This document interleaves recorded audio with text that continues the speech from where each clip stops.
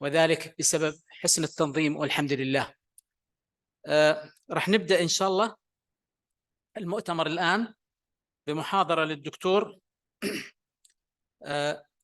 زميل الدكتور محمد الراوي. دكتور محمد الراوي he is a pediatric emergency consultant at King Salman Medical City المدينة المنورة، وكذلك هو head of حج and عمرة in مدينة كلاستر. دكتور الراوي he will talk about mass gatherings, cooperative approach to crowd control. دكتور الراوي تفضل.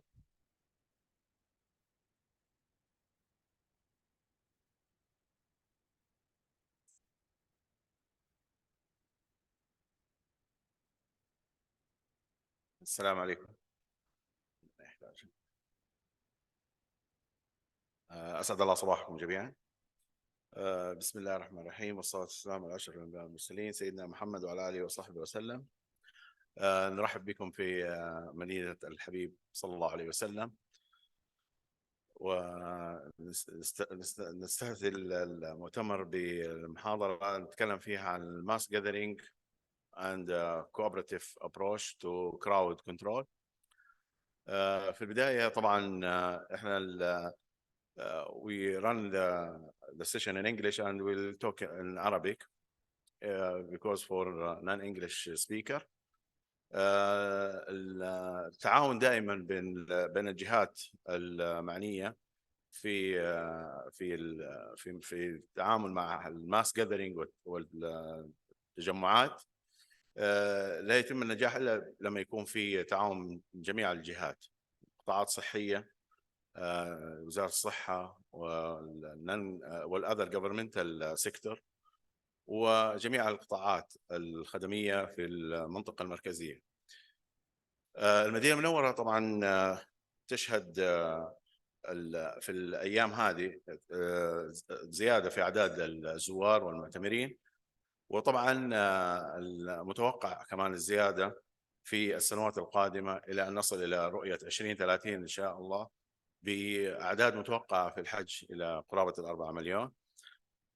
هذا في البداية نعطي فكرة عن المنطقة المركزية في المدينة المنورة اللي فيها تقريبا أغلب التجمع للزوار المنطقة الحرم النبوي الشريف. وفي هذه المنطقة اللي هي في السيركل في بوينتر اللي هذه طبعا أغلب التجمعات بتكون في داخل الزون السنترال زون، وفي خدمات صحية طبعا في المنطقة هذه. هنا بيكون في تجمع لأغلب سكان وزوار منطقة المدينة المنورة اللي هم الزائرين من خارج المدينة. مساحة المدينة المنورة طبعا السكان تعداد في الكرنت بيد سيتويشن احنا عندنا تقريبا 1286 beds and 113 ICU beds. Average hospital admission was 2,500 per season during Hajj. An average length of stay was 5 days, and bed capacity rate 30 to 40%. 1.2 to 1.5 hospital bed per 1,000 population Medina region, with national average with 2.2 to over 1,000 population in Kingdom of Saudi Arabia, and the global average was 3 per 1,000 population. So this is represent the challenge in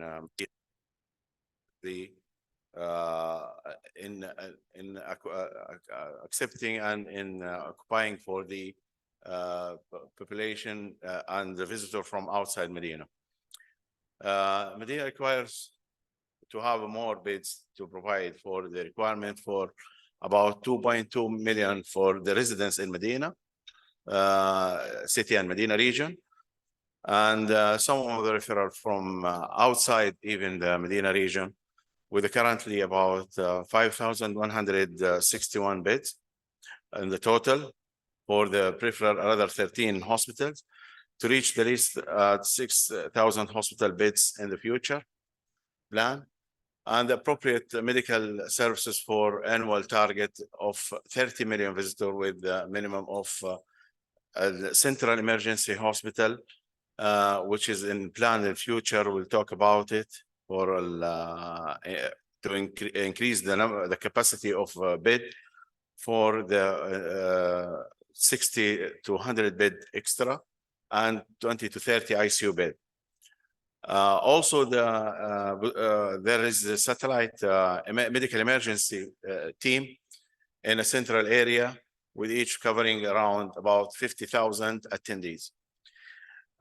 Improving current urgent care centers also, we run off that, and we open 4 urgent care centers to decrease the load for the emergency department in our hospitals, scattered in all around the Medina, and inside also the central zone.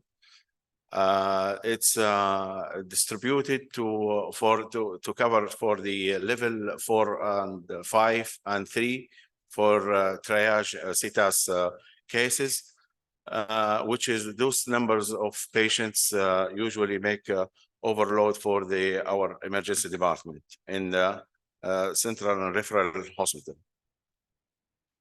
This is the distribution of the medical services. And the red one is the main hospital. You have this in the pointer mo شغال ولا؟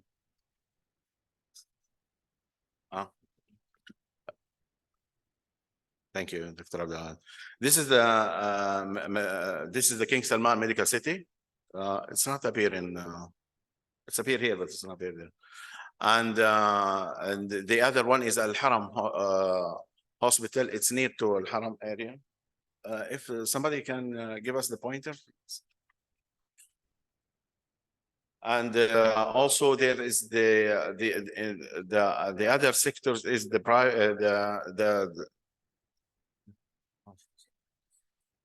ما بيتأشر هنا بس ما يشر هنا ما يجي ما يجي هنا إلى جان خلاص بس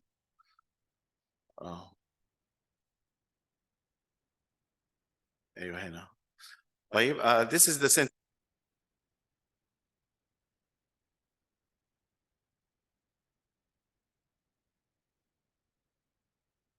3 bed.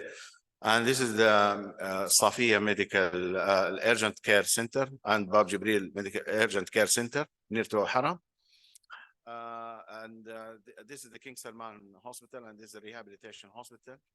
The other major hospital is the King Fahd Hospital here, and near to it is the Nujud Center. This is the Urgent Care Center, and this is for the Hujjaj al-Bar. Also during season, we open this center for the pilgrims coming by bus and to this station before they go inside Medina. And this is Uhud Hospital and Al-Miqat Hospital. In the yellow, they have the other governmental hospital. This is the National Guard Prince Mohammed bin Abdul Aziz Hospital. And this is Prince Sultan Military Hospital, which is usually supporting our services, medical services.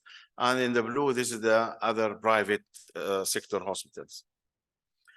The last, this is in the Hajj season, the total number of Hajj and pilgrims presented to Medina is in 43, it's about 717,000. In last year, last Hajj in 44, it's about 1,400,000 pilgrims came to Medina. And as you notice that it's doubling the number of the last year. And we are expecting during the coming years, increasing the number until we reach the target by 2030. This is the services, medical services presented to those pilgrims in 43 and 45. The number of admitted visiting to the hospital is 1,397, and in 44 the number is increased to 10,000. Bergamo Hospital Health Center was 72 in 53 and about 80 plus in 1044. The hemodialysis is 118 and increasing in 44 to 207. Cardiac was 45, increased to 135. Open heart surgery 3, now 43 and 6 in 44. Number of medical patients, and those patients actually they are from their countries and helping us. Some of them will and they have staff, physicians, and nurses. It was 24 and last Hajj was 6.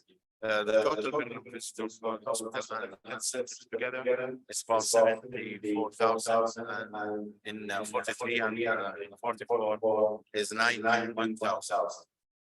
Number of deaths 44 for Hajjis in 43 and 119 44. So this is the maybe the slides how the challenges and the services provided by the Medina cluster and usually by the other governmental sectors, hospitals and private sectors also for referring some people, some of those patients to decrease the load of hospitals. During last year, total population reached to Saudi Arabia is about 1,800,000. Among them is as I mentioned, 1,400,000 reached Medina. Those made up 35% clients sought medical advice in MOH facilities during the same period, and right about 9% regular admission, 13% of surgery, and 10% of ICU admission. 80.5% of health facilities in Medina requires fee for providing health services, including that from Saudi and Saudi. Such huge percentage points towards the promising investment health sector in Medina City. The total outpatient in Medina and all types of health facilities found is about 6,200 visits. These numbers we are talking about only in the period of Hajj season, just 2 months only. And these numbers reduce relative to total Medina population, and the yield ratio is 1.5 per person. Redirecting the space to show the assistance access for healthcare services in Medina in comparison to the whole countries. Show Medina City is the important countries ratio is about 7.3 per person. But usually we are in search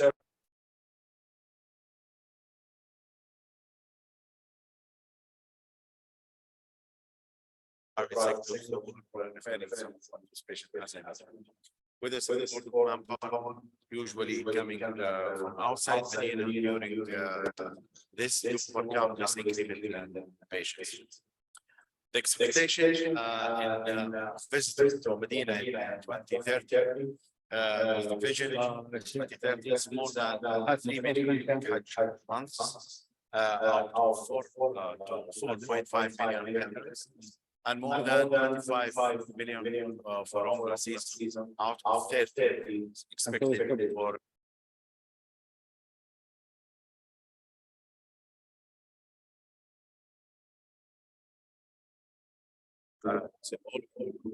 العلا السنية to Medina.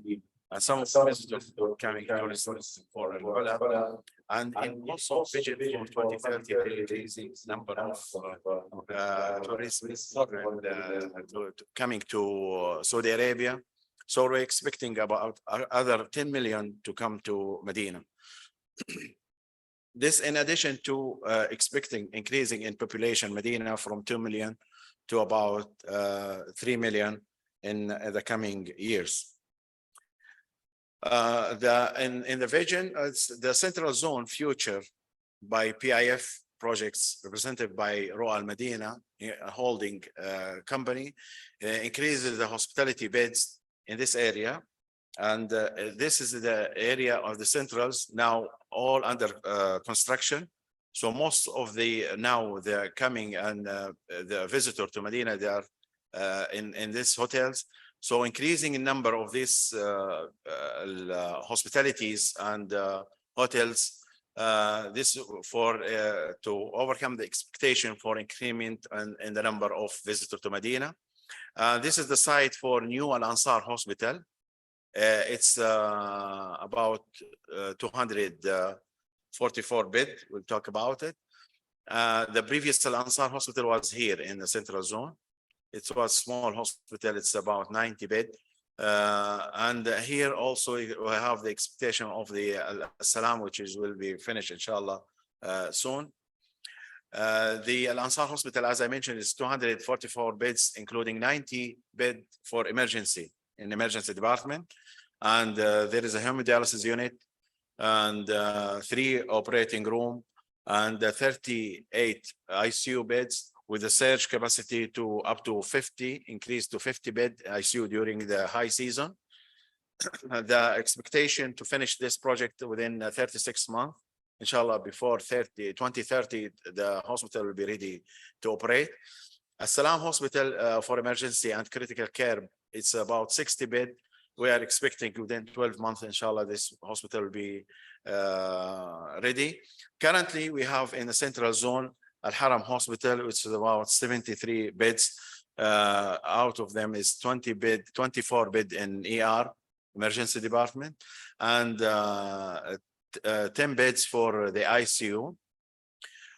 So in this, the situation usually in the number of population in the central area. Now we have actually in Hajj, we have 2 seasons. Before Hajj started, the people coming started from 1st of Dhul Qa'dah, and the second season after they're performing Hajj, and then we'll come back to Medina until the 15th of Muharram.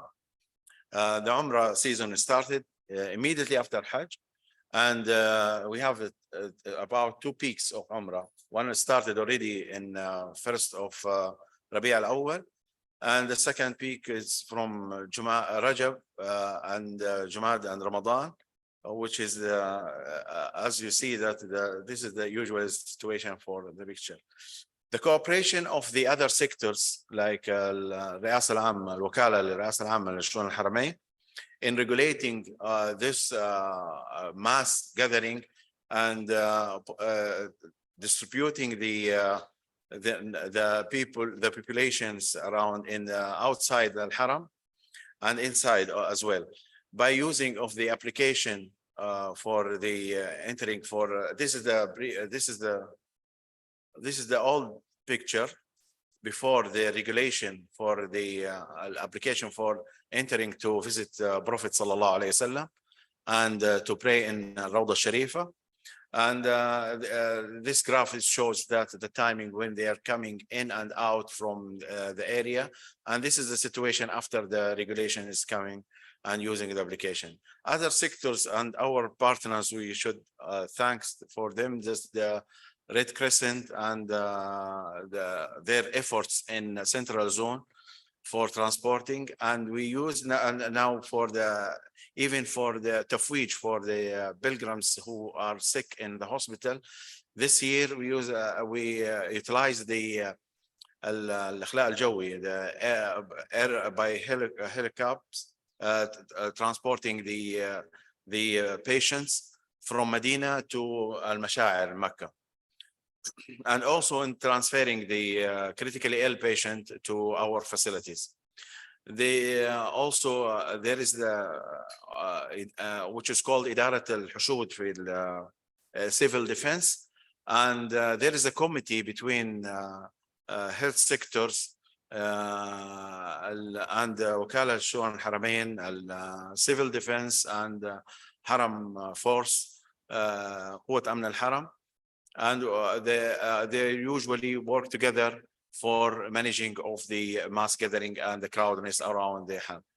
And this actually I don't know this the video is working or not.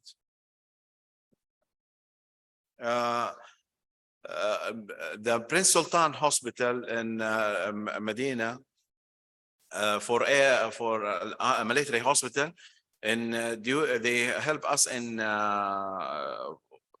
by putting this I don't know if the video is working or no. It's just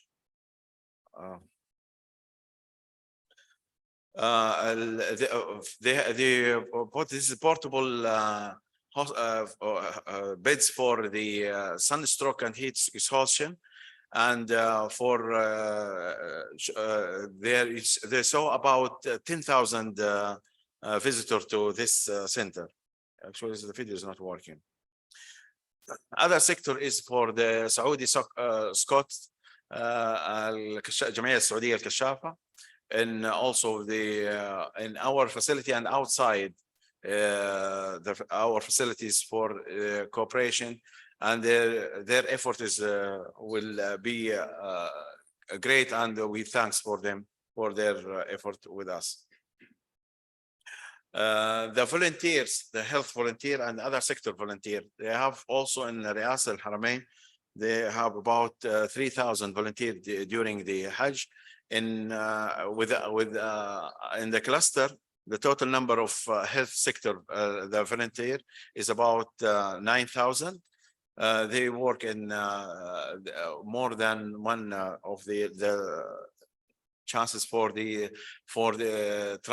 translation and supporting in our centers, the Safiya and Qatar Haramain, Bab Jibril, and also we utilize them for the education and in emergency department. Some of them they share with us in helping during Tafwij, transporting the sick pilgrims from Medina to Mecca. Thank you. We are giving a brief about the cooperation of all the sectors in Medina and overcome the overcrowdedness and the mass gathering management in Medina area. Thank you.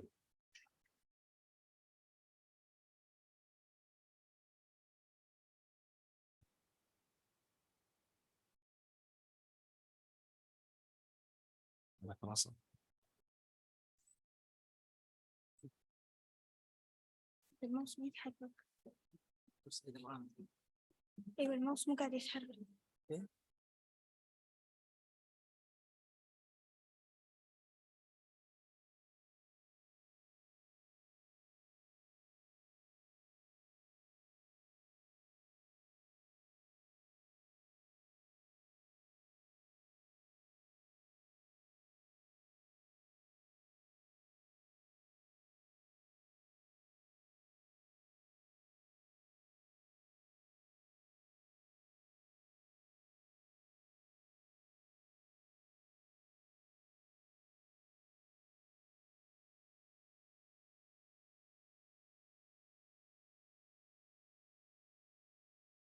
Assalamu alaikum.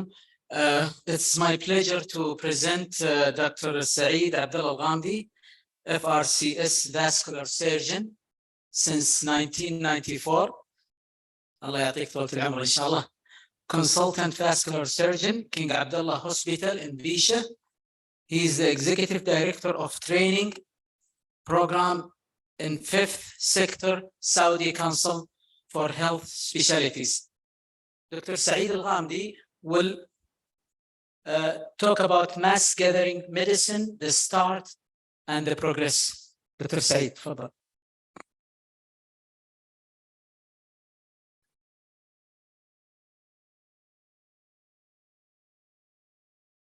السلام عليكم ورحمة الله. It's my pleasure to be with you today to present to you the origin, the progress of the mass gathering worldwide. As you know, the mass gathering is an important issue because it deals with the medical management and the public health in an event that might exacerbate to disasters and exhaust the resources, and it might cause big problems for the hosting country. The objective of this presentation is to understand the origin and the development of the mass gathering medicine, to examine the key challenges of the mass gathering medicine, to evaluate the role of the mass gathering medicine in global health context, and also to get an idea about the contribution of Saudi Arabia in mass gathering medicine, and ended by the prospect of the mass gathering medicine. The origin of the mass gathering medicine and the development, it's developed from certain events. A lot of events that happened, and some of these events, the stampede on 1990, where a large crowd led to tragic incident of numerous deaths. This happened in Al Ma'isam tunnel. It was crowd and suffocation. The death exceed 1,400. And this incident lit or highlighted the importance of improved medical planning, the crowd control, and the emergency response. Later on,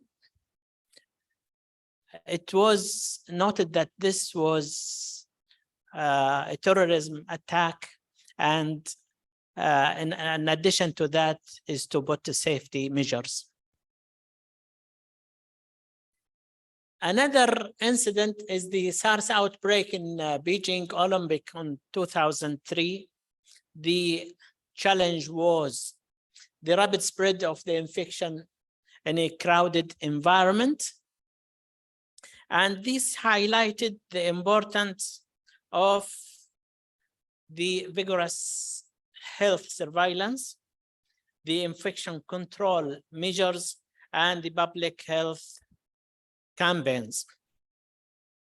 Also, in Beijing Olympic 2008, the challenge was hosting a massive international event, and this highlighted the importance of a robust health surveillance system and disease control measures.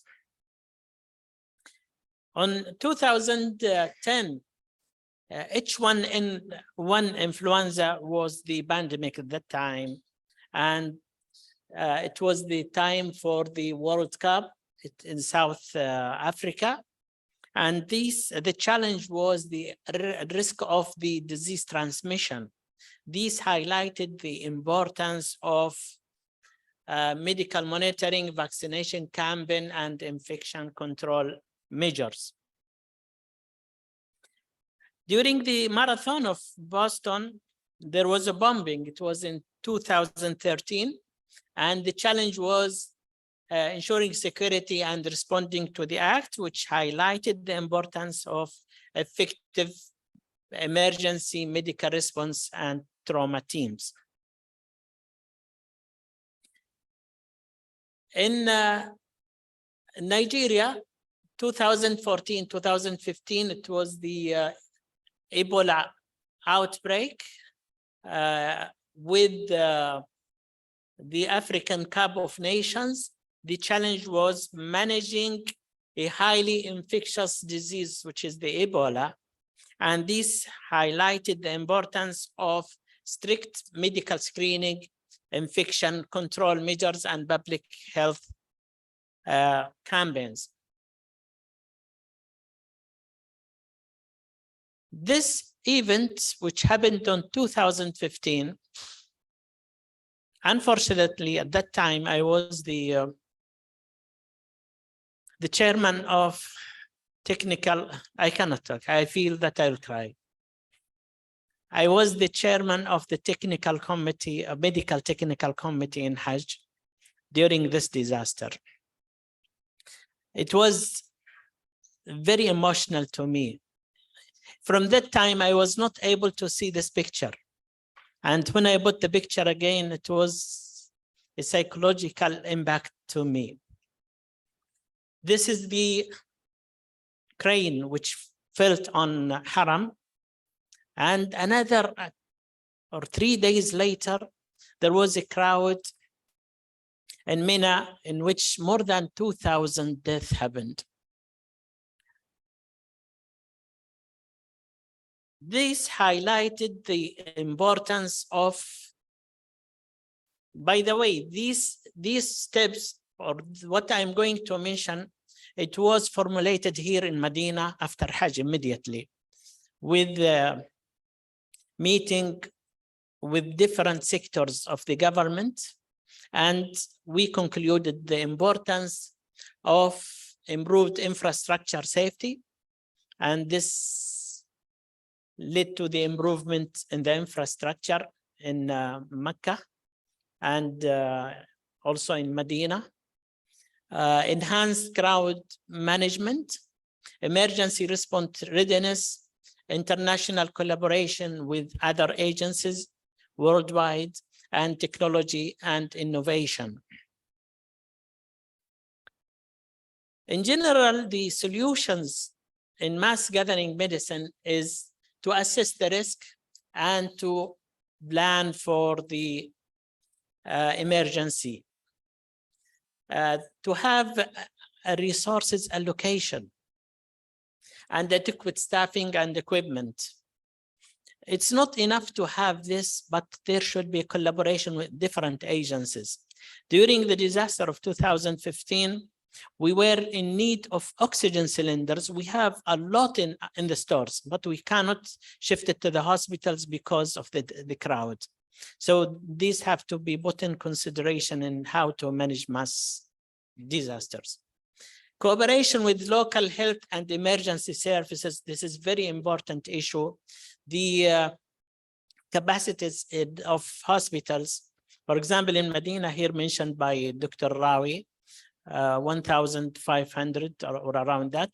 In Mecca, in Al-Bashair, it was around 4,000, which was not enough to accommodate the victims, because the death 2,000 and the injured was more exceeded 10,000. So there was a good cooperation with other hospitals in Jeddah and Taif, and the private hospitals in both Jeddah and Taif and Mecca to accommodate the disaster. Infection control protocols and vaccination campaign.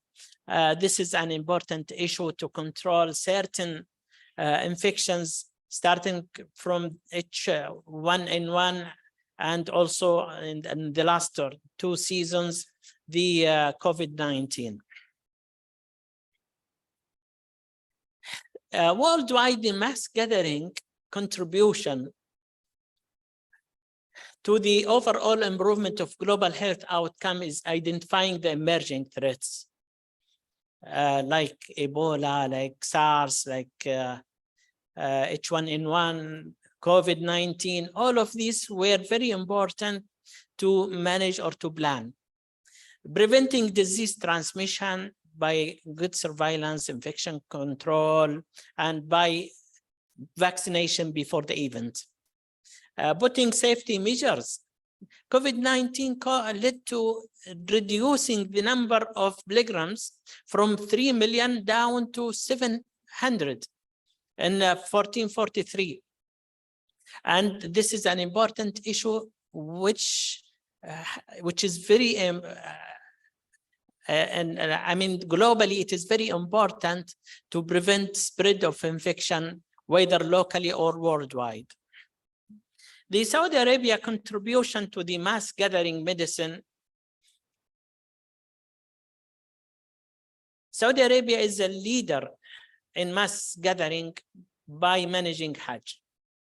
Every year, the last year, which is one of the years which the least, excluding the era of COVID, 1,400,000, which is going to increase.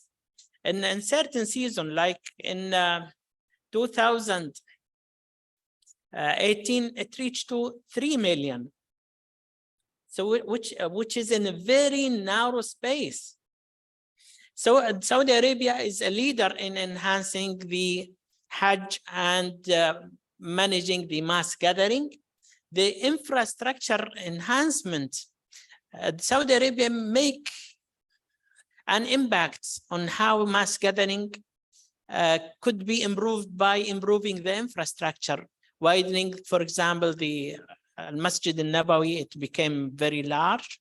The infrastructure also in Mina by changing the bridge of Jamarat, making the trains, expanding Al-Haram to accommodate in every hour more than 120,000 person to perform tawaf.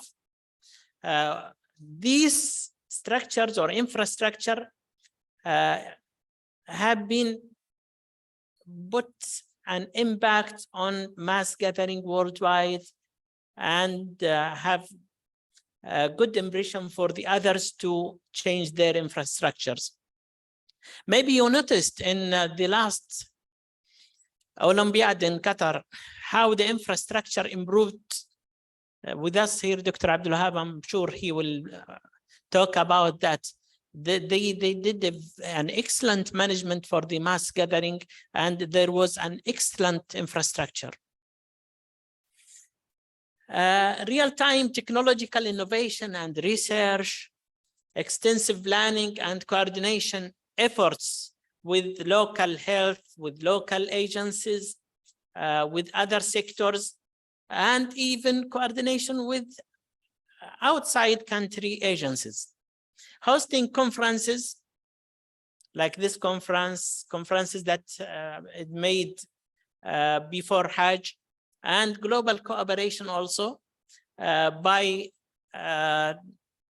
editing the articles, creation of comprehensive guidelines for the mass gathering, which is available by the Ministry of Health. These guidelines, an excellent guidelines for mass gathering. The future of mass gathering medicine, there are emerging trends. I'm sure Dr. Hawsawi will talk about the big data. Mental health is an important issue during mass gathering. By the way, during mental health, there are different suicides that happen, which I have observed in Haram, in Mina, thinking that when they die there, they will go to the Jannah directly. Technological issues that are going to improve the mass gathering, the artificial intelligence, the wearables. And there are opportunities for more research and potential for improving global health security. In conclusion, mass gathering medicine developed in response to challenges faced by large events such as stampede, outbreak, and act of terrorism. Mass gathering medicine focus on medical planning, emergency response, disease surveillance, and infection control. Saudi Arabia contributed a lot for mass gathering by improving the Hajj safety, the infrastructure, the global improvements and cooperation, and employing technological innovation. the future of mass gathering trends like big data, mental health, and technological driven advancement, the mass gathering medicine is crucial in ensuring the health and safety. Thank you very much.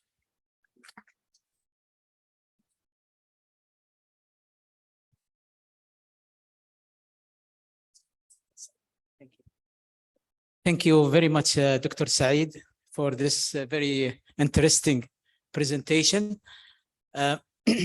It's my pleasure really to present Professor Badr Al-Ghamdi. He is a professor of respiratory medicine, consultant, critical care and respiratory medicine, retired from College of Medicine, King Khalid University in Abha, and currently he is practicing in private in Abha region. Dr. Al-Ghamdi, Professor Al-Ghamdi, he will talk about the unique situation of Hajj and the Holy Mosque in mass gatherings healthcare. Professor, please.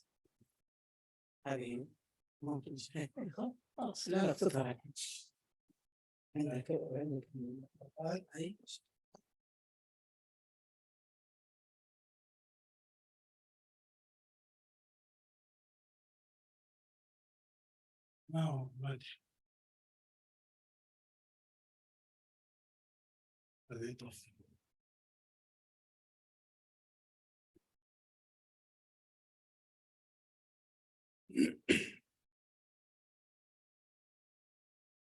طيب طيب.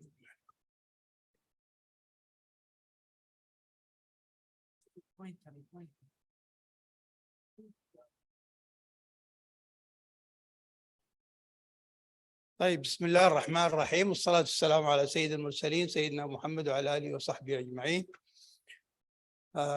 First of all, I would like to thank Dr. Muhammad and his group for inviting me for this very interesting meeting. I was really happy to see this happening in Medina. As usual, the two holy cities are very famous of going and taking the experience of mass gathering medicine. So I'm happy to be here. I'm coming, of course, as you know, from Abha. And you know, the nice weather in Abha. This is just a slide for invitation for everybody. Recently, it has been announced that a lot of development will happen there, as you know, مشروع قمم وشمم. سمعتوا عنه. Inshallah, it will be very fabulous with great places there in Abha for visiting. And soon we will have mass gathering, inshallah, in Abha more and more, as not as comparing to the two holy cities, but I'm sure we will have more experience in mass gathering medicine in Abha. My mission in this lecture is to try to show the unique situation of Hajj and the two holy mosques in mass gathering healthcare and the importance of development of mass gathering healthcare in the two holy cities for their unique situations in these two cities. As you know, the definition has been mentioned by my colleagues. Mass gathering healthcare is the healthcare system that manages health risks during mass gathering events. And mass gathering events actually not only religious, the religious we all know in our country, there are the entertainment events and there are the sports events that was happening in Qatar and other places where you have a lot of people also stay in one place to watch these events, and the other also large mass tourism events. So this is how it is very important really to have the experience of mass gathering medicine in these events. Saudi Arabia is actually the main mission of it are the two holy cities. Our King, Hafidhullah, King Salman, is the custodian of the two holy mosques, which indicates what is the importance of these two holy mosques for the kingdom. So the two holy mosques that we have, we are proud of. Allah subhanahu wa ta'ala منحنا هذه الفضيلة ونشكره عليها ولازم ولا بد أن نحافظ عليها كما أراد سبحانه. The two holy cities actually have daily mass gathering events, even 5 times a day.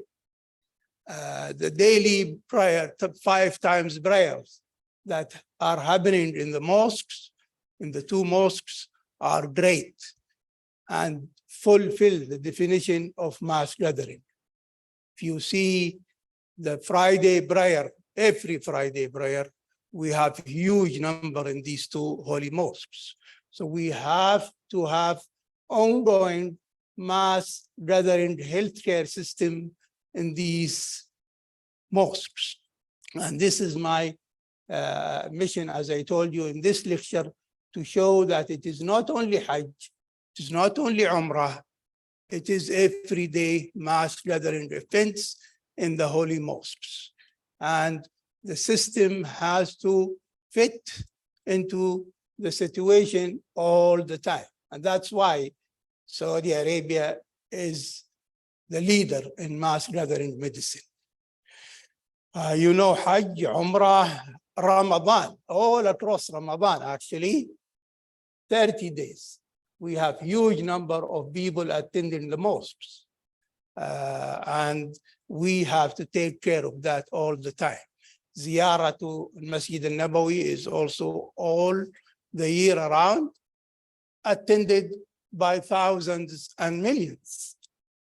And you know the vision of our country, which was announced by His Royal Highness Crown Prince Mohammed bin Salman, our lovely prince.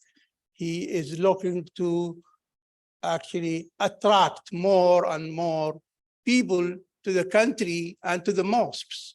And we should really follow and be one part of the success story of the country as physicians, I'm calling as physicians and healthcare providers, that we should follow the success story and the vision of the country. We are actually looking at about, that has been announced, that we are looking at about 30 million people visiting the country by the year 2030, which means about 3 million a month who are visiting us, that we should be ready for them in these mass gathering events. The current efforts that has been actually showed by Dr. Saeed and his previous experience with the mass gathering events in the Hajj and in the two holy cities are really well known, and they are extraordinary of efforts that are being shown and done in the two holy cities every day. There are preventive measures, there are protective measures, and there are a lot of therapeutic measures that are ongoing every day around the two holy mosques. So the unique situation is clear, really, and that we have a unique situation in these two holy cities, and we should be always ready, not only Hajj, every day we should be ready in the two mosques for these people who are coming to visit and pray and worship during their stay. And we should ensure the highest quality of healthcare system for these people that are coming to us. So the issue here is about improving the current situation, because really, as I was going through and reading, the current situation is really, really extraordinary. The efforts that are made by the country and the government to support the two cities is great, or are great. However, we always look for the better. We always look for the better. And at the end, actually, I was thinking that to show what are the things that we need more in the two cities. First of all, was an experience that I had, which is actually getting more and more people who are non-medical in the two holy cities who are BLS providers. I think this is very essential point that we should aim for it, and we should be comfortable to have more number of BLS providers, lay persons who are BLS providers in the two holy cities, the highest number that we can. We tried one experience in Sharaya Stadium, me and Dr. Abdul Majid Khan, when he was the CBR chairman at the Saudi Heart Association. And we invited the Genius Center, trying to be the highest number of 5,000 individuals who are performing CBR at the same time. And I think this repetition is really great. We tried and we failed. It was the first trial that we tried to make record of 5,000 people doing CBR in the stadium, training at the same time. And we tried, the record people were with us, and eventually we did not fulfill the criteria. But I think we should try more and more to make the two holy cities famous at providing BLS to everybody, because this will give reassurance to all visitors across the world that they know Mecca and Medina has or have the highest numbers of people who can perform BLS and BLS providers to everybody. If this aim is achieved, this will give great support and reassurance to our country and to the visitors that these two cities are safe. As you know, there are cities in the world where they are famous of having the highest number of BLS providers in them. And I think one of our aim should be increasing the BLS providers in Mecca and Medina to the highest number, and we should break the record in the two cities. So I hope this is one important point that we should look at. The second thing, I think we should have more and more AAD available, you know, the automated external defibrillators should be available all across the mosques, the two holy mosques. I was happy to see one AAD here. If you go around the reception, maybe you have seen it, just at the front of the reception in this hotel, we have an AAD. AAD is automated external defibrillator, where the BLS provider can use, but it can be used by non-medical person, those who know the CBR. These devices, the AAD, can be used by the trained person, even if he is not medical, because these are really almost like an intelligent machine that will recognize the rhythm and will provide the care to the individual when this individual needs it. And I think that we should have more and more of these AADs around the mosques, the two holy mosques, in most of the places. I have seen them, as I mentioned, even here in our hotel, but I think we need more and more available machines of the AAD across the two holy mosques all the time. The coordination and triage should be trained, even as I mentioned, with the lay persons, because there are a lot of staff who are working in the two holy mosques. And these staff, I think, should be trained and should be taken care by the health facilities to train them on how to triage and coordinate during the mass gathering events and during the unfortunate hazards that can happen, that they should be trained and they should be always ready.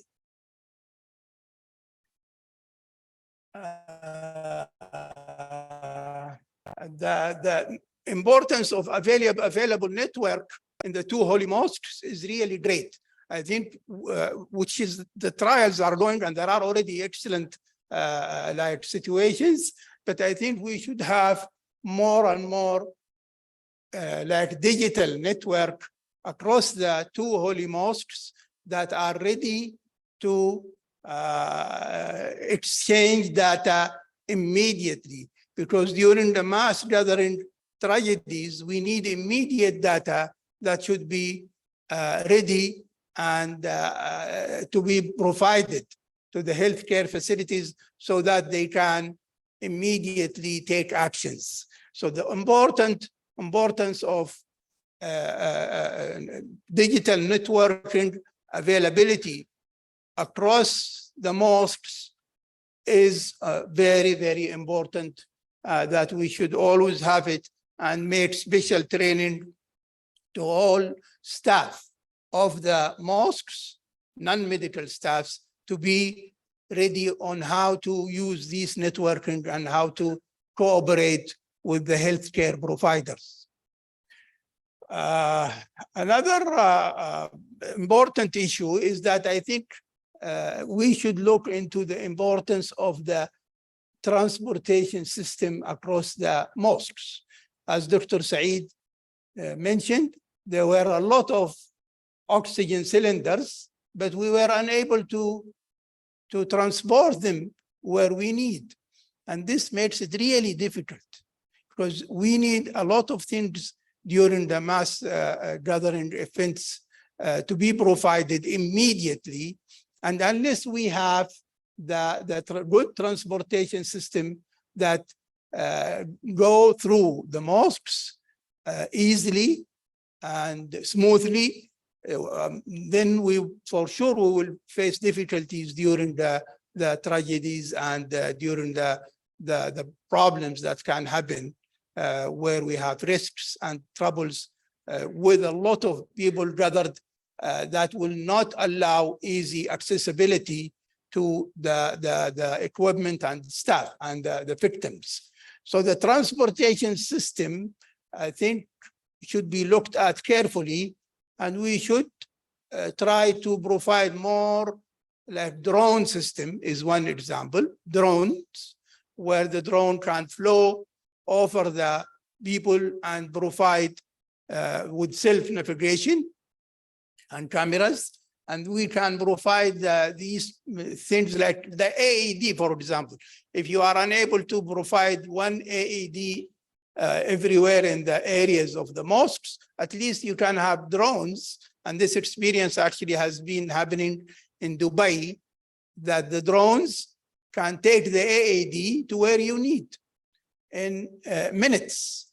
So you can have a central area where you put the machines that you need, and you have the drone which will flow over the mosque and can go to different levels even where it is required. So I think we have to look into the proper transportation system across the mosques, and even we have to think about emergency tunnels if we can. So in time where we need to make new structures to the mosques, we should consider having emergency underground tunnels to transport people quickly and provide the healthcare system to where it is needed in difficult situations. So structural changes in the holy mosques themselves should be considered always in future expansions of the two holy mosques.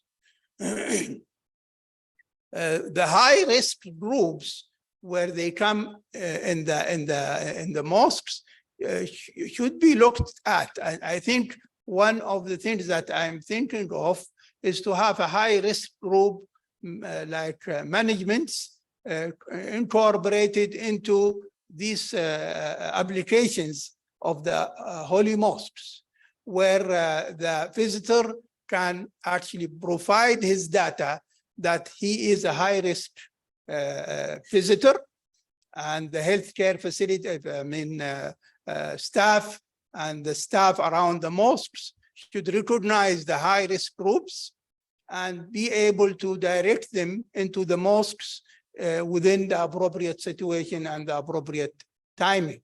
So the high risk groups should be identified early and should be put into special like timing even to visit the mosques, and should be also should have proper education of how to do things and how to cooperate with the current situation in the two holy mosques. So these are important things that should be considered. Another point that we can also think of is to provide mobile contact to healthcare provider in the mosques. As you see, these mobile units now, they are using for fatwa. They can touch and ask for fatwa, and they are, alhamdulillah, available now in the mosques. I think we have to think about similar process where they can contact a healthcare provider, the one who's praying in the mosque, the visitor, and if he faces any difficult situation, he can just contact a healthcare provider by a touch of a button there, where he can have a camera contact face-to-face to the healthcare provider and ask him, I'm having drowsiness, I have dry mouth, I cannot walk, and see what the healthcare provider can analyze and help and send help to the victim or to the patient. So providing these units, the healthcare units across the two holy mosques, I think is a very important situation that should be considered in these unique holy mosques. So that will help.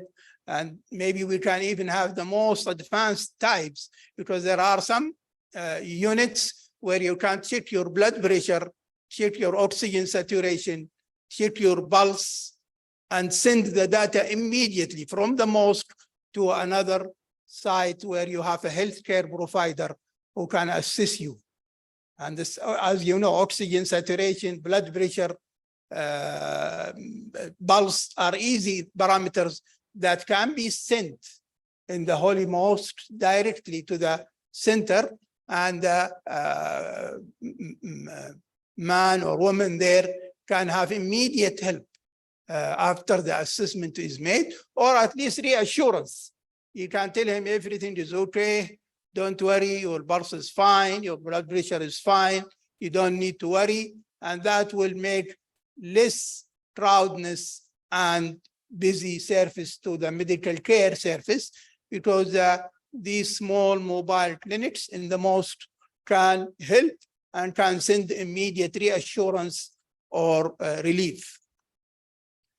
The protective measures that can be done in the mosque are more difficult, but I think can be considered. And alhamdulillah, with the new structural changes now that we have in Al-Haram Makkah, we have special places that can be used to provide protective measures for the high risk groups. The ongoing research, the importance of ongoing research is across the holy mosques is well known. And alhamdulillah, our country actually made the Ma'ahad Abhath al-Hajj around. We have the one in Mecca, and you have one even in Al-Imam University that are considered for mainly doing research and as these institutes gathering data and ongoing data to go through the research data and improving the service across research. And I think we need to increase the grants and research grants in these centers. And this is not difficult. It can be done with the help of everybody. And we should use the private sectors and the insurance companies to participate in research in these institutes, because this will help everybody and will make life easy and make the future more bright in this situation. As I go through the readings, a lot of research is ongoing, a lot of data are there, but at the same time, more and more data that I was looking for were not available. For example, I was checking the asthma. My second lecture will be speaking about the chronic diseases in mass gathering. The asthma and the asthma cases and what is the situation about them and how many asthmatics that perform Hajj and how many of them they get suffered and so on. We don't have such data.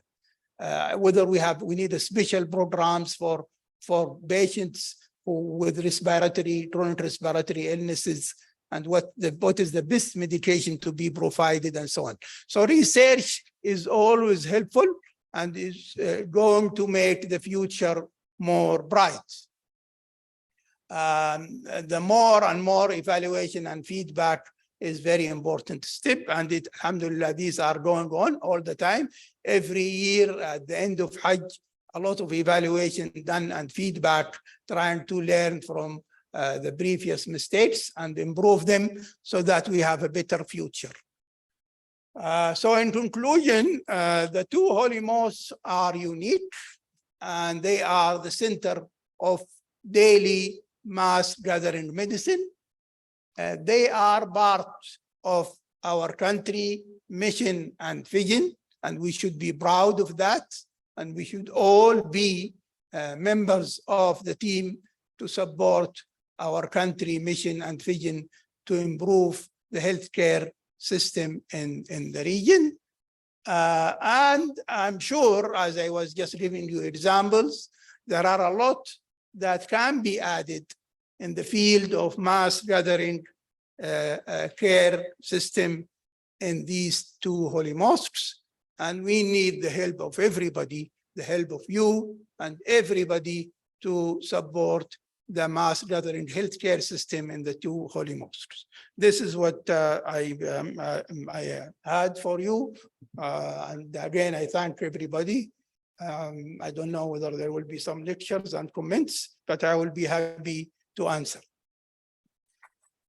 Thank you, Professor Al-Ghamdi. Now it is time for Q&A or question and answers. If you have any questions, we can take 3 questions at least, at the most, because we are running a bit late.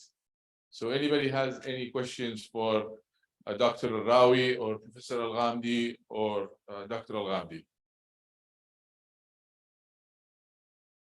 So everything was clear, I guess, huh? Okay, so we conclude. Thank you very much. And we're done, I think, with the first session this morning. Thank you very much.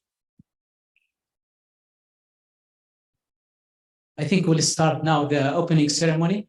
So please keep seated. And Maram, you can start, please. السلام الملكي.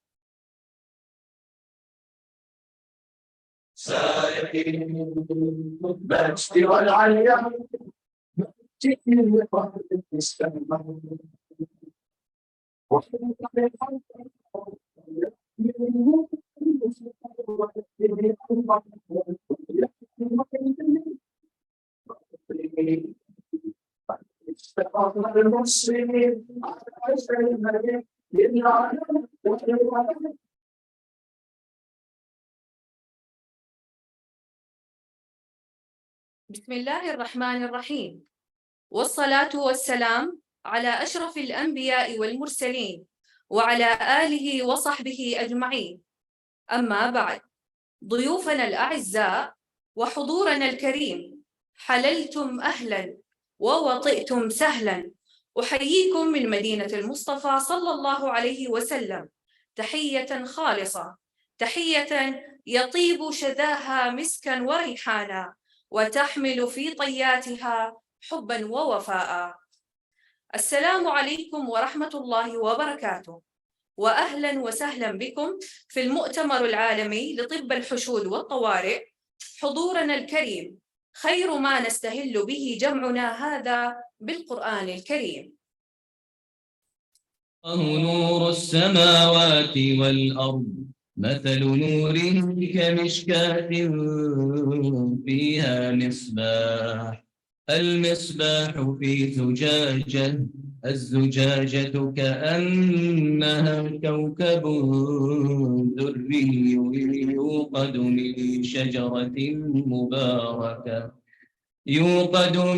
شجرة مباركة زيتونة لا شرقية ولا غربية، يكاد زيتها يضيء ولو لم تمسسه نار، نور على نور، يهدي الله لنوره من يشاء، ويضرب الله الأمثال للناس والله بكل شيء عليم. صدق الله العظيم. يطيب لنا أن نرحب بكم جميعا. نحن أسرة شركة رؤية المستقبل للتدريب الصحي، ومن خلال هذا المؤتمر نتقدم بفائق الشكر والتقدير لكل من ساهم في إنجاح الأنشطة والبرامج والدورات الصحية بالتعاقد مع نخبة من أفضل المتخصصين والباحثين في المجال الصحي محلياً وعالمياً.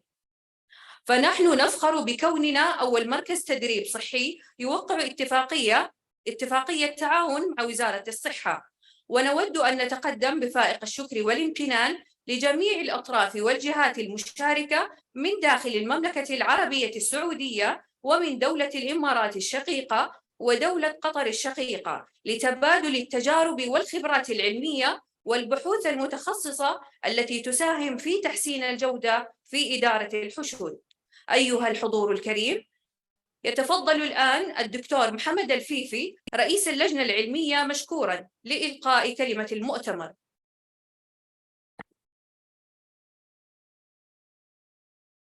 بسم الله الرحمن الرحيم. سعادة وكيل وزارة الحج لشؤون الزيارة الأستاذ محمد البيجاوي، سعادة رئيس مجلس الإدارة لشركة رؤية المستقبل المهندس عبد الله أبو النصر، الأخوة والأخوات الحضور، السلام عليكم ورحمة الله وبركاته. بالنيابة عن اللجنة العلمية واللجنة المنظمة، أرحب بكم في مدينة الرسول طيبة الطيبة المدينة المنورة، ويشرفني حضور كوكبة من المتحدثين المتميزين من المملكة ومن دولة قطر ومن دولة الإمارات العربية المتحدة للمشاركة ومشاركة خبراتهم وتجاربهم معنا في طب الحشود والطوارئ. وكما نجتمع اليوم، من الضروري أن ندرك أهمية عقد مثل هذه المؤتمرات، والتي تحتاج إلى ترتيبات وتنظيمات ودراسات تشمل معظم قطاعات الدولة وبالأخص القطاع الصحي، لعمل ما هو ضروري في مثل هذه التجمعات الهائلة كموسم الحج والأحداث العالمية الكبرى كمونديال كرة القدم كأس العالم أو إكسبو في دولة الإمارات العربية المتحدة، والذي تم قبل فترة بسيطة. يهدف مؤتمرنا إلى توفير منصة لتبادل الخبرات والتجارب بعضاً مع بعضنا البعض، واكتشاف حلول مبتكرة للتحديات التي تنشأ أثناء التجمعات والحشود الكبيرة، ومن خلالها يمكننا حل ومعالجة حالات الطوارئ بشكل جماعي ومثالي. وتحديد أفضل الطرق والممارسات وعمل وتطوير الاستراتيجيات التي من شأنها تعزيز سلامة المشاركين والحضور في هذه الأحداث الكبيرة. وفي الختام أدعوكم جميعا للمشاركة الفعالة في هذا المؤتمر والمساهمة بأفكاركم القيمة من أجل ضمان وسلامة وأمن هذه التجمعات والحشود الكبيرة. أشكركم جميعا ونتطلع إلى مؤتمر مفيد ومثمر وناجح إن شاء الله. والسلام عليكم ورحمة الله وبركاته.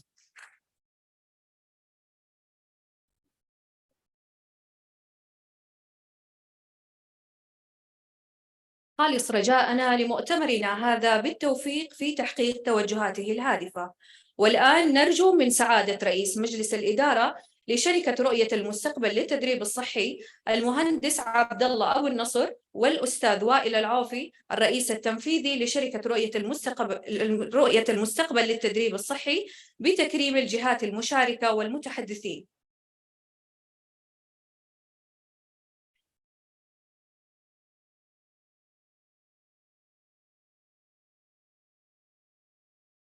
وزارة الحج والعمرة، سعادة وكيل وزارة الحج والعمرة لشؤون الزيارة الأستاذ محمد البيجاوي.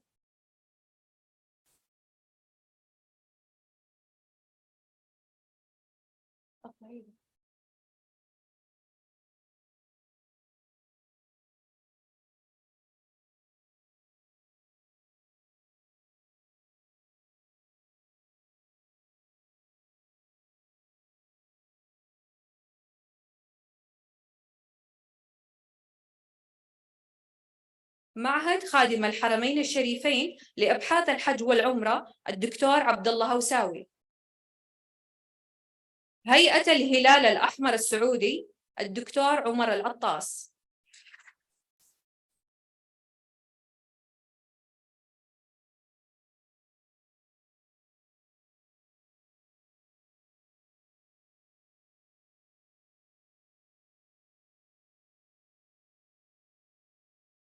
رئيس اللجنة العلمية للمؤتمر الدكتور محمد الفيفي.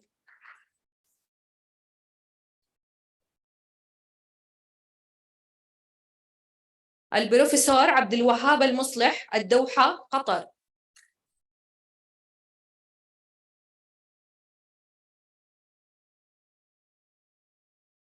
الدكتورة إيمان الشيخ دبي الإمارات العربية المتحدة.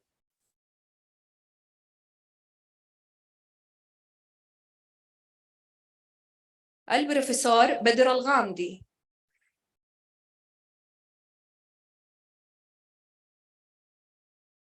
الدكتور سعيد الغامدي.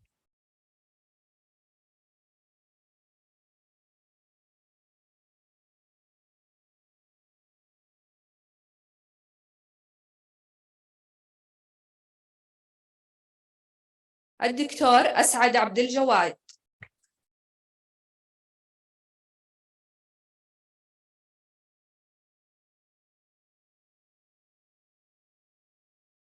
الدكتور عبد العزيز الشهري.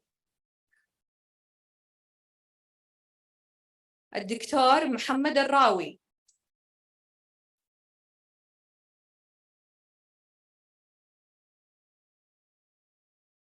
الدكتور مؤيد البدراني.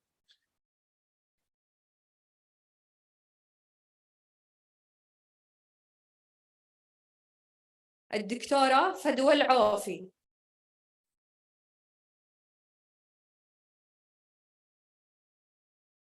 الدكتور سامي صبيح. الدكتور محمد طاهر. الدكتور عمر العطاس. الأستاذ مصطفى قوتة. الأستاذة فاطمة الصابي. الأستاذ عامر الحويفي. الأستاذ عمر نياز. الأستاذ عمر البخاري.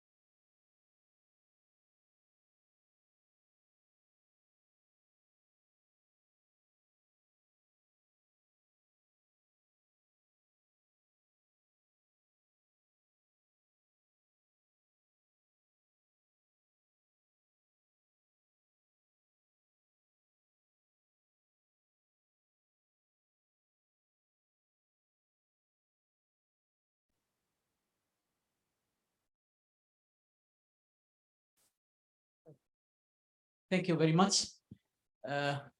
Now it's time for break. We will be back, inshallah, at 10:30. It's a breakfast break, please. يعطيكم العافية.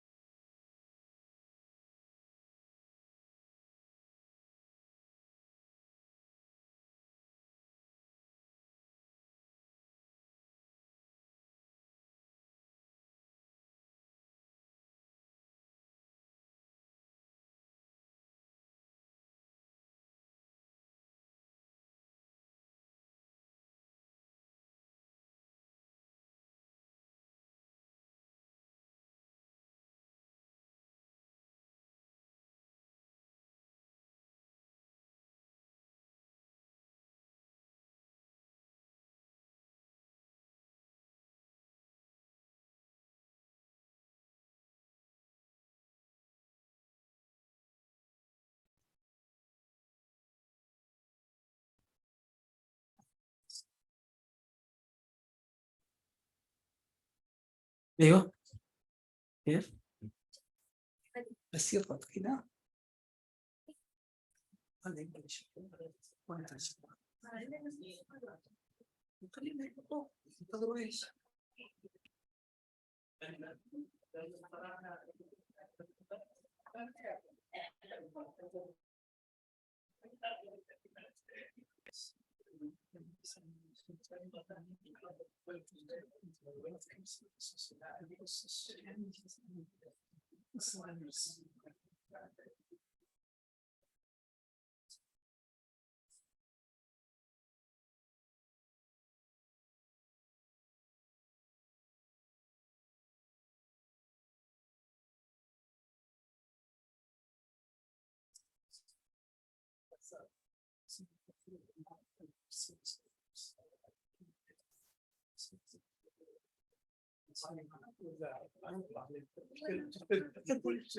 لا ما عليك ان شاء الله. اي لا كذا شويه كذا بس نقدم هذا medical affairs and the supreme committee for delivery and legacy السي خلاص نقدمه. ها لا تحط المسؤولية. لا بس هو ميديكال سنتر. اي طبعا اي نعم. السلام عليكم. I think we should start our next speakers.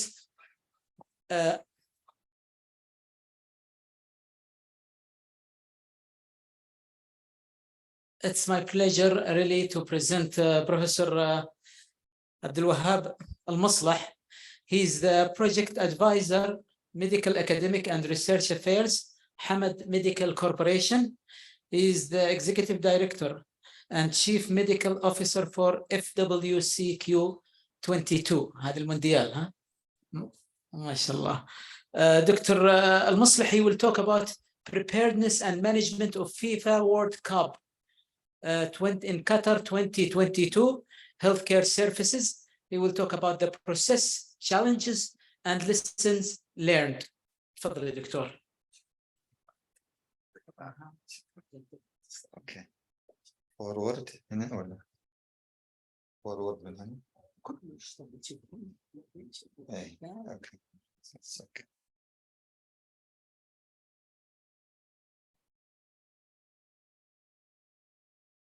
السلام عليكم ورحمة الله. الحمد لله والصلاة والسلام على أشرف المرسلين.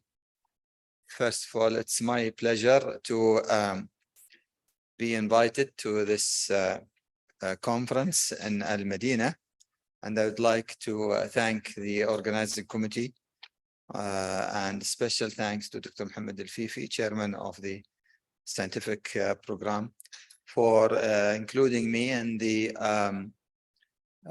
this conference. Kingdom of Saudi Arabia, of course, is very famous of dealing with mass gatherings, especially in relations to the Hajj and Umrah, with a very large number of pilgrimage recurring. صحيح. شكرا. Pilgrimage recurring every year, at least twice, and definitely in recent years more than twice, as the kingdom is opening up its border for more religious tourism and other sorts of tourism. And however,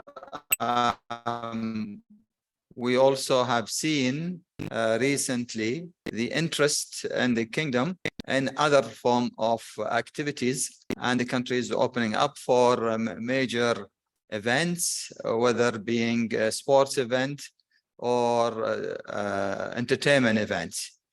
And the kingdom, of course, in the upcoming years, I'm sure will host several major mega sporting event, one of which was already confirmed, is the Asian Games in 2034, which is a huge undertaking. I personally was in charge of the healthcare services for the Asian Games in 2006 in Qatar. It is the magnitude of that sporting event is much larger than the FIFA World Cup, because it has over 40 sporting types of activities with more than 150 countries participating from the Asian continent. Today I will be focusing on our experience, the process, the preparations, and the challenges that we faced, plus some of the lessons learned before and during the FIFA World Cup 2022, which has recently been hosted in Qatar. The FIFA World Cup, of course, once the Qatar have been granted or the hosting of the FIFA World Cup 10 years ago, the preparation started early. And one of the disciplines among almost 30 to 35, more than 35 disciplines, operational functional areas, work together to come up with a successful event. And surely it was a wonderful experience and a major success, not just for the Qatar, but for the region and the rest of the world, with a magnificent FIFA World Cup in 2022. There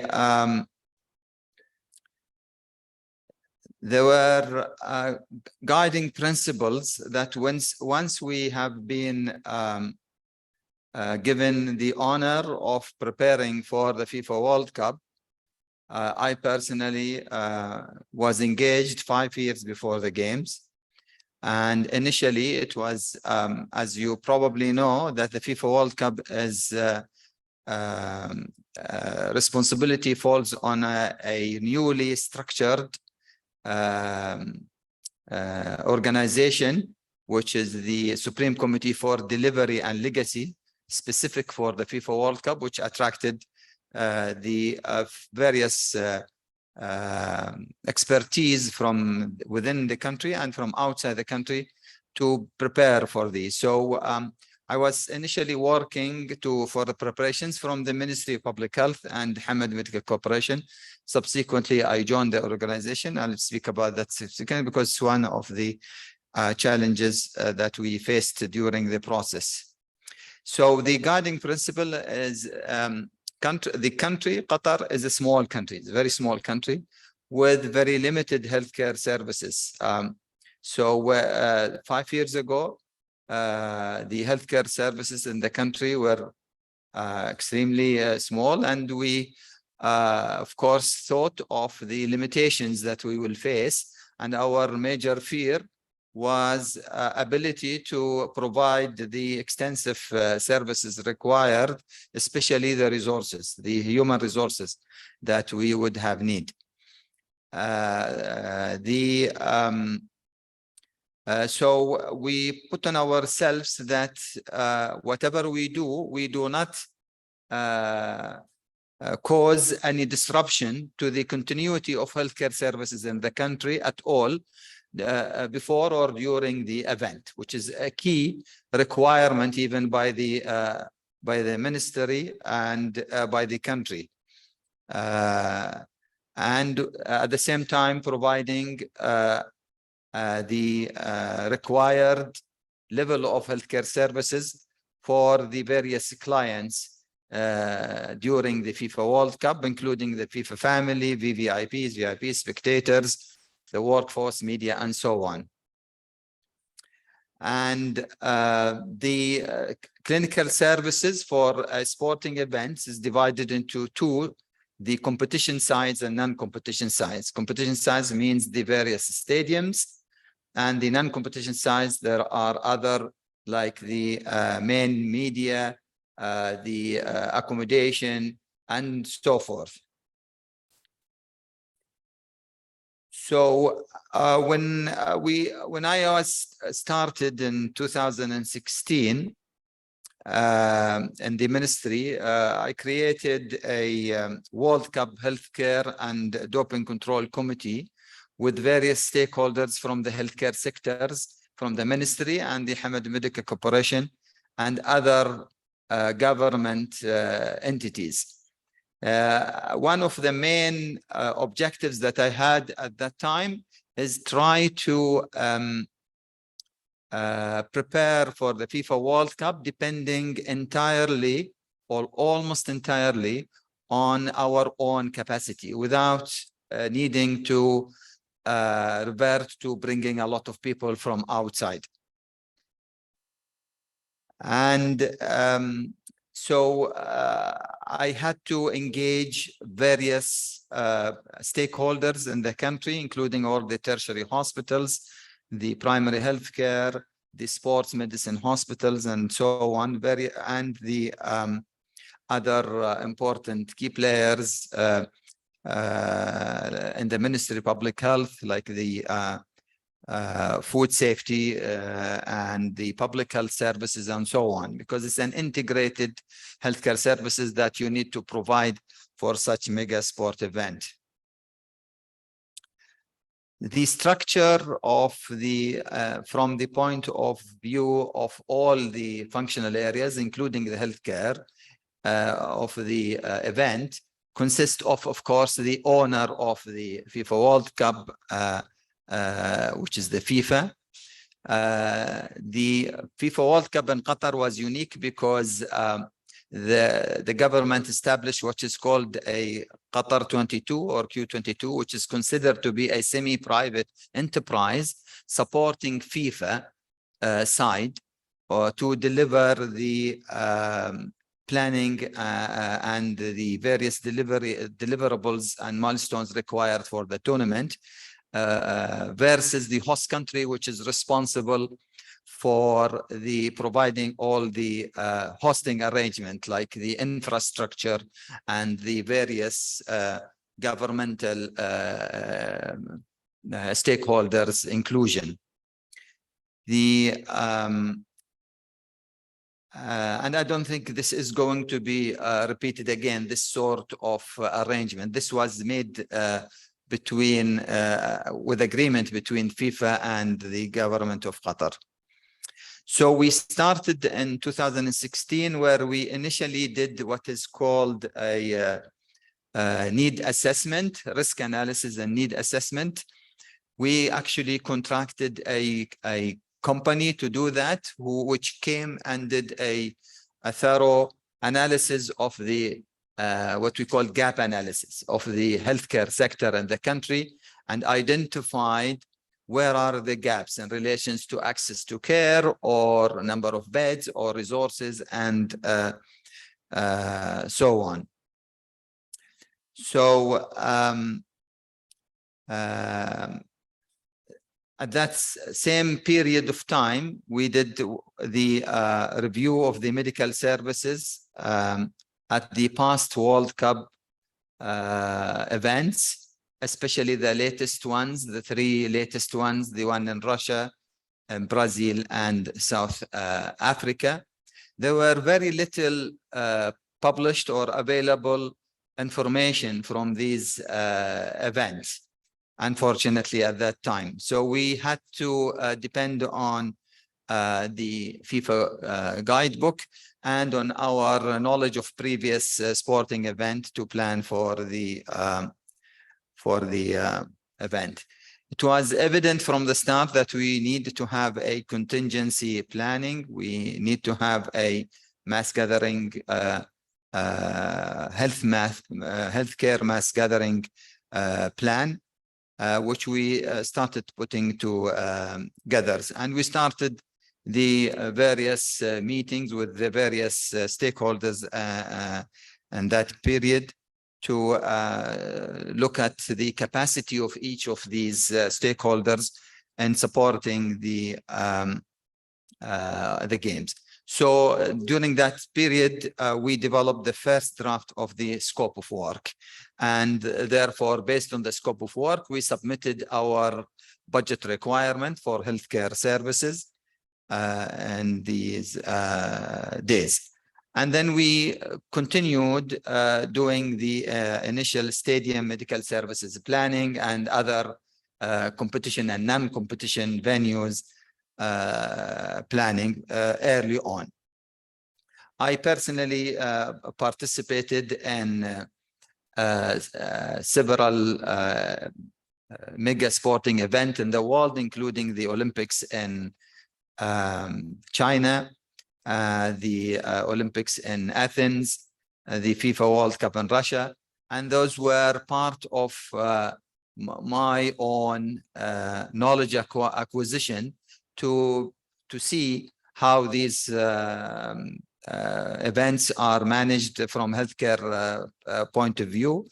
And I was included in the shadow program in the latest, before the FIFA World Cup in Qatar, the one in Russia.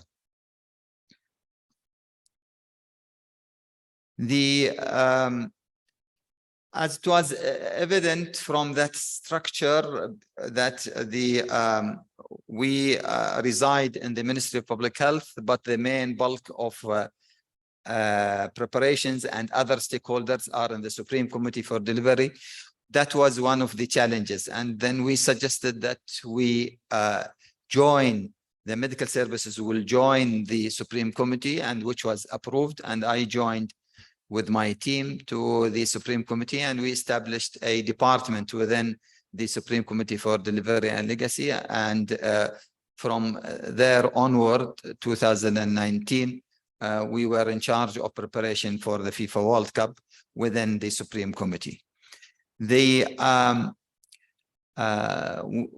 did several refinement until we got the approval for the budget. And then we did several testing events in those years, multiple, as you will see, we had multiple test events. Such big sporting events, you require to train and train and train to be able to deliver it perfectly. And it's part of the even FIFA requirement. What we did is, of course, FIFA concerns about the event itself, about the stadiums, about the players and FIFA family. But of course, from our perspective, we also have the spectators and the rest of the country and the management of healthcare during those months.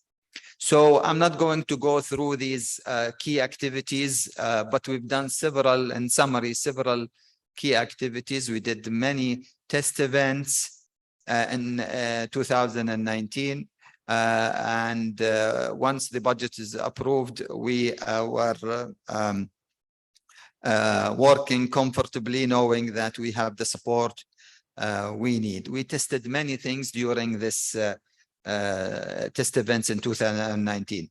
However, in 2020, a surprise came to us by the COVID-19 coming into the picture and becoming a major influencer on sporting events. And because everything was was under or stopped or put on hold. We were before the COVID-19, healthcare services from the perspective of these sporting events are not one of the top service providers. There are other more important service providers than healthcare. Unfortunately, this is everywhere in the world. The healthcare usually is the least important in sporting events.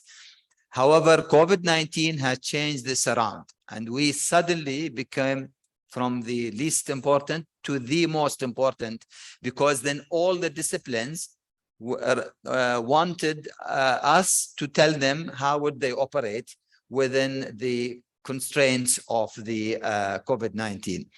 So I started putting together the first COVID-19 protocol for a sporting event in 2020. And based on that protocol, which we first time in the world, we used the concept in big events with multiple stakeholders and multiple participating national countries and various test events, what we called bubble-to-bubble system. In order to continue the sporting activities, because the World Cup will remain to be in 2022 and it will not stop, and we do not have time, and the country did not want to postpone, even if it, some other countries like recent Asian Games in Hangzhou in China, it was supposed to be in 2022 because of COVID-19. It was held started last week, and I was there in China last week attending the Asian Games in Hangzhou. So some countries were forced to postpone, but Qatar didn't want to postpone. So therefore, the protocol, the COVID-19 protocol was important. And this bio-bubble or bubble-to-bubble system consists of that the teams, when they arrive to Qatar, they live in a different environment from the rest of the population. So they live in a total bubble within the hotel. They are transported in another bubble, isolated from other people, to the stadium, and they live within the stadium, or they do activities in the stadium and play or etc., whatever they do, without interacting with the public at all. And it was an extremely successful endeavor. And we even published some of this. I'll show you some of the publications. We found that during the peaks of the COVID-19, when the positivity rate reached 25%, for example, within the bubble, within the sporting activity, it never increased more than 2%. So there was a huge success in preventing the spread of COVID-19 within that bio bubble. And we did several, as you'll see, many of these test events during those years. We, along the journey, of course, we had to have collaborations with many stakeholders, but the most important being the FIFA Medical, because they are in charge in supervising the medical activities.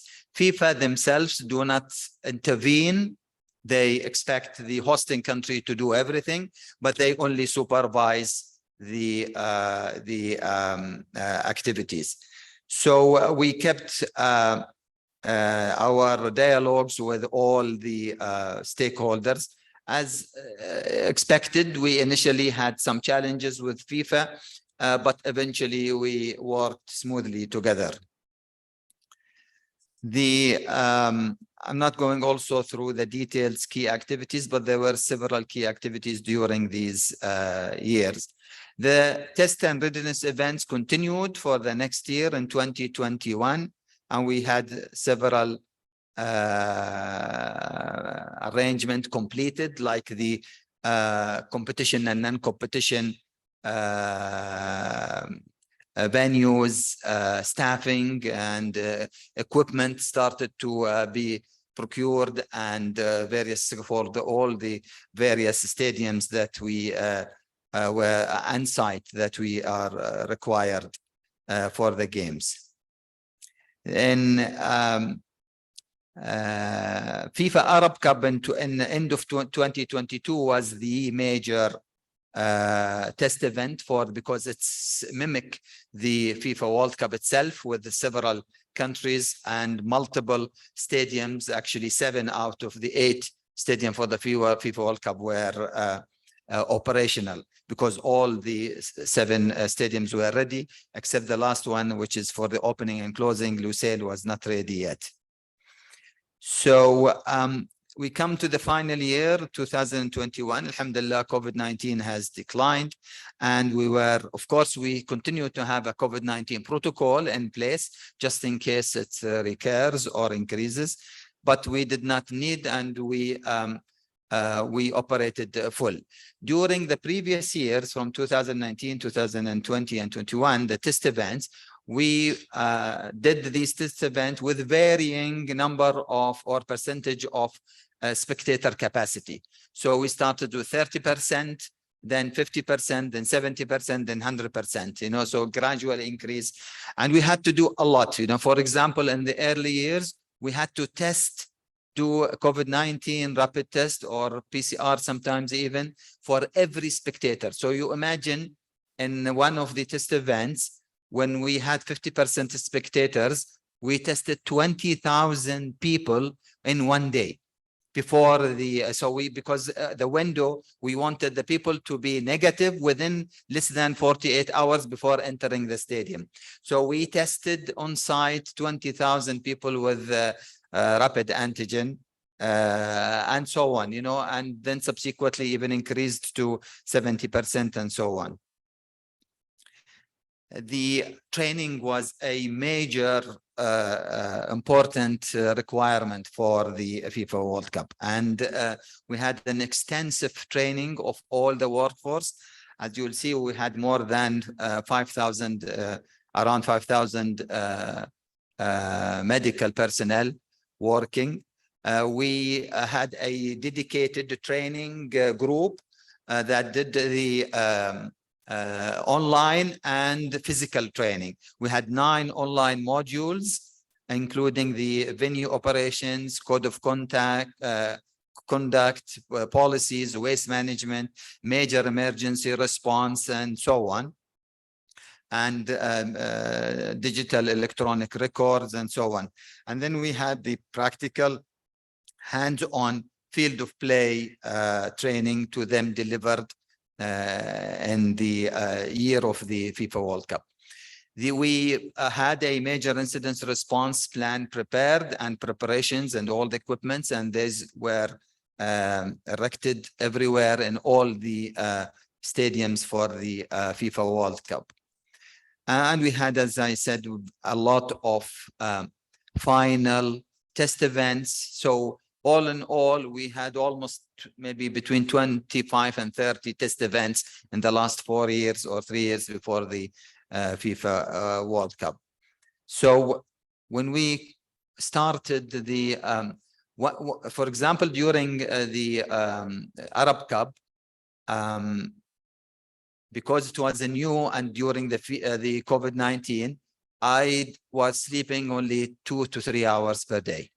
It's a continuous availability. However, during FIFA World Cup, because of the experience we gained, I was almost doing nothing because my team were completely doing everything themselves without needing to come back to me. So it's a huge difference. You know, what you do with the training and training and training makes a huge difference. And so that's the importance of doing these test events.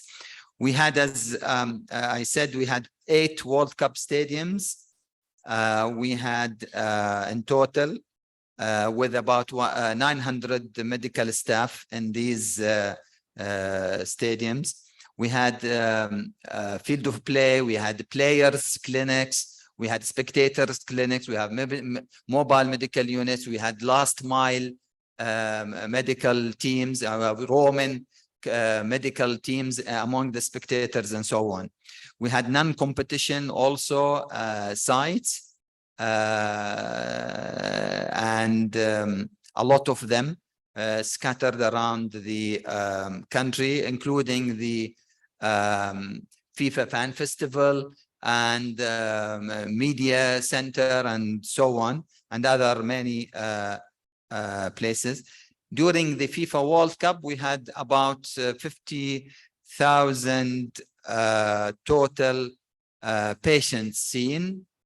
Out of these, about 12,000 needed encounter in the hospital, and out of these, we only had from April until December, we had around 760 people required admissions. And during that period, out of the 700, we have 5 cardiac arrests, 3 were, survived, and 2 unfortunately died.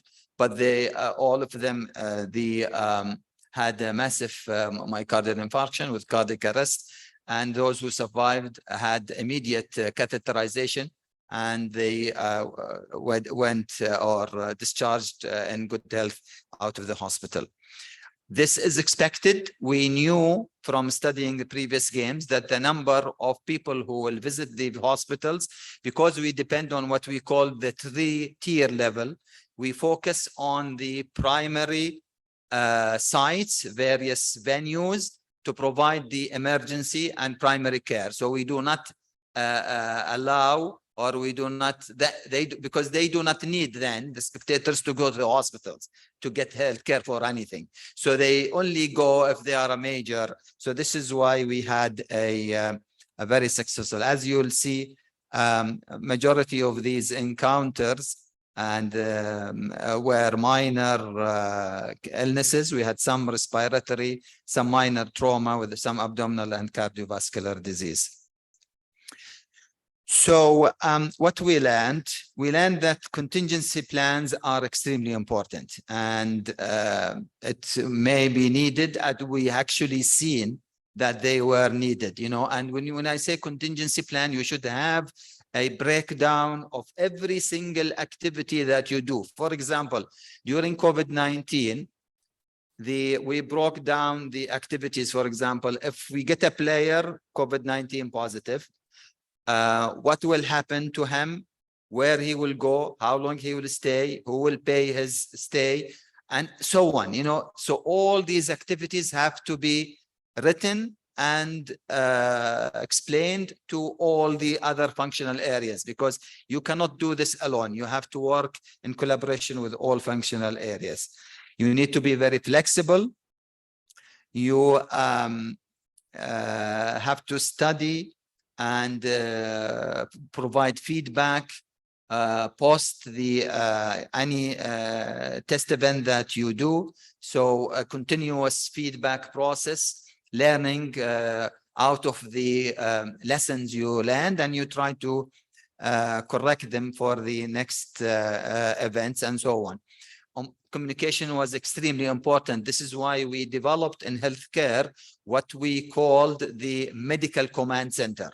And the medical command center contained the all the communications, whether it is digital, electronic, or physical by phone or whatever, goes through that command center. And therefore, they gather all the information for everything related to patient's care in the event. So any transfer or any requirement or any hospitalization will go there, and then they take care of the information feedback. And it is a back and forth information, because we are required to provide the information to other functional areas like the management and the FIFA and so on. So it's a back and forth communication tool, which we developed in for the entire period for the game. You have to have a workforce who are willing to do this, even if you are going to pay them. So for example, and you have to make it easy for them. So one of the challenges, for example, we had a hub for all the medical personnel to come and collect their pass to the stadium, but it was far from the city. And during one of these events, we saw that they are not happy. So for the next event, we changed it and we made it in the center of the city, close to their hospital. So they were happy in changing that. Out of the experience we get, especially related to COVID, I personally was involved in 4 publications about the sporting events and COVID-19 and resumption of sporting event during those years that we practiced. That's it for this. I'm sorry I took 5 minutes over the time. This is just some pictures of my core. By the way, my core team is a very small team. We don't depend on a huge number of people. We are less than 10 people managing the whole healthcare sector for the event, but depend entirely on the services provided by other stakeholders. So you need a small team and not very big team that can manage everything and put everything together. Thank you.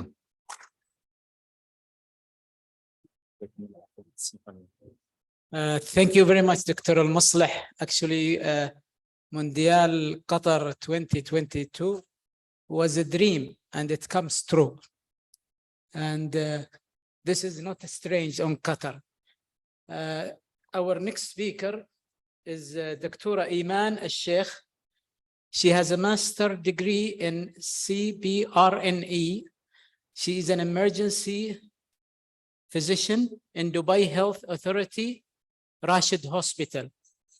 Dr. Iman will talk about Expo 2020 Dubai, the journey to success. You can start. لا تشتغل على طول هذه هنا قدام. ايوه.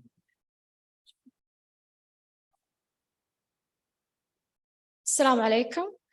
Before I start my presentation, I would like to thank the organizer for inviting me and giving me the opportunity to speak in this conference. My name is Iman Al-Sheikh, and I'm going to speak today mainly about the medical preparedness for Expo 2020 and what was our challenges during the planning. The preparedness for Expo 2020 started from the first time that UAE announced hosting the World Expo in November 2013. This version of Expo was different than the previous World Expo, not only because it's the first time that it's held in our region, but also because of COVID-19. We saw how COVID-19 has a great impact worldwide, especially on the healthcare services. Due to COVID-19, the event or Expo 2020 was postponed for 1 year.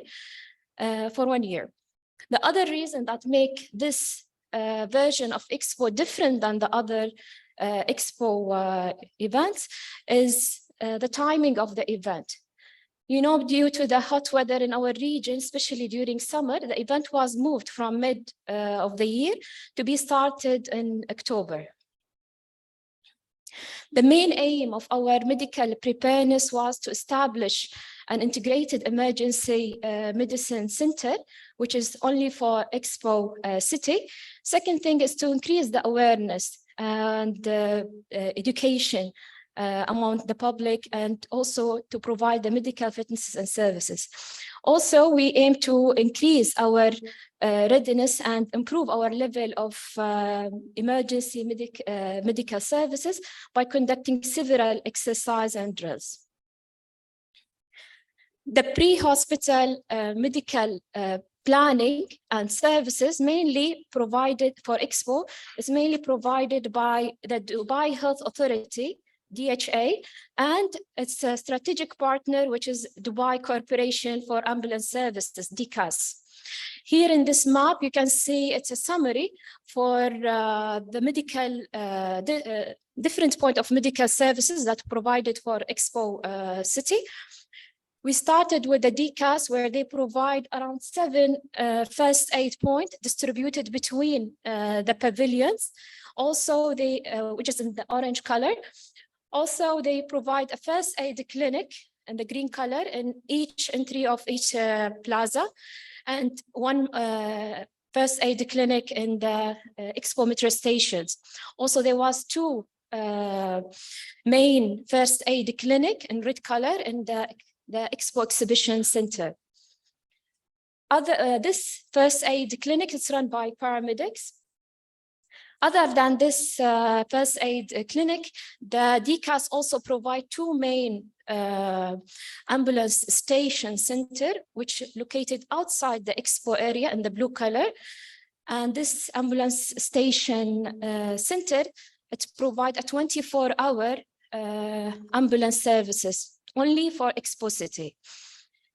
If we come to the DHA, Dubai Health Authority, we provide 2 main clinics inside the Expo area, which is in the yellow color. And this two clinics was run by 1 emergency doctor and 2 emergency nurses. Usually what happens is that the patient will be seen first, the first aid clinic endpoints, and if they require more medical services and care, they will be transferred to the Expo Emergency Clinic. Also, the Expo Emergency Clinic can accept the walking patients from the visitors. Other than these two main clinics inside the Expo area, the DHA provide for the first time in the World Expo an integrated emergency center that works 24 hours, which is, you can see it in the yellow color in the right corner.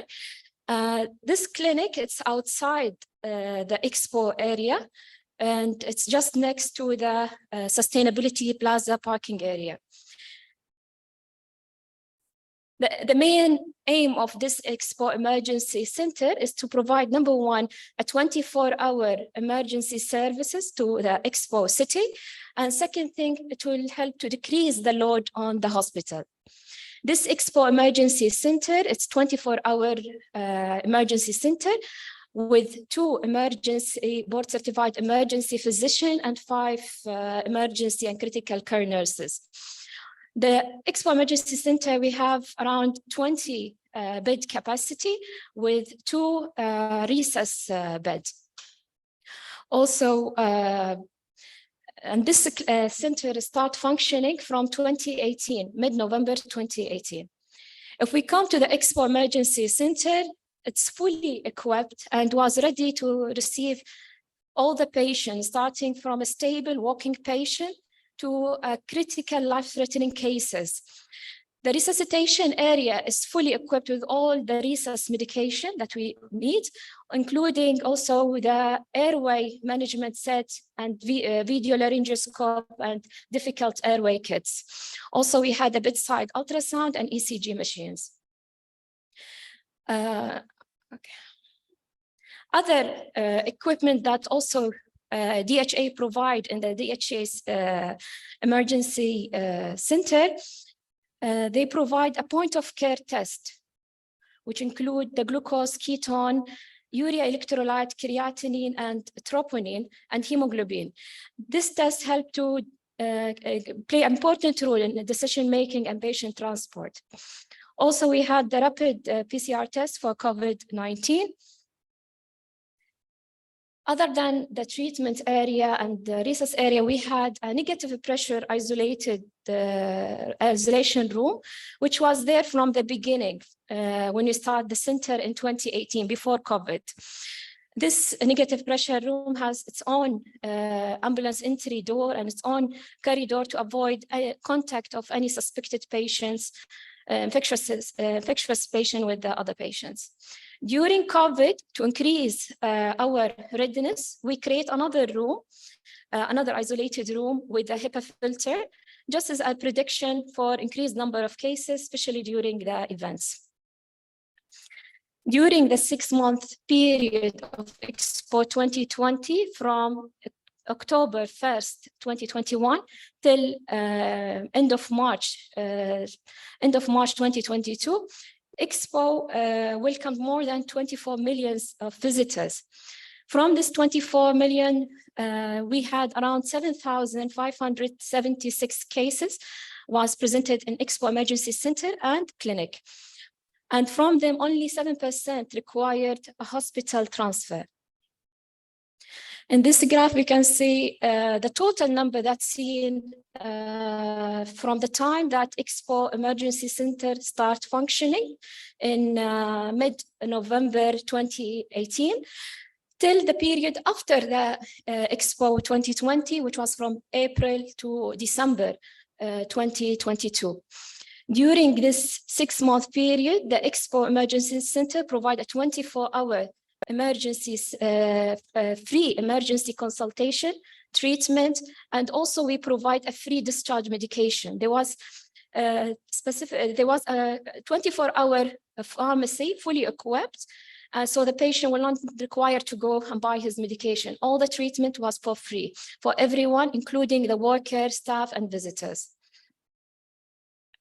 Other than that, we had the awareness and campaign that we initiated in Expo Emergency Center, targeting mainly the worker. Example for this campaign and the workshop, we did the work-related injury campaign, heat emergency, and diabetes control, and blood donation campaign. If we come to the challenges that we faced during planning of Expo 2020, one of the challenges, as we discussed earlier, was the weather. And we overcome that by changing the time of the event.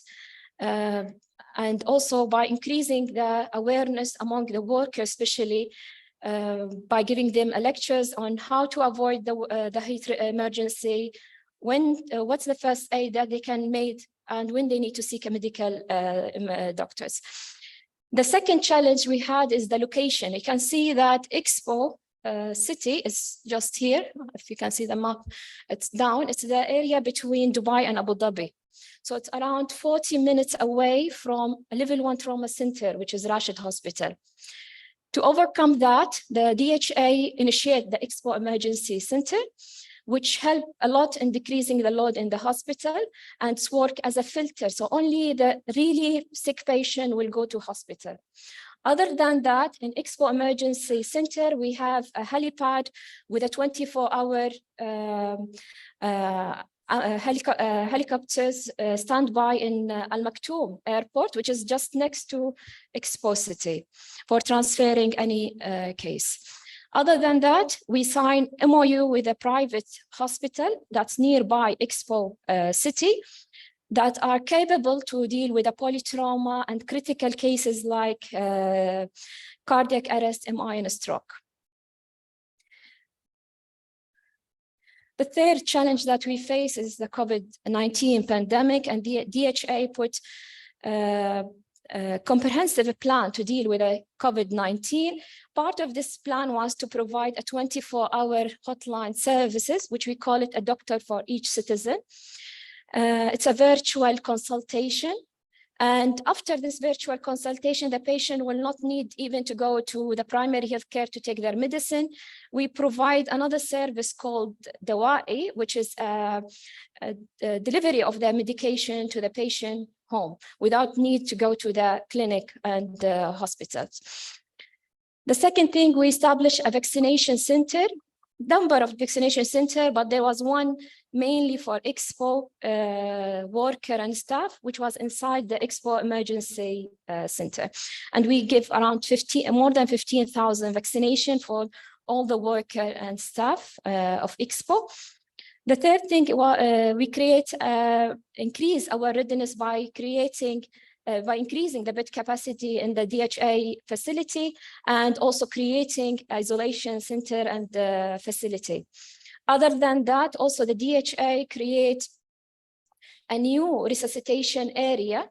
It's different than the regular resus area in our trauma center, Rashid Hospital. This resus area, it's separated area with around 10 resus beds. That's only for suspected and confirmed cases of COVID.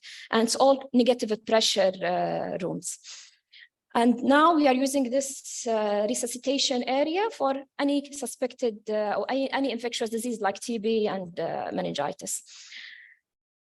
So this was brief about our planning and management during Expo 2020.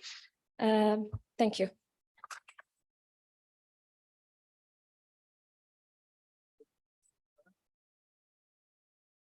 Thank you very much, Dr. Ayman, for this interesting presentation for Expo 2020 in Dubai.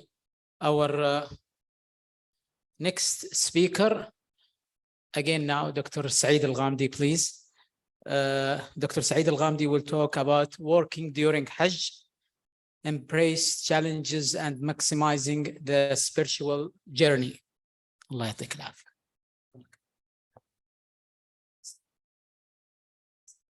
حاول الميكروفون يكون قريب من الكاميرا عشان ما في صدى. السلام عليكم ورحمة الله.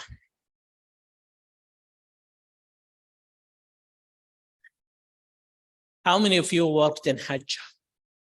Raise hand. MashaAllah. The working in Hajj or during Hajj, it is a religious responsibility.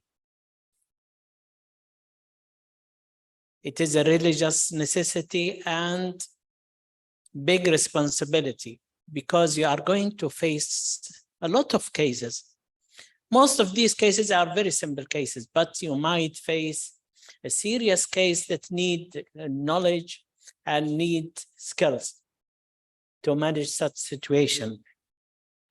And my presentation, my objectives is to understand the nature and challenges of working during Hajj, explore strategies to embrace these challenges, and discuss strategies for success.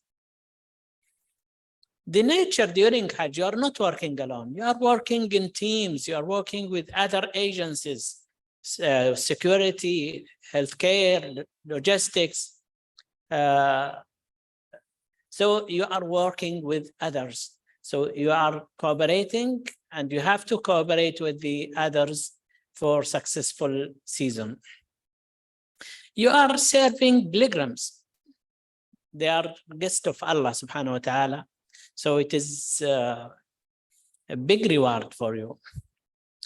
There is a high intensity and pressure during Hajj. You are going to face a lot of cases. Some of these cases, or most of these cases are simple cases, but you might face serious cases. The challenges, you'll get physical challenges, emotional and spiritual challenges, logistical challenges, and ethical challenges. The physical challenges, you have extreme weather conditions. In certain seasons, the temperature might reach up to 48 degrees centigrade and a lot of heat strokes. In some of the seasons, you will get cold bites. I remember one of the seasons we had a lot of rain and floods. Even it entered inside the hospitals in Mina, and we were suffering of blankets. So we got a lot of supply to cover the patient because they became very cold. So we have extreme of weather, especially at the night of Muzdalifah, during the cold weather.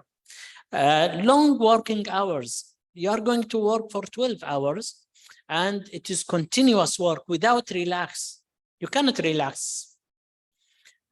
Sometimes you need to stay longer than the 12 hours. High density crowds.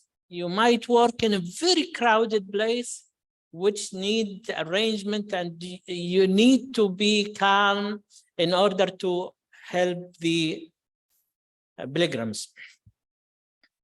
To embrace these challenges, you have to have a health and fitness preparation. There is something called acclimatization. How to acclimatize yourself for the high temperature. It's by gradual exercising during the hot weather.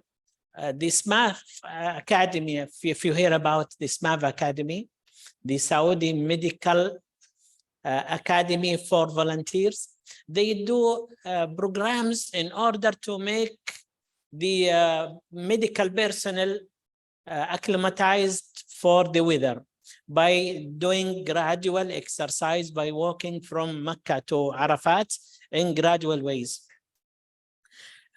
You need to have adequate rest at night if you are working at the daytime, or if you are working at the night, you have to have adequate rest at the daytime. And part of this adequate rest, the Ministry of Health make a regulation not to wear ihram, means that don't do Hajj, so not to exhaust yourself and concentrate on your job. Staying hydrated with hot weather, dehydration is a big problem. Emotional and spiritual challenges.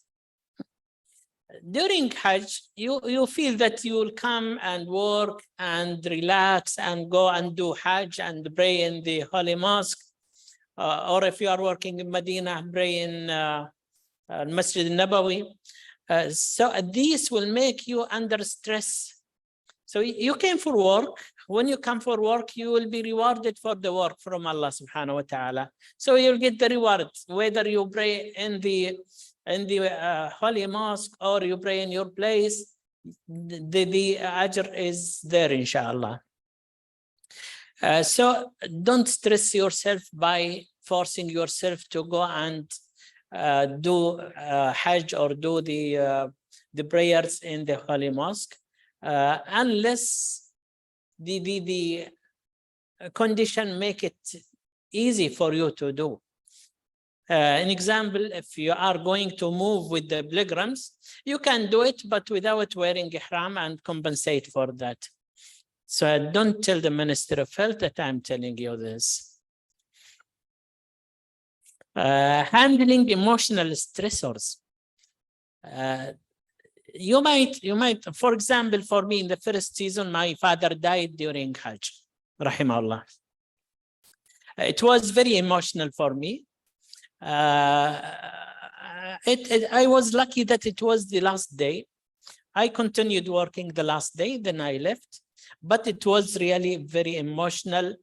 It is very difficult for the administrators to cooperate with you. They think that you are lying, or so you have to accept the stress on the administrators also. Maintaining spiritual focus. So by maintaining niyyah and ikhlas for working during Hajj, this will keep you gaining a lot of ajr.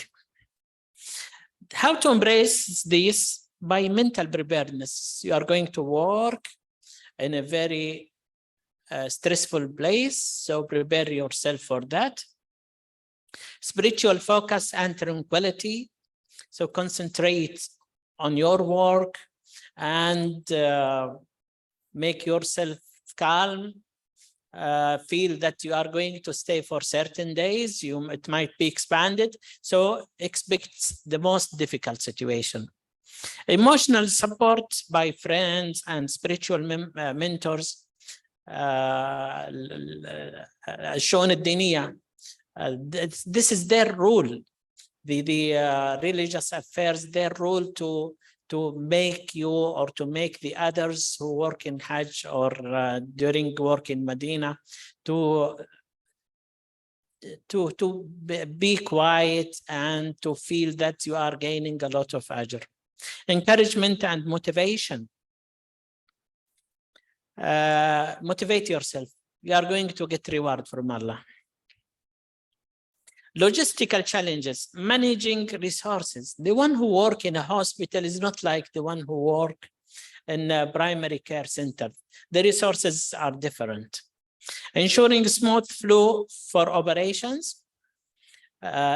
Sometimes it's very difficult to transfer things from place to place during Hajj, but this is the job of the logistic departments, especially if there is a big crowd, so the crowd control have to be managed. So to embrace it, effective planning. One of the plan have been mentioned by Dr. Badr that they can use the drones to transfer things. Coordination with relevant authorities, it's very important. And contingency planning. The ethical challenges. You might face patient on ventilator, patient with infection, or patient when he comes to you and he had, for example, which I faced a lot of such patient, they have hematemesis and you want to interfere, or they have MI and you want to shift him from Arafat to Mecca to have cardiac angio and stenting. They refuse and they say, let me die in Arafat. What you do? Here you have to apply the ethical issues. the autonomy. You have to respect the ihram of the pilgrims. You have to accept what he wants, his wish. He might want to die in Arafat, so let him die in Arafat. Don't force him. If he wants to be treated, shift him. The beneficence, you work on the best of the interest of the patient. Non-maleficence, avoid doing any harm to anyone. And justice, manage all in the same way.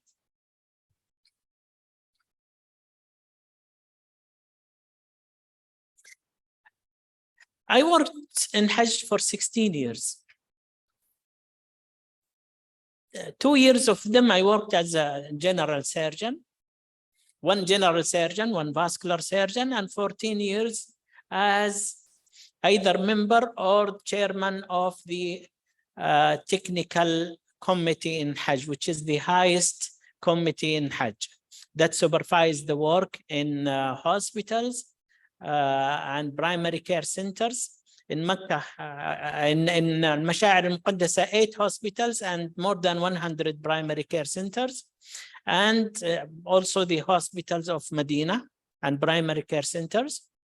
So during this, I got a lot of lessons. I'll just summarize it in this. Put in yourself the intention and sincerity, in niyyah. With the niyyah wal ikhlas, you are going to gain ajr. Without niyyah, without ikhlas, it is just a work for money. Planning and preparation.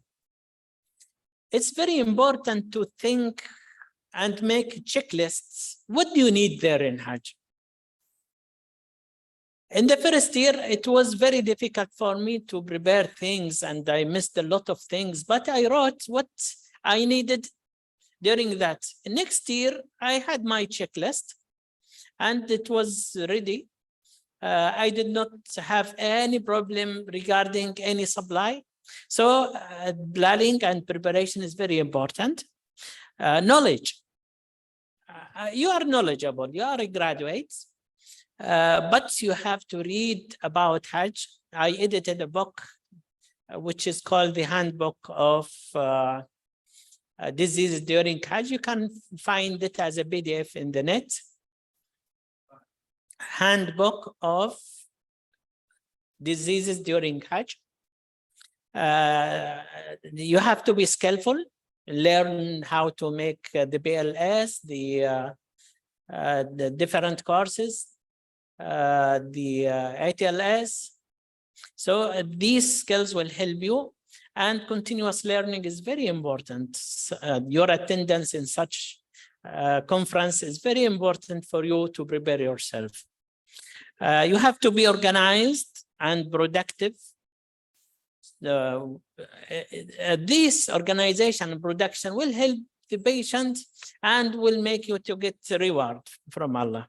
Respect privacy of the pilgrims, dignity and feeling of the pilgrims with kind attitude, maintain safety for them, avoid harm and be cooperative with your colleagues.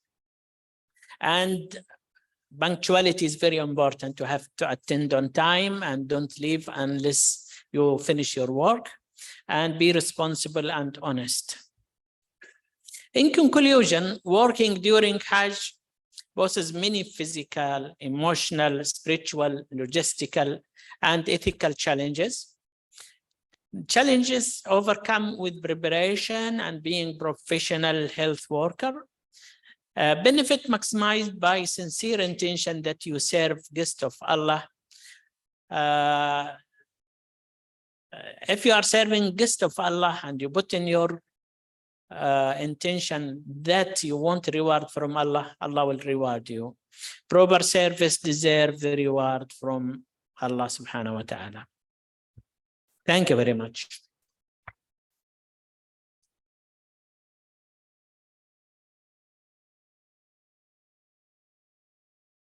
Thank you so much. Allah, very interesting. Thank you very much, Dr. Saeed, for this interesting presentation. Our next speaker is Dr. As'ad Abdulrahman Abdul Jawad. He is a post-doctoral fellowship in healthcare quality and patient safety, American Institute of Health Quality, Oklahoma City. He has a certificate of Health Insurance Administration, American Institute of Healthcare Quality. He is an associate professor of public health management in Jamiat Al-Qura. Dr. Abdul Jawad will talk about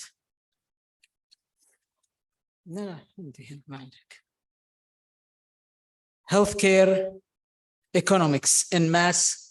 No, sorry, he will talk. Improving quality.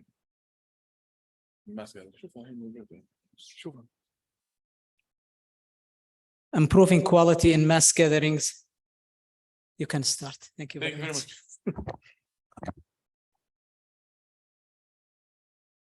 أقول لك هذه كيف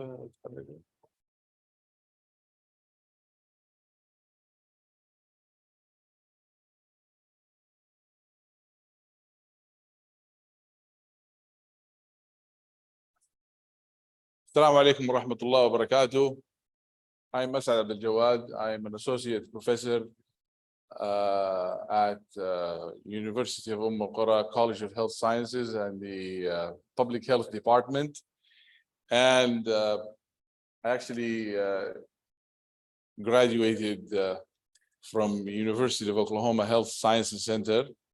And my specialty is health administration and policy, and my subspecialty is healthcare quality and patient safety.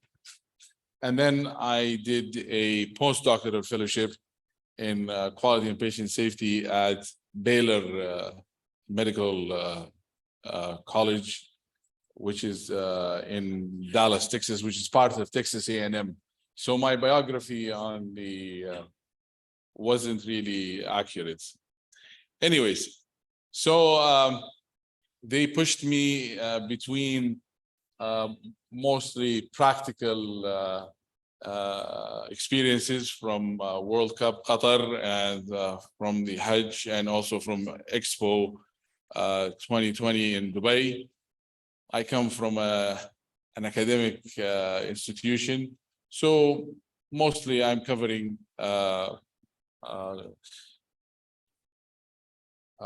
theoretical. So what is, or the differences between, or the question is, are they the same term, which is continuous quality improvement and total quality management and quality assurance and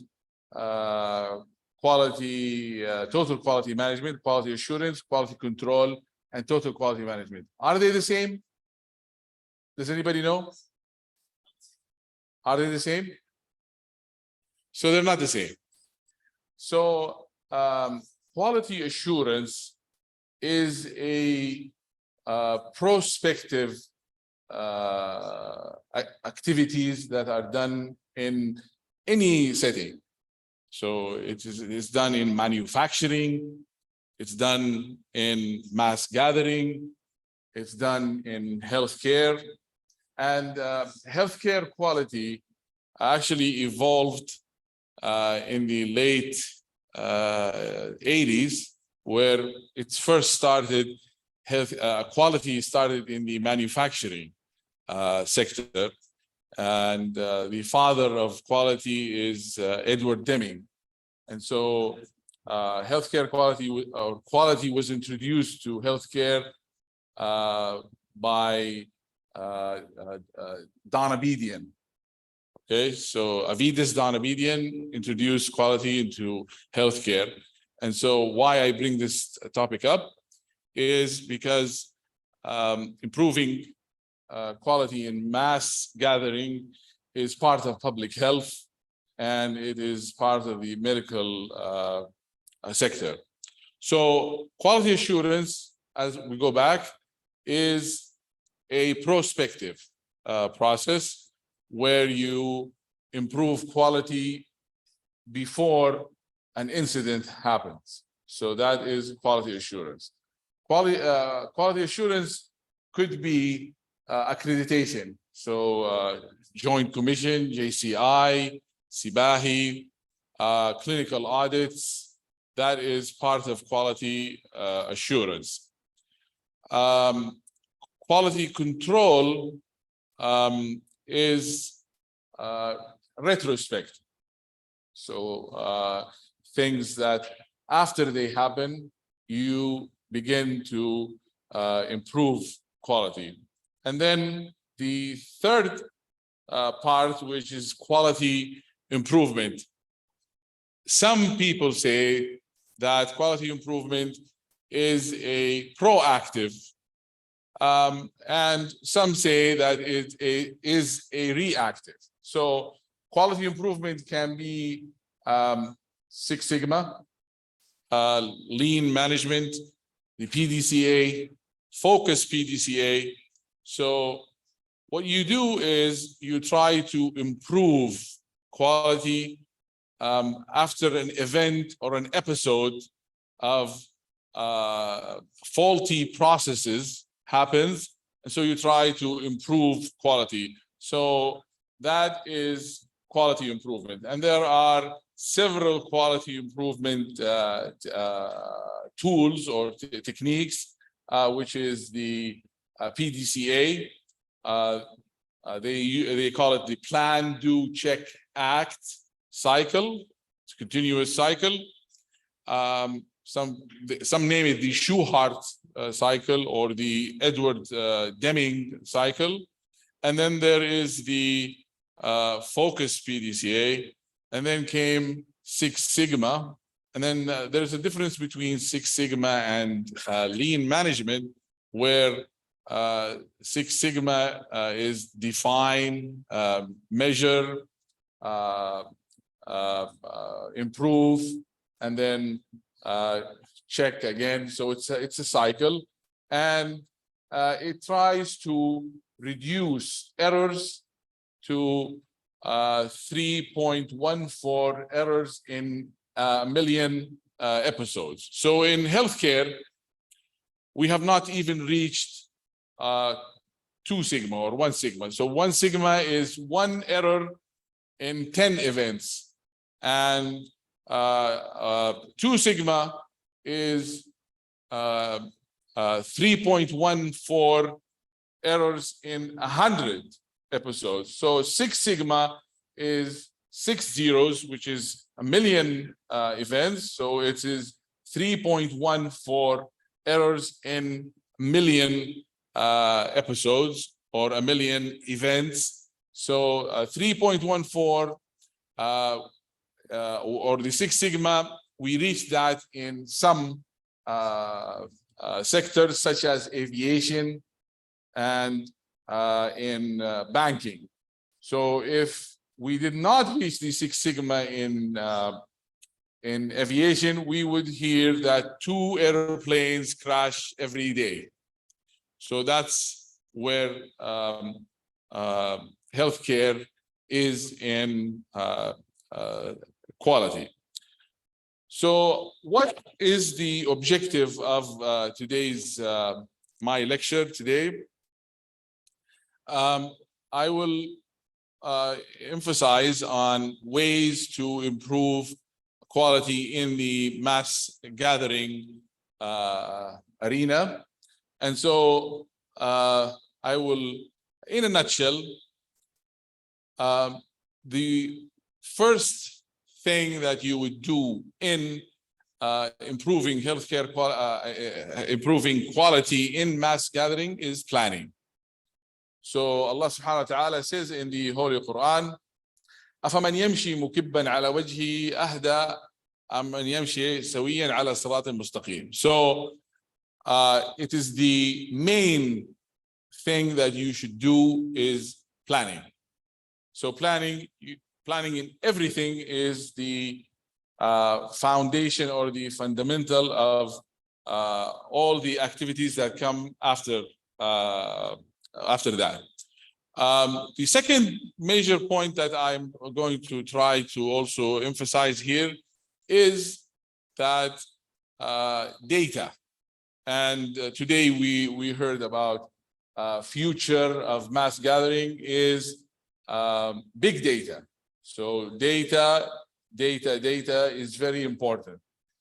And the third part of this lecture today is quality improvement. And so I'll cover slightly some of the tools used in quality improvement. So we're starting here. So what is our mission in crowd management? So it is the PPMRR. So prevention, protection, mitigation. So we reduce the loss of life and property, response in case something happens retrospectively, we respond, and recovery, which is the last step of the crowd and emergency. This material actually, I brought it from FEMA. FEMA is the Federal Emergency Management Administration in the United States. And since this is the World Conference in emergency and crowd or mass gathering, so I got this material from FEMA. So who can conduct continuous quality improvement? Do you have to be a specialist in healthcare quality to conduct continuous quality improvement? So the answer is all the stakeholders in mass gathering should and are able and capable of doing continuous quality improvement. So according to FEMA, the continuous improvement phases are 4 phases, which is the discovery and followed by validation, resolution, and evaluation. So discovery. So you collect information from incidents that happen, identify the strengths and weaknesses, which is part of planning, and identify trends in incidents. And so from the information collected and from the identifying the strengths and weaknesses, you would understand from the trends, types of trends, and those trends can be either due to poor infrastructure or poor management, or also a lack in planning. So there are 2 steps in this first phase, planning and collecting data. So the planning part is what to collect and when to collect this type of data, where to collect it and how to collect it, and the expected deliverables. So data collection can be, you can collect data in several ways or several means, either by direct observations, by surveys, or by interviews, or by focus groups and hot washes. The difference between hot washes and the focus groups is the hot washes comes after an event or an emergency happens, and the focus groups can be proactively done before an error or an event comes. So, or another way to collect data in mass gathering is by ongoing review of databases and documents. So if anybody would like to participate in data collection or has a research idea, I am from the University of Al-Qura, and I work closely with the custodian of the Two Holy Mosque Institute of Hajj and Umrah. And so the institute will provide all means of data collection from the holy shrines at any time. And if you come up with an idea, contact me, and I have my contact information on the last slide. And so if you are really into publishing and research, we're here for you. So we talk about an interview process. It's straightforward. Develop interview questions. I identify the interviewees, schedule an interview, assign a note taker, and continue interviews and finalize your notes. So data selection or data collection, as I mentioned, can be either from surveys, document review, database reviews, direct observations, interviews, and focus groups. So no brainer, is easy. So the second phase is validation. So there's a difference between validity and reliability. So the difference between validity and reliability is validity is that you use a tool where it should be used. So an example of what I mean by validity is I wanted to measure your weight. So I wouldn't use a ruler. So the valid tool for weighing is the scale. Or if I wanted to know your height, so I would use a ruler, okay? So that's the validity. And reliability, or the tool being reliable, is that the readings give you a very minimal error. So a reliable tool would be, we go back to the scale that we were talking about. So once you hop on the scale, it weighs you 90 kilograms, and then you hop on 10 minutes later, and it calculates you at 115. So is this tool reliable? No, it's not reliable. So the error should be within, let's say, 1 kilogram. Maybe you had a meal, but you couldn't have a meal of 13 kilograms. So that is the validation step. So data analysis to identify conclusions, insights, and trends, and developing observations and potential recommendations.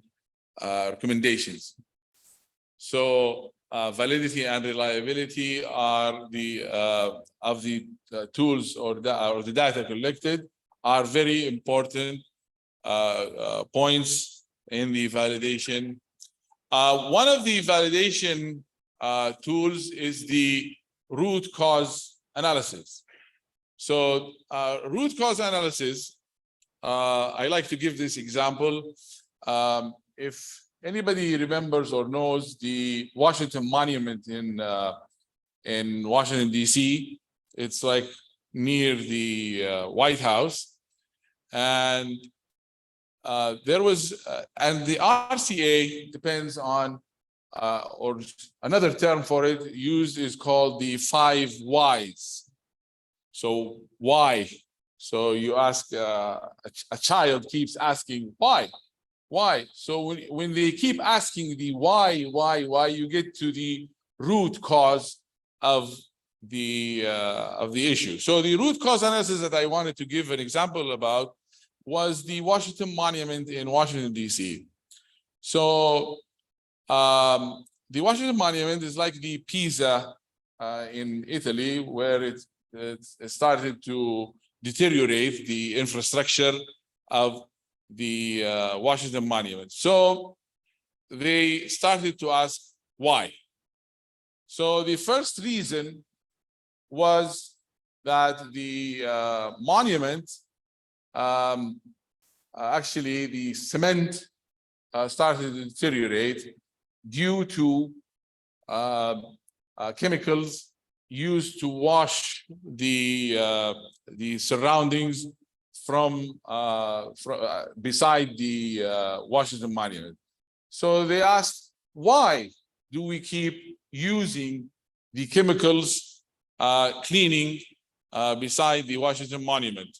So the answer was because the droppings of pigeons, الحمام. They said, okay, then why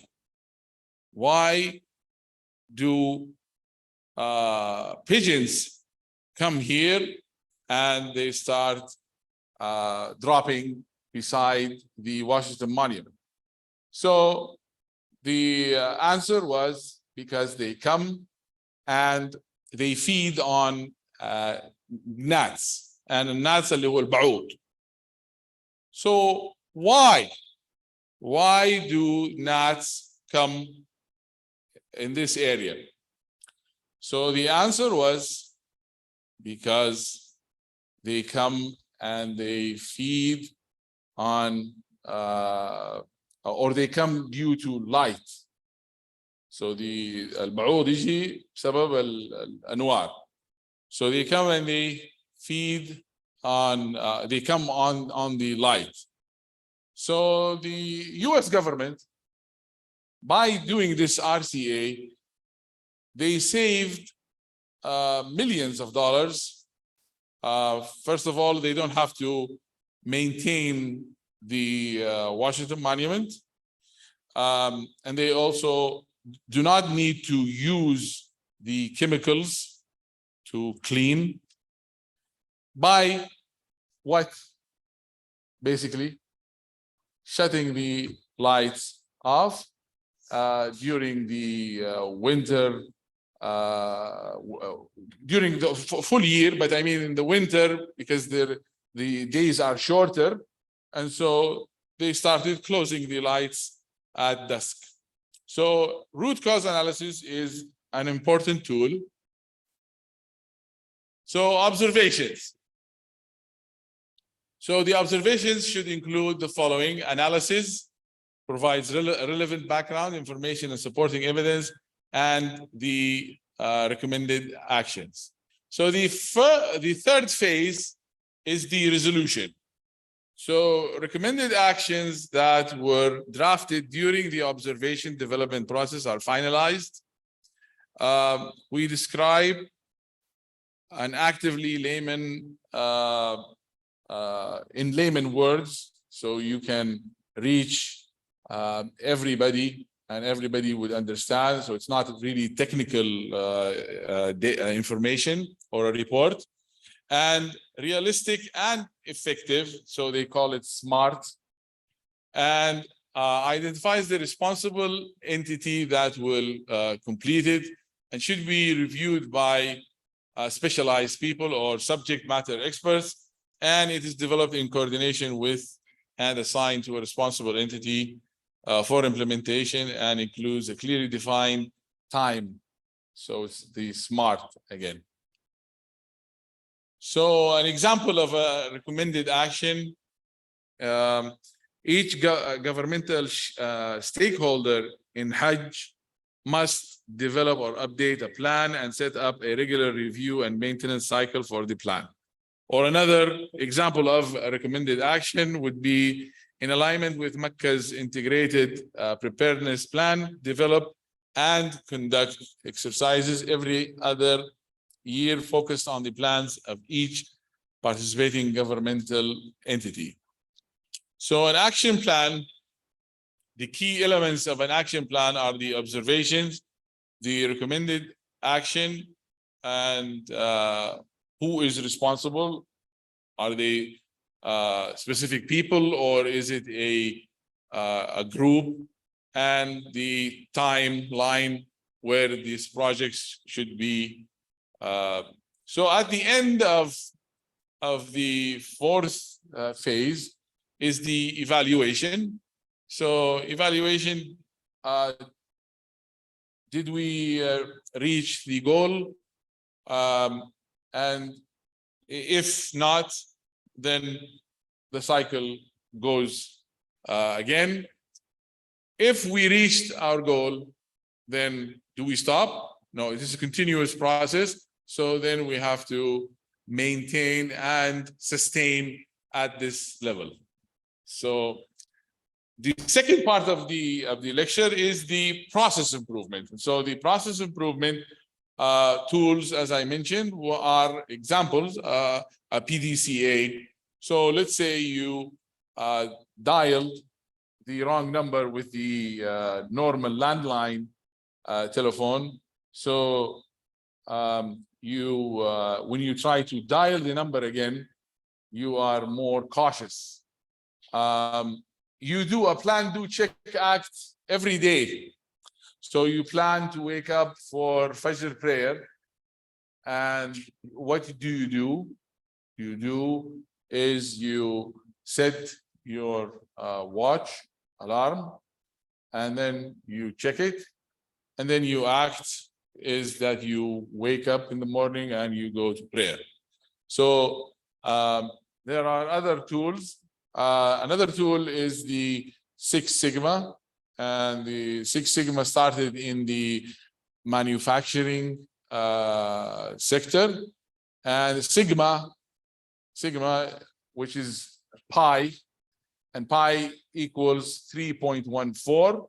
So Sigma is, or Six Sigma, the six means 6 zeros. So it is 3.14 errors in 1 million events. And so it is, Six Sigma is more on reducing errors in either in a service or a product. And then comes lean management. So lean management is reducing waste. So you reduce waste. You try to move out the processes that lean means not the fat. So it's the opposite of fat. So you reduce the waste. If you wanted a piece of steak, you want a little bit of fat to give you flavor, but then like the ribeye steak, but then the lean is the part of steak that you want the most. And the difference between Six Sigma and lean would be an example at a restaurant. So Six Sigma would be delivering your steak at the proper heat, proper time. But however, lean would be delivering your piece of steak, maybe not the best temperature, but with the least wasted time and faster. So that's the difference between lean and Six Sigma. So what do you do in a process improvement? You identify your opportunities to maximize efficiency and effectiveness and minimize redundancy. And in healthcare, there's a lot of redundancy. So a physician maybe would do you an X-ray and then send you next week or next month for an MRI, and then repeat your blood test. So redundancy is waste. Reduce waste and errors, and it can happen at any step of the continuous quality improvement cycle that we in the 4 phases that we just went through. Some of the tools that are used in quality improvement, sometimes if you want to tackle an issue anywhere in healthcare or in mass gathering, the best way to see an issue is to visualize it. And so there are tools that would make you see your issue. And one of them is brainstorming. So brainstorming, اللي هو العصف الذهني. You have a group of stakeholders that are in the field that has the issue, and you start doing a brainstorm. So everybody comes up with the ideas that, or the things that they see, and they put it under categories. And this looks like a fish bone. So that's the head, and these are the bones of the fish. And this is called also the Ishikawa tool, because the Japanese guru Ishikawa came up with this cause and effect. So, for instance, you have a late delivery of pizza. So it could be due to either the pizza store has an issue with their ovens, they don't have enough ovens. It can be due to you don't have a lot of personnel in that field or area, which is like delivery cars. So it can be several issues, and those are the main issues here. So here, after they did the brainstorming, it's planning, organizing, equipping, exercising, and training, for instance.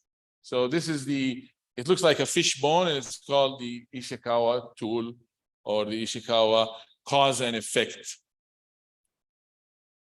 Process mapping is where you see your processes.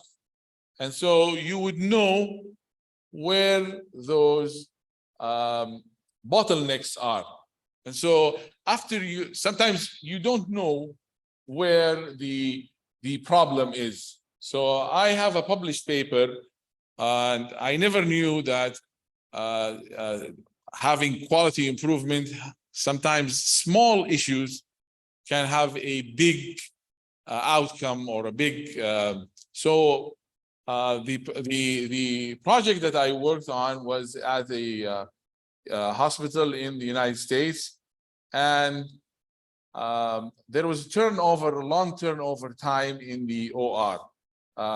The surgeons were waiting over 2 hours in the OR, waiting for the orthopedic patient, the following orthopedic patient to come. So after we did the process map and we visualized it, we understood that the issue was caused by the anesthesia or anesthesiologist.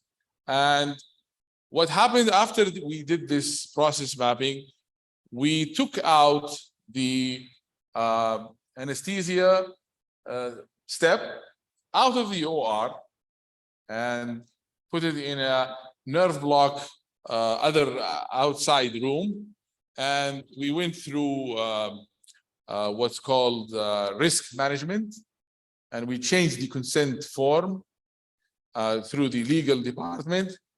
And what the outcome of all of this was that the waiting times of the surgeons dropped from 2 hours average to around 30 minutes. And so when it comes to financial terms, the outcome of this process added almost $2 million annually to this hospital. So just a small step on the process map, you would understand the process and you would know where the bottlenecks, and the outcome is extremely high. So managing performance improvement, leadership is very important. Buy-in from your leadership. Who is involved? So it's all the stakeholders and all the people who are involved in the process. So in this example that I just gave, improving the turnaround in a hospital, in the OR, in the orthopedic department, I wouldn't go and get somebody from the dental office because they are not involved in this process. Also proper quality improvement and PI coaches. So I am a coach. I have a green belt. So sometimes you need supervision and fine tuning of a coach, and also training is part of this. Thank you. Any questions? And this is my email. So if anybody has a research question, we actually, with the Institute of the custodian of the two holy mosques, معهد خادم الحرمين الشريفين لأبحاث الحج والعمرة. If you have any clinical question or any hands-on question, the Institute would collect data from the Al-Haram. And for instance, you wanted numbers of, or you wanted vitals. So we have participating students from the University of Al-Qura who go and collect data, and the product would be a, inshallah, research in a highly impacted journal. Thank you, everybody. Thank you very much, Dr. Abdul Jawad. Any questions for our previous speakers? Hi, Jama'ah. Any questions, any suggestion, any comments? تفضل دكتور عبد الهادي. تفضل أبو ريان. Where is the microphone? جايك الحين. طبعا يا جماعة, after we finish our questions and answer, we'll go for lunch and prayer time, and then we will be back by 1 o'clock exactly عشان نخلص on time. تفضل يا دكتور. يعطيكم العافية. Thank you very much. كل talks are very interesting and to the point. My question, Dr. Abdul Wahab, given the fact during the FIFA World Cup, one of the challenges was the limited bed capacity in the whole country. So did you had any plan for, in cases that you needed an extra beds, what were the plan there? You said one of the important parts preparation and doing good collaboration with surrounding. So this is the first question. The second question is, did you had any chance to include any virtual services or telehealth services as part of the planning? Thank you. Okay, thank you. Yes, with respect to the capacity for surge, we were lucky because we already went through the exercise in the previous years for the COVID-19. We have increased our surge capacity by almost 500%. Because of the COVID-19, initially, during the early stages of COVID-19, the country have decided to, of course, quarantine all the positive cases, symptomatic or positive cases, and even asymptomatic. And it was under the Ministry of Public Health, and we had to increase the not just the bed capacity, but also the capacity of hosting people in an isolation facility, even if they are not sick. So we opened up several healthcare facilities dedicated for COVID-19, and we had additional for isolation period, a number of locations. These were available for the FIFA World Cup if we needed. We didn't need any.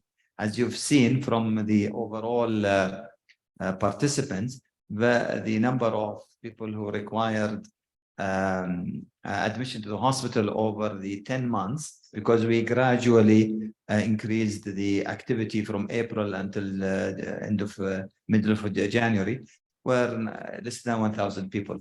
So compared COVID-19 times, we had many thousands of people admitted to these various hospitals. So what was the second question? I forgot.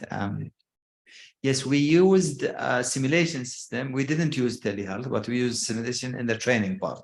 we have a very advanced simulation center in the country, which was used as part of the modules for the training. Yes. Thank you very much, Dr. Abdul Wahab. You have a question? Go ahead. السلام عليكم يعطيكم ألف عافية. I'm Dr. Shayma Lari from Sheikh Shakhbout Medical City in Abu Dhabi. Thank you for the speakers for the insightful discussion and explanation of the preparedness plans.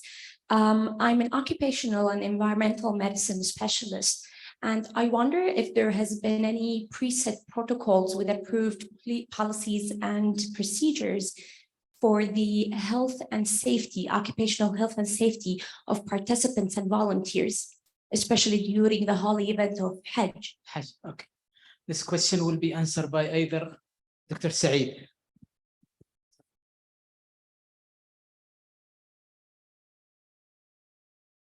Thank you for that. You mean, I can just summarize what your question? Summarize again. I'm just curious to find out whether there are special considerations with a protocol set to ensure the health and safety of those who participate, especially during Hajj. Do they undergo through a process of a screening before they participate? Did we have during COVID, for example, preset protocols to make sure that if the volunteers or workers are affected, they are not having a major impact on workforce availability and all other different health issues that may apply as well? Yeah, thank you very much. Yes, this is considered from two aspects: to protect the person who is working during Hajj and to protect the pilgrims. So there is, for anyone who want to work during Hajj, you have to be medically fit and to have to get all vaccination required, like meningococcal, the COVID, pneumococcal, all kind of things that might be at risk or have been assessed to be risky. So you have to get all vaccination. And you have to be medically fit. If he got an illness and which is infectious, he'll be isolated. There is a protocol. Thank you very much. Thank you, Dr. Said. I think like any medical health personnel, he should be screened before he practice any kind of medicine or giving any care to any patient. This is, I think, well known. And welcome you from Abu Dhabi. And it's a pleasure to have you with us. Anyone? Any questions? Father?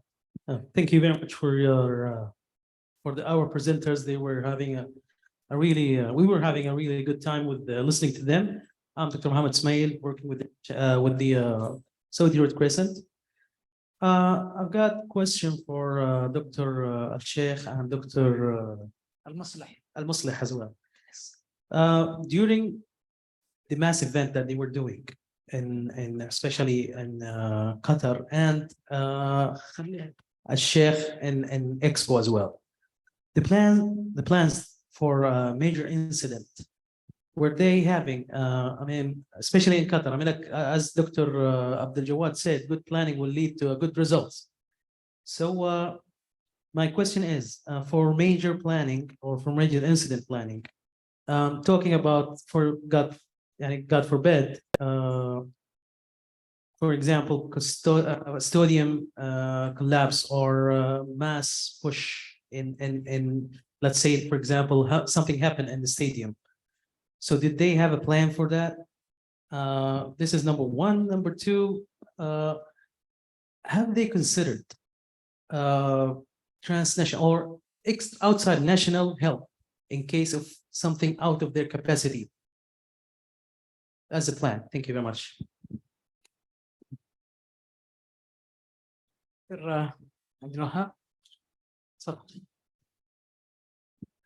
Shukran. Thank you for the question. Of course, it's a requirement to have major incidents plan. FIFA require that, and we, as part of the national emergency, we have submitted our plan to the. But you need to understand that any country in the world, there is a limit of the capacity. I mean, a very big major incident, if it happens, it will definitely be more than the capacity or that is available anywhere in the world. And that's, we've seen that very frequently in COVID-19, even in very advanced countries, in Italy and in many parts of Europe. They were overwhelmed with the numbers and people started dying without being able, even in the United States, where you started dying because they were no access to healthcare. And so there is always capacity. And of course, the country's relationship with the neighboring countries are good. And of course, it's in place, it's understood through Majlis al-Ta'awun al-Khaliji for major, especially after COVID-19. This is becoming more of importance, and there is a lot of coordination and integration. The headquarters is now very active in coordinating together major incidents if it happens, and they were ready to support if the country needs. Thank you very much. Dr. Abdul Wahab, was there any cooperation between the GCC countries during Mondial 2022? Did you, access, for example, Saudi, Kuwait, in case they Well, yeah, we had two options. First of all, for the day-to-day operations of the games, we have, as a part of my responsibility, I wanted to show that we can manage without depending on any resources from outside. And we did so very successfully. We needed only very few paramedics for ambulance services, because the numbers that we have is not enough to cover all the venues. And in addition, because we have ambulances situations in these venues, whether competition or non-competition. So we require to bring some locum. Other than that, we did not need any, we depended entirely.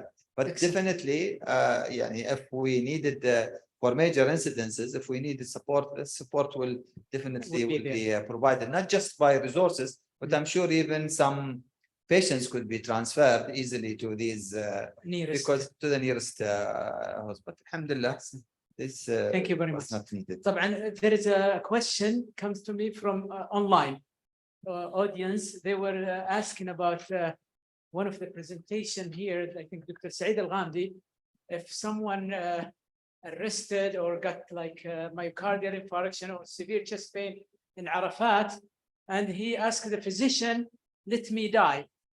Okay. But Dr. Saeed said, okay, we'll let him die. Most of the audience, they said, how come you do this? You are very aggressive. Dr. Saeed, are we allowed to do this? Well, I am very merciful, really. Yeah. See, part of mercy is to let the person to die without a sin. One day, my wife, she got cardiac arrest for a while after getting severe anaphylaxis.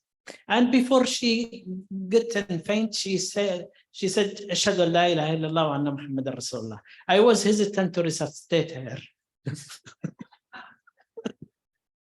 but alhamdulillah, then I resuscitated and she revived.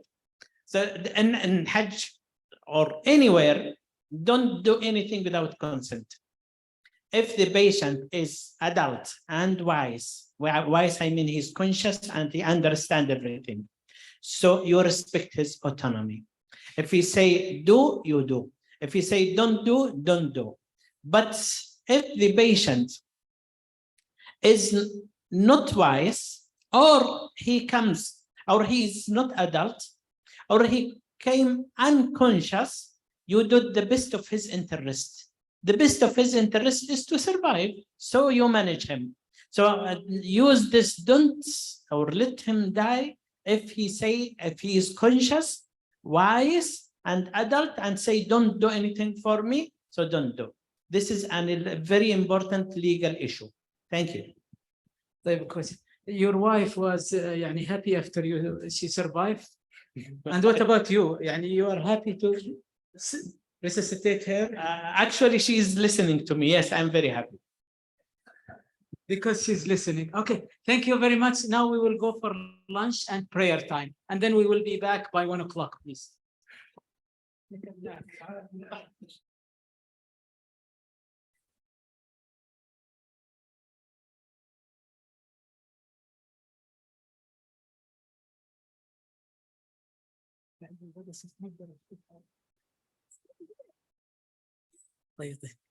بسم الله الرحمن الرحيم. Welcome to our third session. Our speaker, Dr. Fadwa Al-Aufi. She is a consultant infectious disease at King Fahd Hospital, Medina. And she is the program director of infectious disease fellowship program in Al Medina. And she has a clinical fellowship in transplant infectious disease, University of Toronto, Canada. Dr. Fadwa, she will talk about Hajj associated infection. تفضلي دكتورة.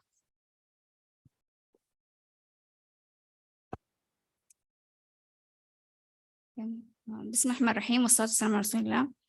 I would like to thank the organizing committee for inviting me to this great conference. My presentation is about Hajj associated infection.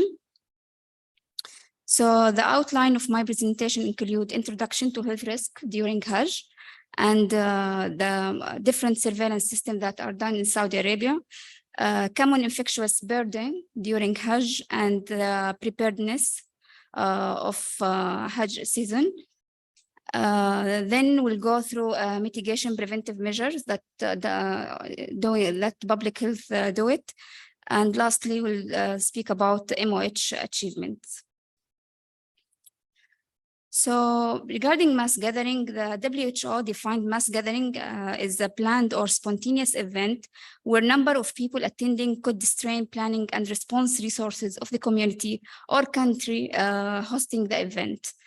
This event may be diverse as social, religious, cultural, or sporting event, or include the gathering of people as a result of natural disaster or conflicts.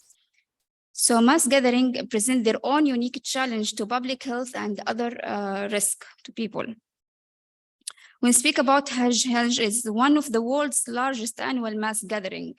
It's more than 1.5 million foreign visitors coming from more than 180 countries gathered to Kingdom of Saudi Arabia to complete the Hajj, in addition to over 500,000 domestic Hajj pilgrims. Also about 5 to 6 million pilgrim people doing Umrah throughout the year. The Hajj takes place over 5 days during the Hijjah, the last month of Islamic calendar, but pilgrims generally stay in Saudi Arabia between 3 to 4 weeks to visit the holy mosque. When you see the Hajj journey, so the pilgrims come through various portals of entry, and going to Kaaba and doing tawaf 7 times and walk between Safa and Marwa. Then go to Mina, Arafat, Muzdalifah, and again returning back to Mina. So the proximity between pilgrims due to a crowded accommodation, congregation, and prayer create an ideal environment for transmission of infectious disease. This diagram shows the number of pilgrims throughout the years from 2015 to 2019. We can see that there is increasing number over the years. This is before the pandemic. And the majority of them are international, more than 180 nationalities, and mostly from Arabic and Asian countries. Now we'll go through the risk of infection in pilgrims. We know that more than most of the pilgrims are elderly. They are more than 50s, and they are more liable to comorbid conditions like diabetes, hypertension, cardiac diseases. In addition to physical exhaustion, sleep deprivation, heat stress, and we talked about the overcrowding, this increases the risk of infection. Now we'll go through the surveillance system that are done here in Saudi Arabia. Already has a routine passive surveillance for infectious diseases in place year-round, for which facility data is reported to MOH via local public health authorities and regional public health directorates. This surveillance system demonstrates effectiveness during previous outbreak that happened here during measles in 2012 and scabies in 2015 in the country. The most common surveillance system, which is called syndromic surveillance. So the syndromic surveillance pulled the clinical data of the patients or pilgrims, chief complaint, diagnosis, presentation, and discharge, and they could be track the symptoms. Laboratory surveillance, this is a rapid detection of large scales infectious disease outbreak. For medication sales, it's approved by some study that, for example, when used antihistamine over-the-counter medication may rely, or it could be a signal of influenza activity. And self-reporting surveillance and informed surveillance epidemic intelligence when used the social platform internet nationally and internationally.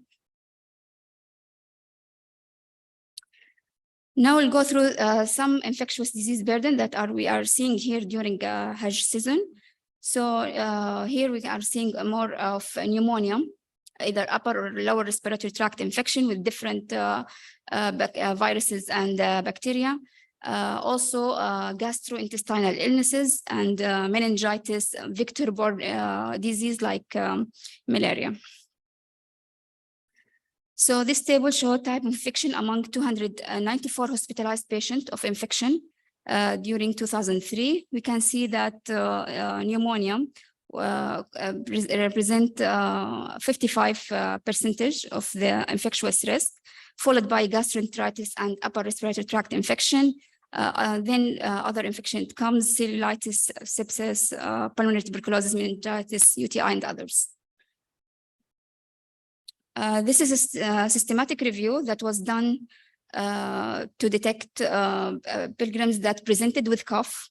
So a lot of pilgrims presented with cough, and they did nasopharyngeal swab and sent it for PCR, and they found that rhinovirus is the most common virus that was detected, followed by overall influenza with the type A most. Then the types of the coronaviruses and others. When they used the culture, they found influenza constitute 6%, followed by adenovirus and influenza virus A and B. During swine flu epidemics, the prevalence of 209 H1N1 influenza among pilgrims, this is a multiple cross-sectional studies that was done at that time, and they took samples from returning pilgrims to their country from India, Egypt, and others. And actually, it was very low prevalence with the maximum 1.8%. And we'll not forget tuberculosis, that is mostly missed by missed diagnosis. This study investigates the burden of undiagnosed and missed active pulmonary tuberculosis among Hajj pilgrims symptomatic for cough, and was conducted among hospitalized and non-hospitalized traveler attending the Hajj between 2016 and 2017.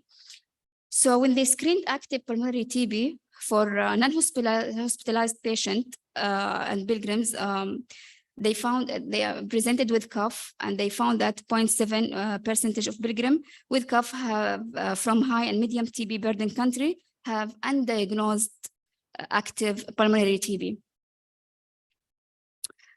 And also among hospitalized patients, also it was 2.9, and missed cases 77.7%. And the factor that was associated with TB among hospitalized pilgrim was previous TB treatment with the adjusted odds ratio 8.1%. The second infection is gastrointestinal infection. We know that diarrheal infection and foodborne illnesses is very common during mass gathering and associated with Hajj pilgrim. Although diarrheal infection and other enteric infection are one of the most common complaint among pilgrims, little information is available regarding incidence and etiological agents. So we'll see some published reports. So this study investigated knowledge practice concerning food and water safety, and actually diarrhea was the most common symptoms that was presented with the percentage of 10%. Also, in the same study, they found that most common infection are bacteria, followed by viruses, and followed by parasitic infection when they used antigenic and molecular sampling from stool. So the factors that may lead to outbreak is inadequate standard of food preparation and storage, poor personal hygiene, asymptomatic carrier of pathogen, bacteria, and parasite, because some of them was already positive even before travel to Saudi Arabia. So they are carrier. The action that are done by public health here is provision of safe water and food supply, sanitation, vector control, and survey of kitchen at hotels and camps to identify potential carrier for gut pathogen and ensure standard of food hygiene. And some they are trying to do pre-made meals. For the vector-borne diseases this is human illnesses that caused by parasite, bacteria, and viruses and transmitted by vectors. And every year there are more than 700,000 deaths from disease. And this table shows the mosquitoes and disease transmitted by mosquitoes. For example, Aedes that can transmit chikungunya, dengue, and Rift Valley yellow fever and Zika virus. Anopheles, which can transmit malaria, and Culex that can transmit Japanese encephalitis, lymphatic filariasis, and West Nile virus. So the action that did by public health is routine widespread insecticide spraying campaign yearly, and specific team spray housing unit for pilgrims for dengue endemic area like India, Pakistan, Bangladesh with long-lasting pesticide before their arrival here. And also insecticides is sprayed aerially over Arafat and Mina. Another very important infection is the yellow fever virus. Is found in tropical, subtropical area for Africa and South America, and it was spread by bite of an infected mosquito also. Initial symptoms, it can present with sudden onset of fever, severe headache, back pain, general body ache, feeling weak, and develop symptoms. Usually they resolve within 1 week, but some they have severe symptoms that include jaundice, bleeding, shock, and multi-organ failure. There are some targeted countries, it's about 44 countries from Africa and America. They should have a valid certificate for vaccination against yellow fever virus. So must present a valid yellow fever vaccination certificate at portal of entry. Aircraft and ships must present certificate indicate that they applied the disinfection in accordance with the method recommended by WHO. For those who are not compliant, they placed them under strict surveillance until certificate become valid, or period of not more than 6 days from last exposure infection. And also they inform Ministry of Foreign Affairs. Now I speak about also a very important infection, which is commonly seen here, is meningitis caused by bacteria Neisseria meningitidis. And in the past, there was multiple Hajj-related outbreaks caused by Neisseria meningitidis. In 1987, there was an outbreak of serogroup A originating from Nepal and causing massive outbreak in Africa after post-Hajj that lead to mandating bivalent serogroup A and C, which was a polysaccharide meningococcal vaccine. Also, another outbreak was in 2000-2001 with 253 confirmed cases in Saudi Arabia, and with a case fatality rate of 28%, and Serogroup W135 was most common, and the quadrivalent vaccine was mandated at that time in 2002. So a number of cases of invasive meningococcal disease linked to Hajj was increasing from 1995 to 2013, and very effective intervention since 2006 was done. So only one case of invasive meningococcal disease has been reported during Hajj, and non-Hajj related cases also declined after introduction of polysaccharide, quadrivalent vaccine, ACYW. So the requirement for Hajj is universal quadrivalent vaccine, either polysaccharide or conjugate vaccine. When they use polysaccharide, should be every 3 years, and when they use the conjugate vaccine, it should be every 5 years, as it is more immunogenic. For poliomyelitis, it's a disabling and life-threatening disease caused by poliovirus. This virus spread from person to person and can infect spinal cord, causing paralysis. And there is two forms, non-paralytic and paralytic polio. It is transmitted, it's very contagious and can spread through person-to-person contact, and lives in throat and intestine, and contaminate food and water in unsanitary condition. It's spread through contact with feces of an infected person and droplet or sneezing or cough. Also, there is some target country that they should have, it's about 14 countries that they should have valid certificate for vaccine for poliomyelitis. For the Ebola virus that had previously 2 years ago outbreak in Africa, it is an extremely serious infectious disease marked by fever, intestinal bleeding. And this disease have a high risk of death. It infects man and some infected animals such as chimpanzee and monkeys. Also, preventive measures should be taken, especially with pilgrims contacting with visitors coming from this area. For the transmission, close contact with infected animals through secretions, organs, or body fluid.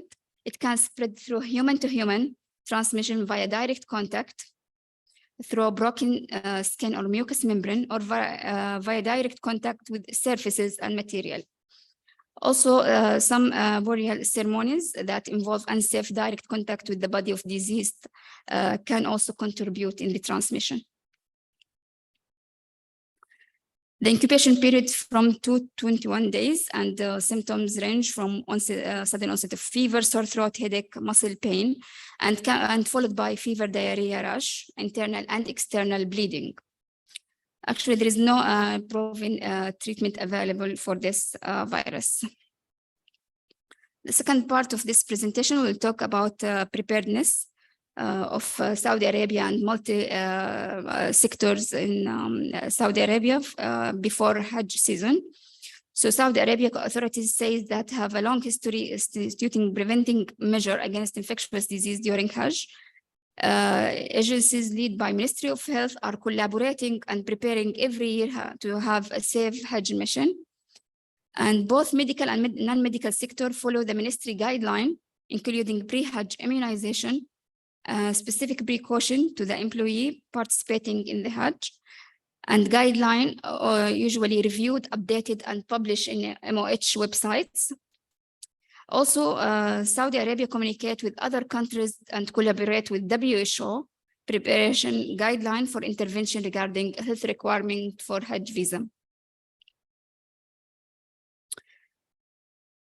The first step in preparation is awareness and education. The Saudi MOH published a comprehensive guide for pilgrims with health information related to Hajj attendees. So this is like a booklet that done with multiple languages. The Saudi official coordinated with other countries to implement awareness campaign also. We spoke about certificate of vaccine.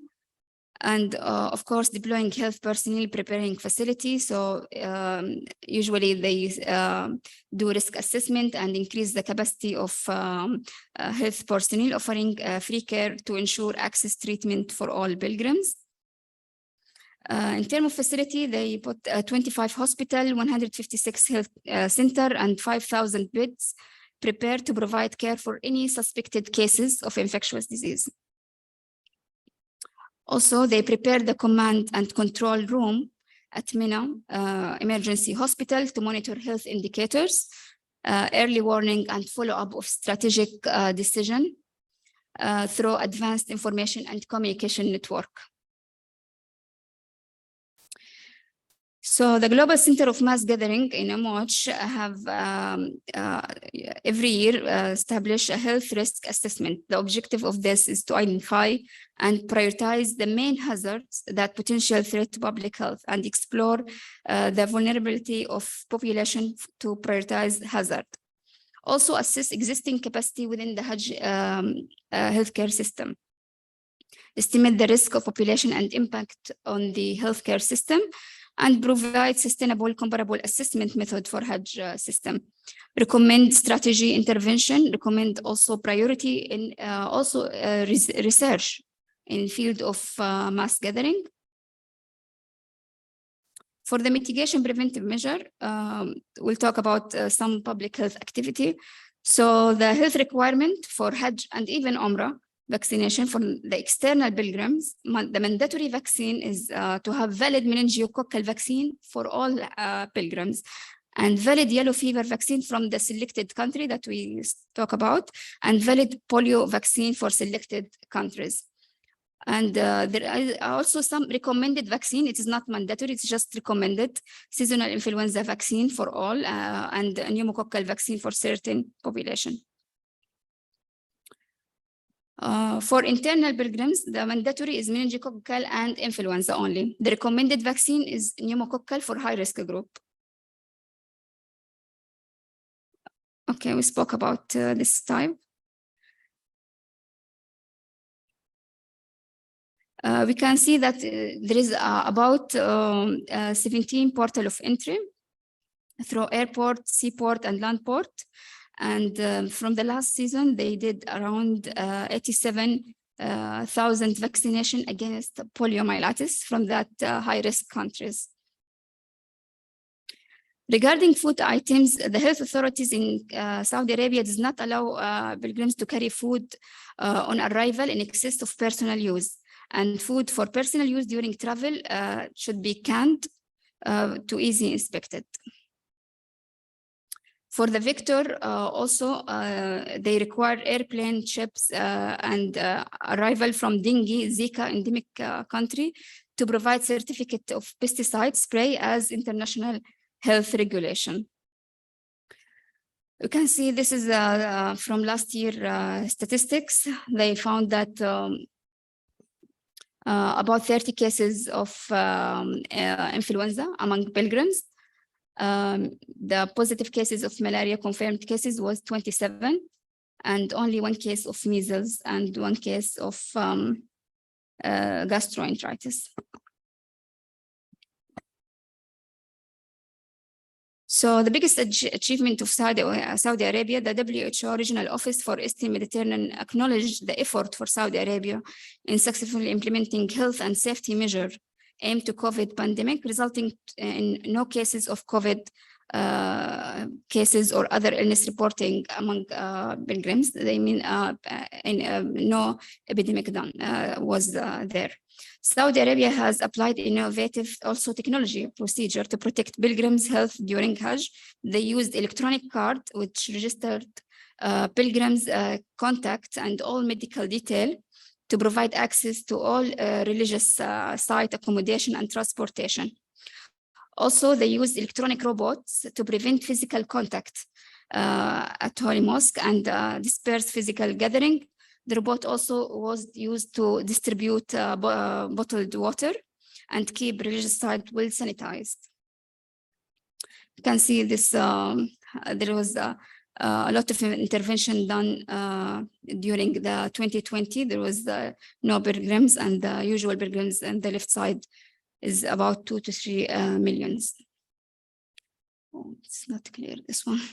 Okay, this is the list of intervention that done during COVID pandemic, during Hajj and Umrah, until they return in October 2021 at the full capacity of Holy Mosque. And this is some of the mobile apps that was used during COVID pandemic. This is number of hospital healthcare, primary healthcare that was at holy sites. So the big achievement for Saudi Arabia is no epidemic outbreak was detected during Hajj season, the last Hajj season. In conclusion, infectious disease risk during mass gathering is significant, and Saudi Arabia lead the world in mass gathering management and built an extensive system to prepare, detect, and respond to infectious disease during Hajj. Thank you.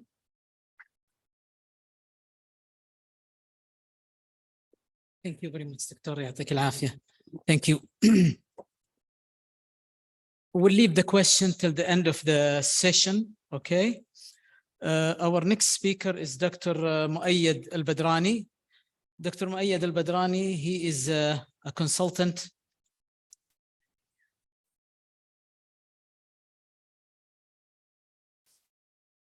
Dr. Muayyad Saud Al-Badrani, he's a consultant physician in public health and preventive medicine.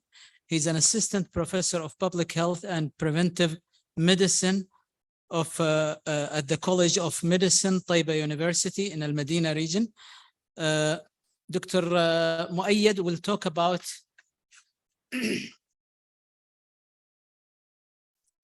the impact of mass gathering on public health. Dr. Muayyad.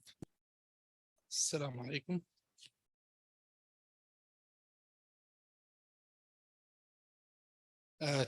It's an honor for me to talk in this conference. Today I'm gonna introduce my topic, which is about the impact of mass gathering on public health. I'm gonna talk specifically on the environmental health impact of mass gathering, assessing risk strategies for public health safeguarding.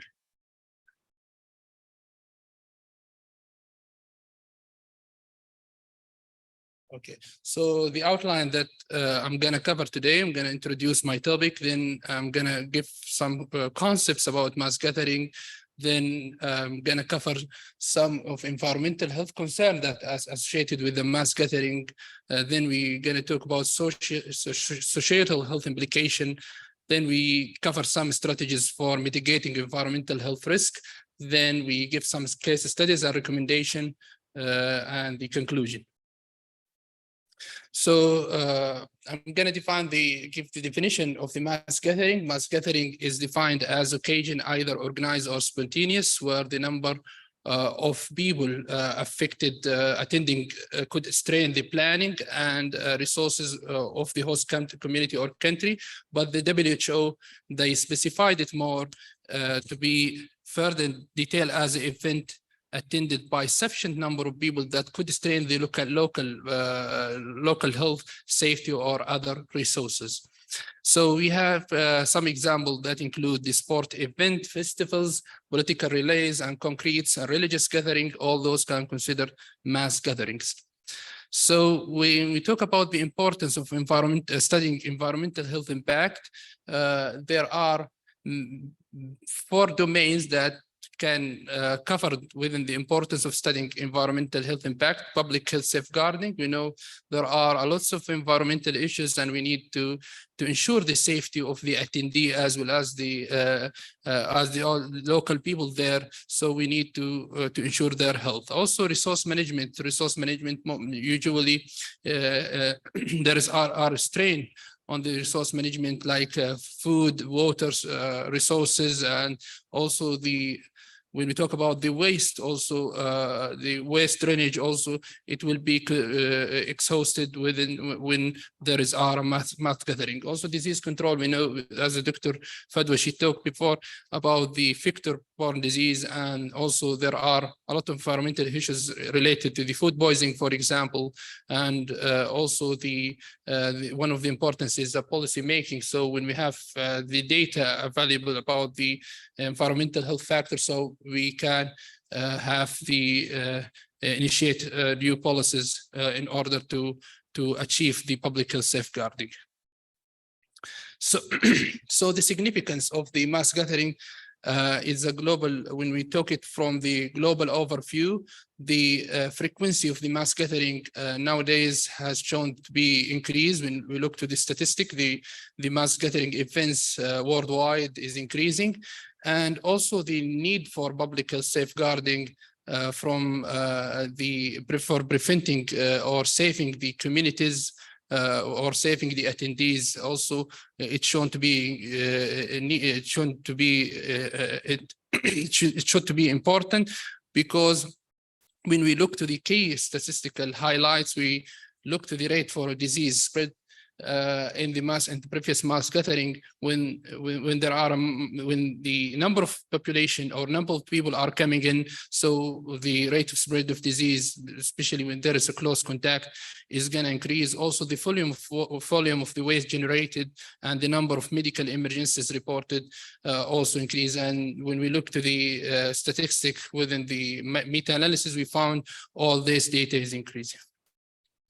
So the types of mass gathering, usually they classified it into 4 main types: sport events like Olympics, World Cup, concrete festival, the music or art events also can sometimes is considered a mass gathering. Political relays, when there are a crowd attending a political relay, also is considered. Religious campaigns or religious like Hajj or Kumbh Mela in India also is a religious, and it has millions of people are visiting the specific area in India. So when want to make a nexus between the mass gathering and environmental health concern, so there are a broad wide of the nexus that can constrain the resources within the mass gathering. So when we look to the waste management, water and sanitation, also air quality is challenging, noise pollution, land degradation sometimes, due to the effect of the mass gathering waste can also leading for land degradation, energy consumption, transportation is challenged, food safety and supply, emergency preparedness and policy, and the public assessment and education. So the key public health concern in mass gathering, the four main key public health concern within the mass gathering: disease transmission, waste management, food and water safety, and mental health issues. So when we talk about the waste management issues, we nowadays, with increasing of the mass gathering, there are a large volume of waste are generated, and mass gathering like a festival, sport events or religious gathering can attract hundreds of thousands of people, and all of whom generate significant amount of waste over a short period of time. This put a pressure on the waste management system. So when we have difficulty providing adequate infrastructure, it can challenge to provide enough trash can, dumpsters or collection tracks. And those combination, contamination that can lead for contamination and littering with a limited waste infrastructure and personnel. And this can be leading for health and sanitation issues. So improperly managed waste can lead to unhygienic condition, foul odor, increasing pest vectors that can cause health issues, and medical waste may be also generated at large events. So the environmental health impact also, not just from the health side, we look also from the environmental impact. The environmental impact, the poor waste management can lead to the pollution of local land, waterways, and uncontrolled waste can wash into the storm drains or clog the street. Improper waste disposal can impact the ecosystem whole. Also, there are a logistical challenge. Managing waste logistic for temporary events with a large crowd can be complex and no sufficient staffing and equipment. So dealing with the spike in waste require extra expenditures and collection service, and that need planning. So the other environmental health issues, the water and food safety. So risk for foodborne illness, risk outbreak, large volume of food surface over a short period increase the risk of food contamination and foodborne illness if the food safety protocols are not followed. So the safe source water, ensuring adequate and safe water supply is critical. Contamination of water can spread illnesses rapidly. So we need to ensure the proper storage, heating, cooling for the food. We know when the food providers at mass gathering, we cannot ensure the HACCP system inside between them. So we need to make a screening list for those kind of stuff like adequate refrigeration and the cooling. We're checking the heating and cooling system there. Also, we checking the proper waste management for the food waste disposal. Also, health inspections of vendors, one of the issues that need to be inspected or to be to ensure that food vendors should be licensed and inspected to ensure that follow the food safety guideline on storage and cooking and waste disposal. So one of the major issues it should be covered in the event layout. The food and water and waste solution should be placed appropriately to prevent contamination. Also, contingency planning. The plans are needed for disruption to the water or power supply, food shortage, illness outbreak. It needs to be there. Public awareness and educating the public with good communication about the safe and hygienic and sanitation practices. Also, the air quality increasing the vehicular emissions, heavy traffic, congestion around the event site, increasing the air pollutant like carbon monoxide, nitric oxide, and sulfur oxide particulate matter from vehicular exhaust. This can exceed the air quality standards. So emission are highest during arrival, departure of crowd. Traffic management needed to minimize this increase in the vehicular emissions. So also they found that there is association increasing respiratory illnesses risk, especially in the vulnerable population like elderly and the children. Potential ground level ozone formation if emission raise under the sunlight also is considered challenging. Noise pollution issues. We found that noise from amplified sound, very loud music, announcement from the stage can exceed the safe noise level. So, and that can affecting both the attendee as well as the local individual. So exposure for many hours increasing the harm, especially close to speaker. Hearing protection may be needed. Noise pollution disrupt local resident and business sound and sound barrier may be required. Also wildlife, especially in some mass gathering in areas that has a wildlife, so it may be impacted by loud and sustained noise event. In natural areas could consider noise mitigation. So one of the public health measures that needed for in order to prevent the noise pollution is monitoring of sound level is important to ensure they're not exceeding the public health limit. Also, the vector-borne disease risk, rainwater collection in probably drained areas, collection of rainwaters can provide ideal breeding ground for mosquitoes. So also the poor waste management, drains and street floating can increase the stagnant water.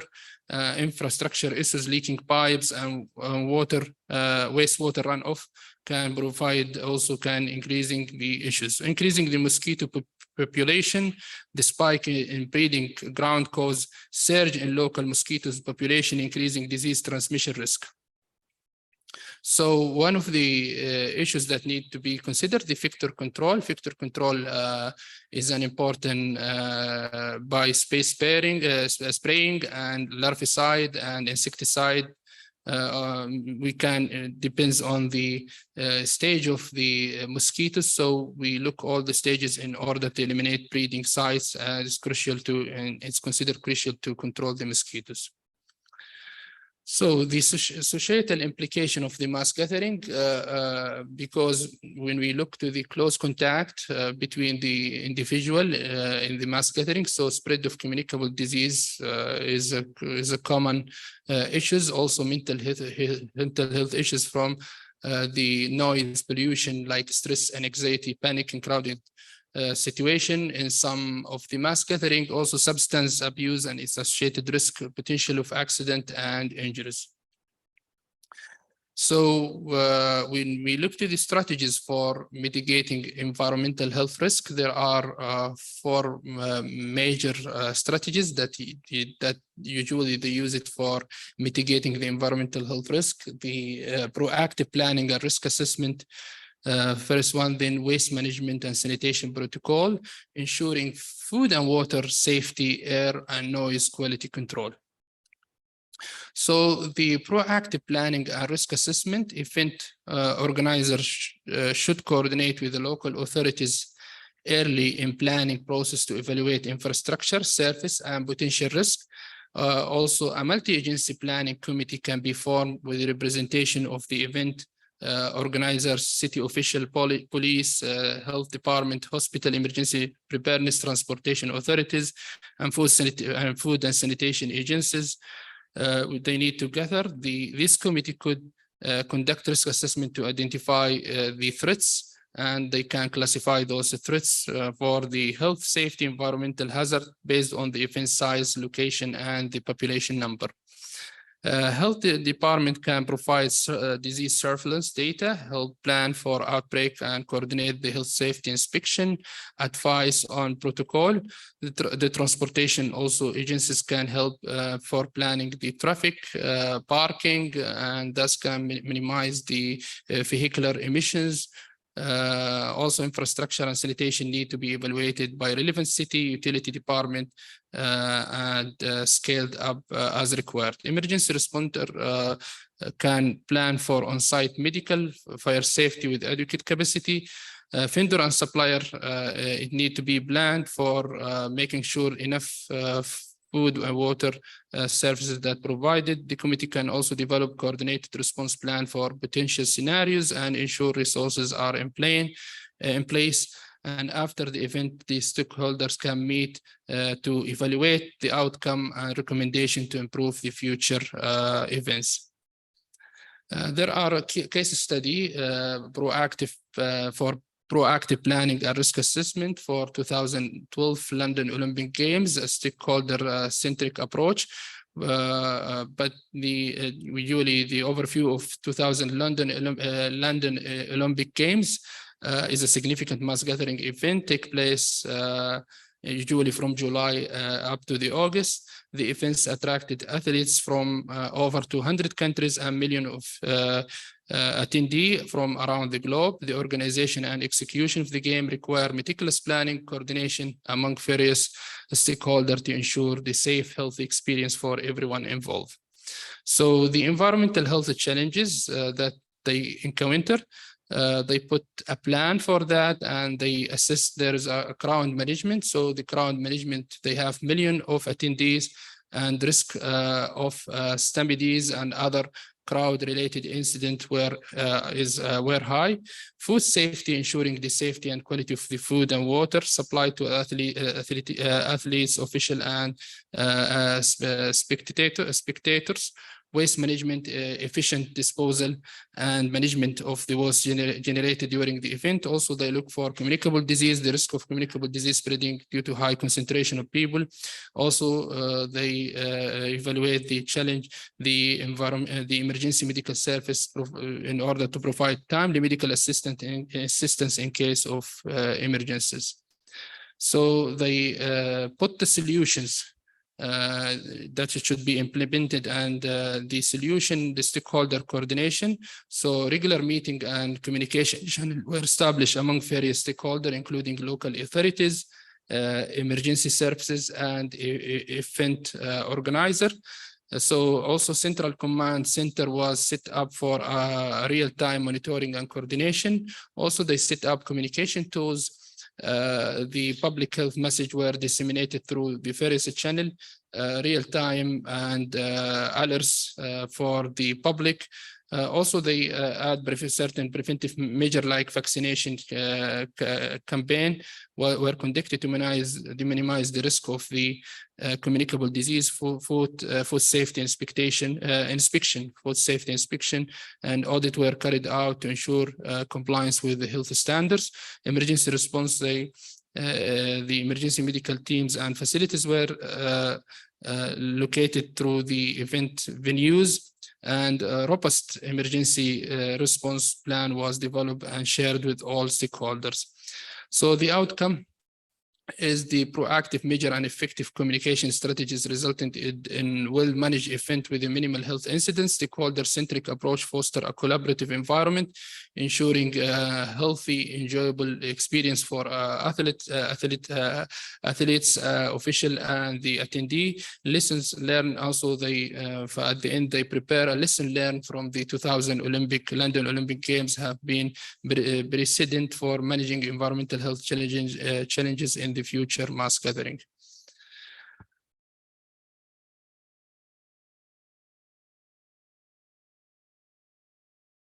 So the second step, which is the implementing effective waste management and sanitation protocol at mass gathering, is a part of the risk assessment and implementing certain strategies. So strategically placed waste bins, it should be held also efficient collection and disposal, and adequate clean restroom facilities. It should be also considered for implementing effective waste management and sanitation protocol. One of the case studies related at Kamba Mela waste management sanitation protocol in 2019. Kamba Mela is one of the largest religious mass gathering in the world held in India. Usually the group of individuals coming from January 15 up until March 4, attracting over 50 million pilgrims from across the globe. The event is known for grandeur and spiritual significance, but also has a lot of environmental health challenges, particularly the waste management and sanitation. So the environmental health challenge, the solid waste generation, with 1 million of attendee generation of solid waste, including plastic waste, was significant challenge. Sanitation facilities, providing adequate and clean sanitation facilities for a vast number of pilgrims. Wastewater management also is a challenge.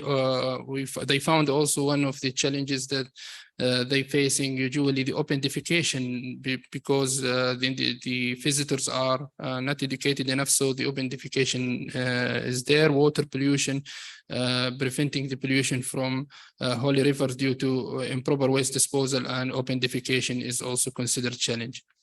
So the solution that they implemented there, they integrated solid waste management. They make deployment of robust waste collection and segregation and disposal system. They also make installation of the waste bin and container at strategic location, and awareness campaign to encourage proper waste disposal among pilgrim. The second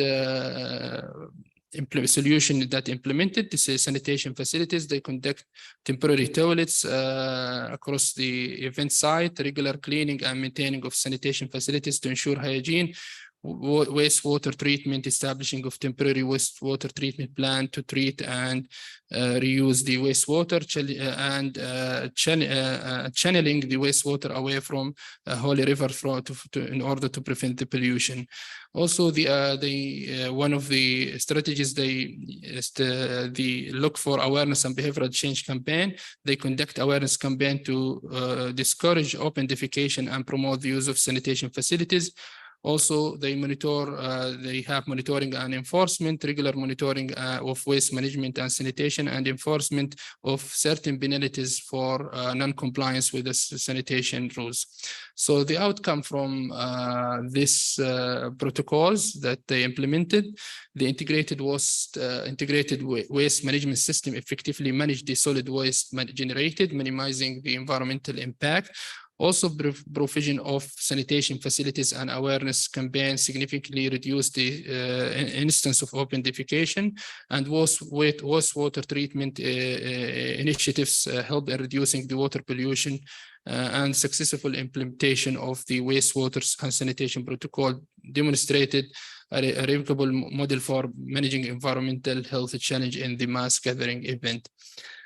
The third protocol that they need also to think about it, the risk assessment, ensuring the food and water safety in mass gathering. So the food safety usually look from in terms of the enough for the attendees, and also they need to make an regular inspection of food vendors.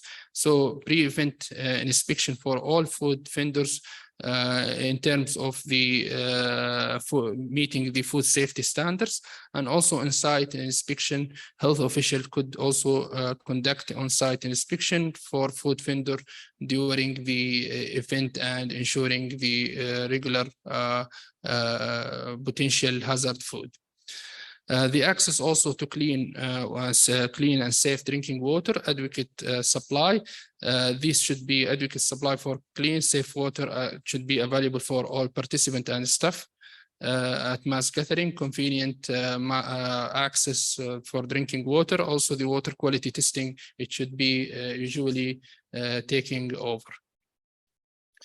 So additional point, public education and collaboration between all stakeholders involved in mass gathering. It need to be with different sectors, and also they need to sit with the vendors in order to help them this collaboration can be essential in preventing foodborne illness and the other health problems. Also, air quality control in mass gathering. So the implementing emission control and vehicular restriction. So the emission control and vehicle restriction, emission control mass gathering organizer should work with the local air quality regulator to implement emission control on generator, food truck, other equipment used at the event. This control could include things like catalytic converter and particulate filter. Vehicular restriction, mass gathering organizer could also implement vehicular restrictions such as limiting parking or banning certain type of vehicle from entering event area. This can be also helped to reduce the traffic congestion and emission. Additional point, air quality monitoring. Mass gathering organizer should monitor the air quality during the event and take place to protect the public health safeguarding. This also involves ensuring the air quality alert system, and for if the air pollution level become too high, so they need to have the alert system. Public education also, mass gathering should educate the public health about the importance of air quality and steps they can take to protect themselves. Example for emission control and vehicle restriction have been implemented as mass gathering. At 2012 Olympic Games in London, also organizer required all generator and food truck to be equipped with emission control. They also banned cars from Olympic Park and encouraged visitors to use public transportation or walk. At 2016, also Summer Olympic Rio, the organizer implemented a number of measures to improve the air quality, including limiting the number of the car on road and requiring construction site to take dust control measure. In 2018 FIFA World Cup in Russia, organizer implemented a number of measures to reduce the traffic congestion and emission, including banning cars from certain roads and providing free public transportation in order to reduce the vehicular and emission. The noise quality control in mass gathering, there are two important issues: the sound barrier and regulated sound levels. The sound barrier placement of sound barrier can be placed around the perimeter of the event area to reduce the noise level for nearby residents and businesses. The also regular sound level, they have to set certain limits, so the authorities could have regulation to set certain limit for the sound level in order to save the individual there. So additional points for the noise, also the public health, public education, collaboration with the local authorities in order to find the ways to reduce the noise. Also, there are some examples of how sound barrier and regulated sound level have been implemented in certain mass gathering. Like in 2012, Olympic London organizer placed sound barrier around the perimeter of Olympic Park to reduce the noise level for nearby residents. At 2016, Olympic also local authorities established sound limits for event and monitoring the sound level throughout the games. And also in 2018 FIFA World Cup in Russia organizer also installed the sound barrier and around the all around the stadium and used the noise monitoring system to ensure that the sound level in compliance with the regulation. So nowadays there is a role of technology, real-time monitoring, waste management, also the technology that can be used to improve the transportation planning management, communication. Also community engagement, public awareness campaign is essential for educating public for potential risk and benefits. They can use the technology and smartphone for the enhancing the community engagement, policy implication, structure regulation. The government could consider implementing structure regulation for mass gathering, and this restriction cover areas like crowd management, public safety, and environmental protection. So in conclusion, emphasize balance between the enjoyment of mass event and preservation of public health is mandatory. The imperative of integrative environmental health consideration for planning and execution of large-scale event is considered also important. Thank you very much. Thank you very much, Dr. Muayyad. Our next speaker is Dr. Saeed Al-Ghamdi. Dr. Saeed Al-Ghamdi will talk about is it cost effective to develop mass gathering healthcare? Dr. Saeed Al-Ghamdi will answer. تفضل.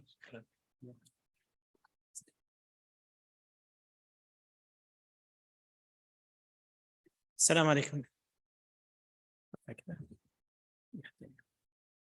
Dr. Muayyad Al-Badrani, shukran jazilan. You made my presentation very easy. Because what I am going to say is, can we sum up what Dr. Muayyad mentioned? Can we make it in a program? This is my presentation. It seems from his presentation that it is very costly if we make a program. But is it a cost effective? If you think we should have a program like fellowship or diploma, an example after the preventive medicine board for mass gathering, I will continue presentation. If you think it's not necessary, I will not. Dr. Muayyad. Huh? Okay. So my objective is to address the health challenges of mass gathering, and a lot have been mentioned by Dr. Muayyad. Evaluate current state of healthcare. Also, Dr. Muayyad, he mentioned a lot. Analyze cost effectiveness of dedicated healthcare system for mass gathering. So what challenges we have? In Hajj, millions of individuals, they gather in a very short period. If there is a defect in managing such a situation, it will enable disease spread in the community, and not only in our community, the pilgrims will take it to their communities. The other, it will strain the local healthcare system. The current health care practices, the most important is the Hajj. Hajj, we have Hajj training, which is conducted by the Ministry of Health, by whether in Mecca or Medina, by other hospitals like Ministry of Interior, King Faisal Specialist Hospital, King Abdullah Medical City in Mecca, SMAV Academy in Mecca. All of these conduct training programs, which are just courses or conferences. No certificate for that, no recognized certificate. Mila, actually, I attended Mila. I went to their Hajj or their, sorry, they call it pilgrim in or Mila. I attended in India during the month of February 6 years ago. What I found there, they have medical management teams, they have trauma teams and disaster, they have sanitation and cleanliness teams and security teams. These teams, they work together. There is no specific certificate for all. Each team have their certificate or their specialty, but no integrated certification for that. The other certifications that are given in mass gathering in United States, in Los Angeles and New York, in United Kingdom, in Germany, in Australia, they just give a certification. It's given either by the police department or by the municipality to conduct certain event or to conduct any recreational activity. It is just only permission. So it is not real certificate. So the current healthcare practices necessitate a comprehensive planning and healthcare capability to manage health risk effectively. So what is proposed is, the solution proposed is to have mass gathering training program. What I suggest that this program is conducted after the preventive medicine or emergency medicine, and it is 2 years. It can be a program conducted by any hospital, and the Saudi Council for Health Commissions, or Saudi Commission for Health Specialties can be partner in that program. The component of that program have to be integrated by different agencies. It have to be coordinated. Nobody can give the program alone. Hospital cannot give the program. Primary care center cannot give the program. Security cannot give the program. Ministry of Interior cannot. So each of these cannot do it alone. So it have to be integrated by all of these sectors to bring persons who are able to manage the mass gathering. The cost of that, there is initial infrastructure cost, which will be very, very expensive. Initial staffing, it is costly. The operational for salaries, for supplies, the planning cost, the coordination cost, and training cost, all of these are very costly. But what are the benefits? The infrastructure cost is too much, but what we expect is that it might prevent big emergencies later, which is very beneficial. It is an efficient thing. It prevents outbreak, it prevents epidemics and pandemics, and it downstream the cost by saving a lot of money to prevent such disaster or to mitigate it. And it benefits the community. For example, one of the infrastructure that have been constructed is King Abdullah Medical City. It was constructed initially as a replacement of Mina General Hospital, but later on it became a medical city which is working all the year, whereas Mina General Hospital was working only around 10 days only per year. So now it is helping the community all the year. The success factor for such program, it have to be coordinated program. There must be awareness campaign. These campaigns have to be scalable.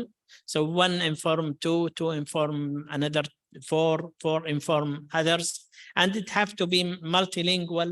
So all the speakers of different language understand what's going on, and to promote such program, we have to train the local medical staff in exchange program.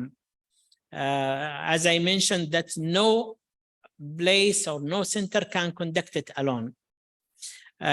We have to ensure the baseline competencies by having a curriculum that cover an educational integrity and achieving the required skills, and having a seal of approval, having accreditation, and even it can reach to making a global franchising, like if we conduct the program somewhere else in the world and give them the franchise for that.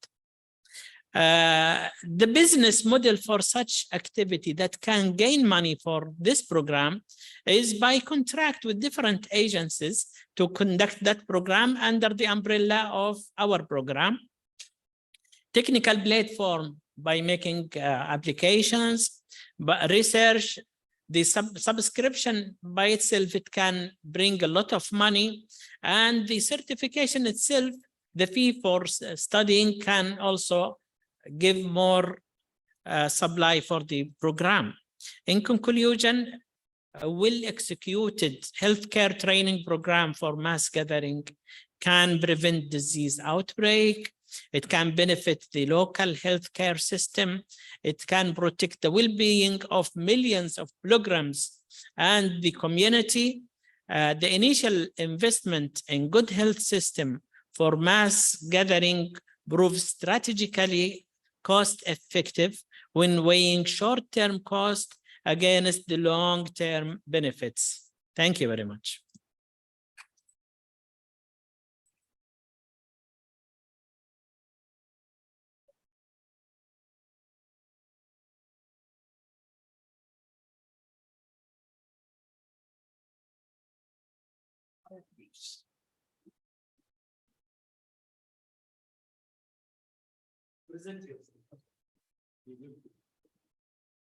Any question for Dr. Saeed? Later.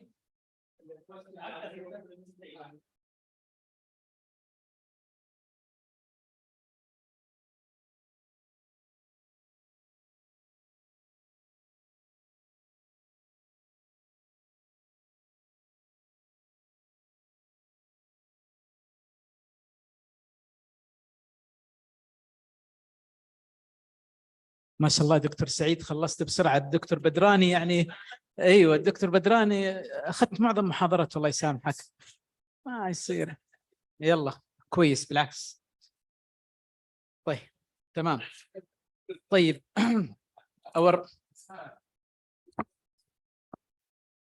our next lecture, Professor Badr Al-Ghamdi will talk about chronic respiratory disease in mass gathering medicine. Professor, تفضل. Can I have the slides, please, on the screen?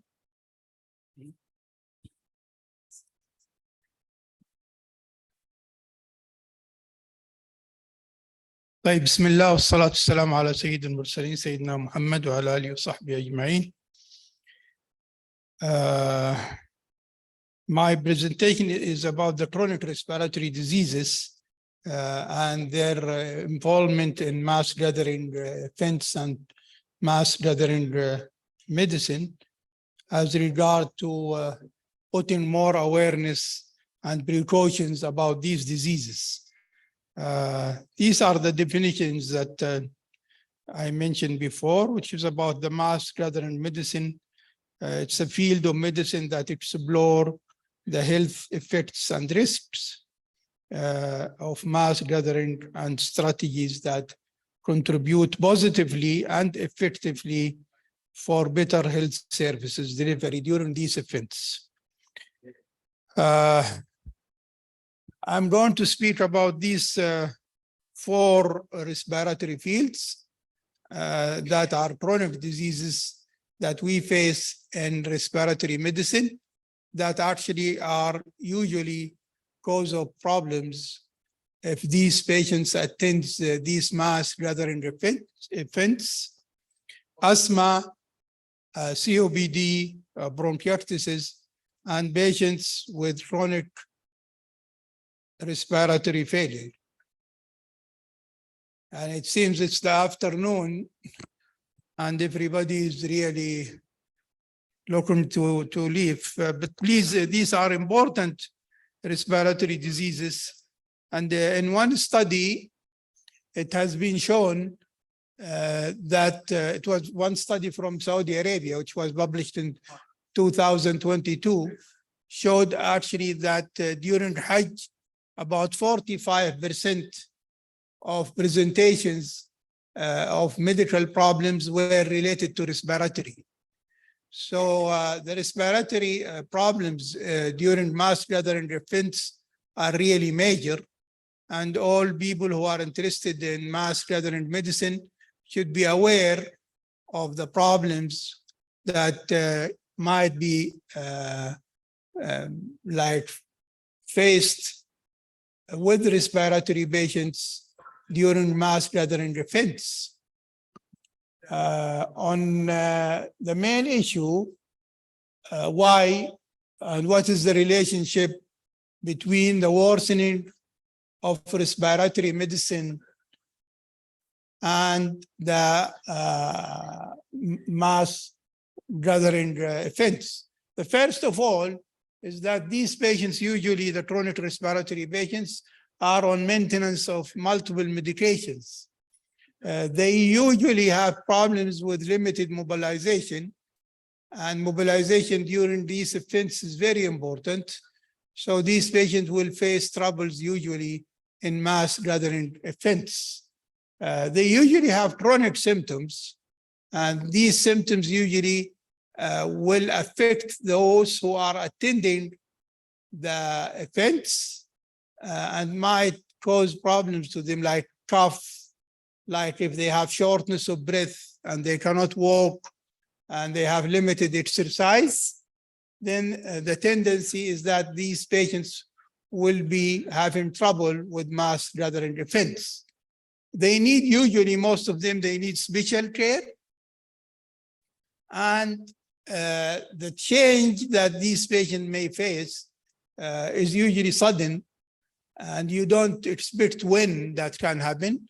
So it can happen if in the middle of the event, while you have a lot of mass gathering around them, and it will be really difficult to try to control their symptoms during the events. So this makes the chronic respiratory diseases difficult during mass gathering events. And as I told you, there was one study which showed that up to 40% of patients in Hajj were related to respiratory problems and respiratory presentation.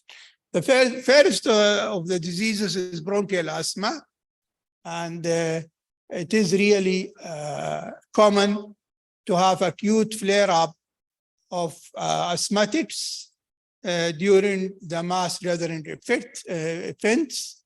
The reason usually is that these patients, they have usually hyperreactive airways, and the hyperreactive airways can be stimulated and activated, and the patient may jump from normal airways to severe spasm and severe respiratory distress. So the respiratory distress issue can happen at any time in these patients. Usually the mass gathering events, they have problems with ventilation. They contain allergens, whether it's indoor or outdoor gathering. And the irritants are usually reaching high concentrations during mass gatherings that can lead to issues of irritation to these patients. And of course, as you know, exercise and walking is an inducer and trigger of asthma symptoms. So, and usually during mass gathering events, like the individuals needs to exercise and walk, and this may need to trigger in the asthma symptoms. So all of these may lead to troubles that these asthmatic patients may face and end up in acute flare-up.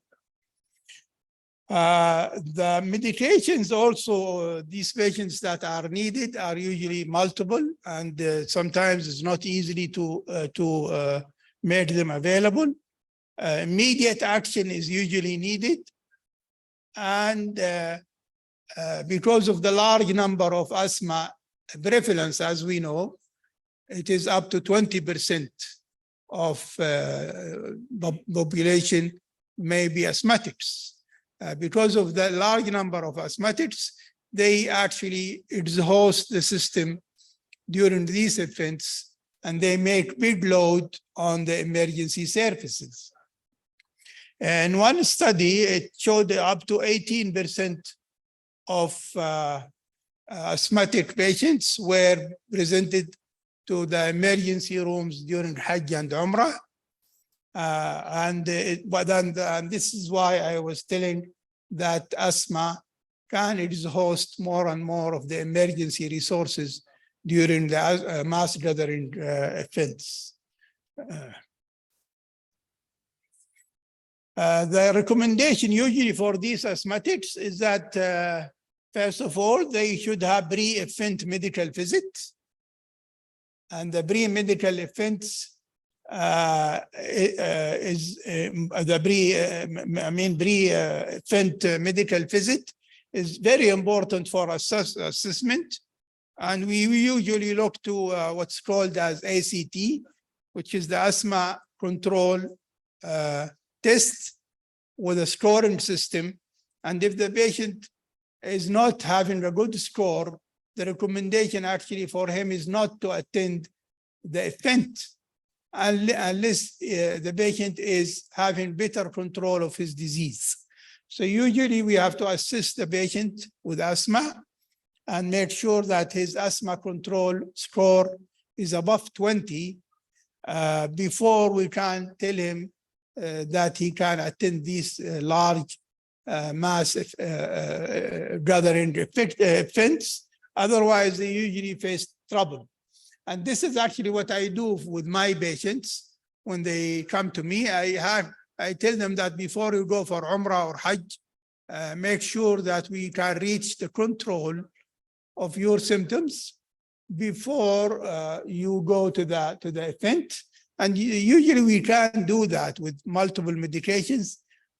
We can achieve at least satisfactory control that can allow patients to attend Umrah or Hajj safely. If the patient is not achieving that, then usually there is high risk of acute flare-up and troubles. And the recommendation to these patients is that they should be careful and they should not go unless they have good control. Of course, the importance of vaccination and action plans is well known in asthma, and it should be actually done, all of these to be done during the pre-event medical visit, where the physician should instruct his patients to make sure that they are having the good control, good vaccinations, and they have already the action plan for them, individual action plan. As you know, one of the asthma management plans is that you give the patient an action plan that the patient can do even if he is unable to reach the medical attention to change the medication, to upgrade the medications. So the action plans, preparation, written action plan to be given to the patient beforehand is very strongly recommended, so that the patient can know what to do in flare up if he's unable to reach medical attention quickly. Of course, always we educate the patient about the asthma medications. He should know what is called the asthma relievers and what is known as asthma controllers, and the patient should be able to use them properly as part of the action plan. So asthma medication should be always available with the patient, and he should know when to use them and how often and the dose and so on. It is recommended for the difficult to control asthmatics that they should be labeled. They should have a hand labeled like sign, so that if the patient drops or he had trouble, they know that he's asthmatic with the warning sign or a sign that he is carrying. And these mass gathering events, as they are really may run into trouble. And if they are labeled, then it will be good for or labeled or tagged. It will be easy. They can these patients can be identified and given help as soon as possible. Also, the allergy label. Usually, asthmatics are atopic and they are allergic. So it is recommended that if they are allergic to certain things, that the patient should have also a tag that he's allergic to smoke, to certain types of irritants, so that people, they know that, and he can be helped and can be directed not to go into the allergy situations and meet the allergy triggers. The protective measures, especially masks and the others, are important to be carried up by the patients during these events. And always the patient should be educated about seeking help early as soon as he feels change. And the patient should know a good amount of education about himself on when to ask for help. So these are the quick recommendations about asthmatics. Alhamdulillah, MOH now in their website, you can go. Actually, that one I took from the website of MOH, where the recommendations actually are written and the patient can see them, and physicians and healthcare providers can track these recommendations that are put by MOH website, and the recommendation can be delivered to the patient beforehand and before attending these mass gathering events, and then his life or the patient life will be much under control with the amount of recommendations that he will receive. The second disease is about COPD and mass gathering. And again, these patients with COPD, they tend to go into what we call as COPD exacerbations due to the close contacts and due to the irritants. And if the patient is in exacerbation, he can change from what we call as a stable COPD to unstable COPD. And unstable COPD can be actually serious. The patient may drop his oxygen, may have major difficulty in respiratory distress. So we always try not to let the patient go into acute exacerbations, because if the patient goes into acute exacerbation, his life or her life will be more difficult and may not be able to continue the event.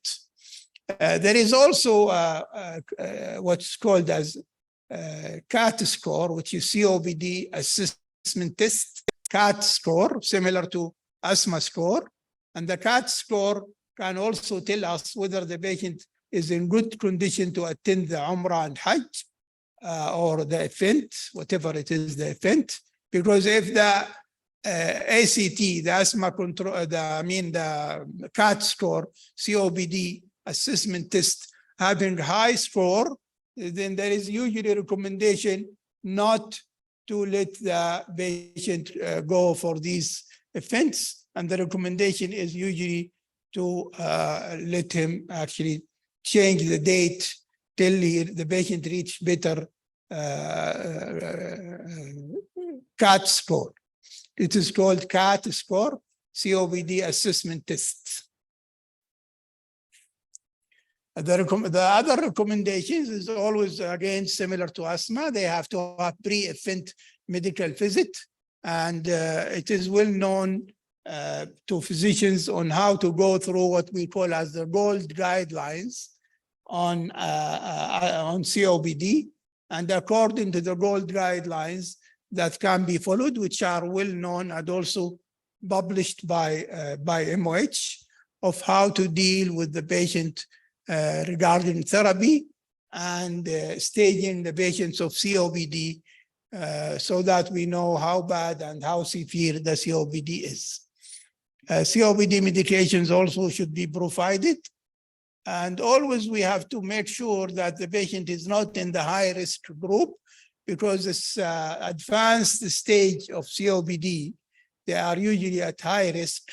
And the usual recommendation is not to let these patients actually attend like in mass gathering situations, especially Hajj, because they may run into trouble. So the latest severe stages of COPD should be actually recommended, not trying to give tawkeel and not to go, because usually these patients may run into troubles. The special needs and protective measures should be looked at and provided for these patients. And it is very important that the healthcare providers during Hajj and during the events should be aware of the COPD management and how to treat COPD exacerbations, because these exacerbations are really serious and it should be treated as soon as possible. So awareness of COPD exacerbation, diagnosis, early recognition, and ideal therapy should be provided to all healthcare providers in the field. Bronchiectasis is also, from my experience, those my patients, so they have bronchiectasis, and bronchiectasis, which is a disease that having the cystic changes and large amount of sputum. So the lungs are usually susceptible for superimposed infection because of the defective structural changes that are within the lungs. So with close contacts, these patients actually may run into superimposed infection. And usually the infection is multiple, viral, bacterial, because they can carry multiple organisms. And severe deterioration is expected in these patients if they have the acute superimposed infections. So it is always important that patients should be careful and should have the pre-event medical visit for assessment and recommendations.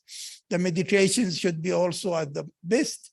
And the technique of postural drainage that is recommended for these patients. It is called postural drainage, where the patient should try to have the maximum efforts to get the sputum out, because the more sputum inside the lung, the more susceptibility to acute superimposed infection.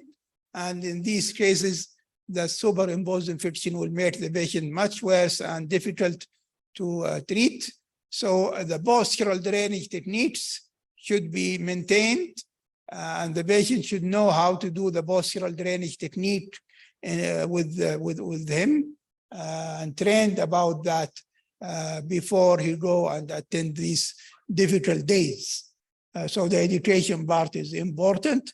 And it is important actually that these patients, once got infected, we should introduce antibiotics to them as early as possible.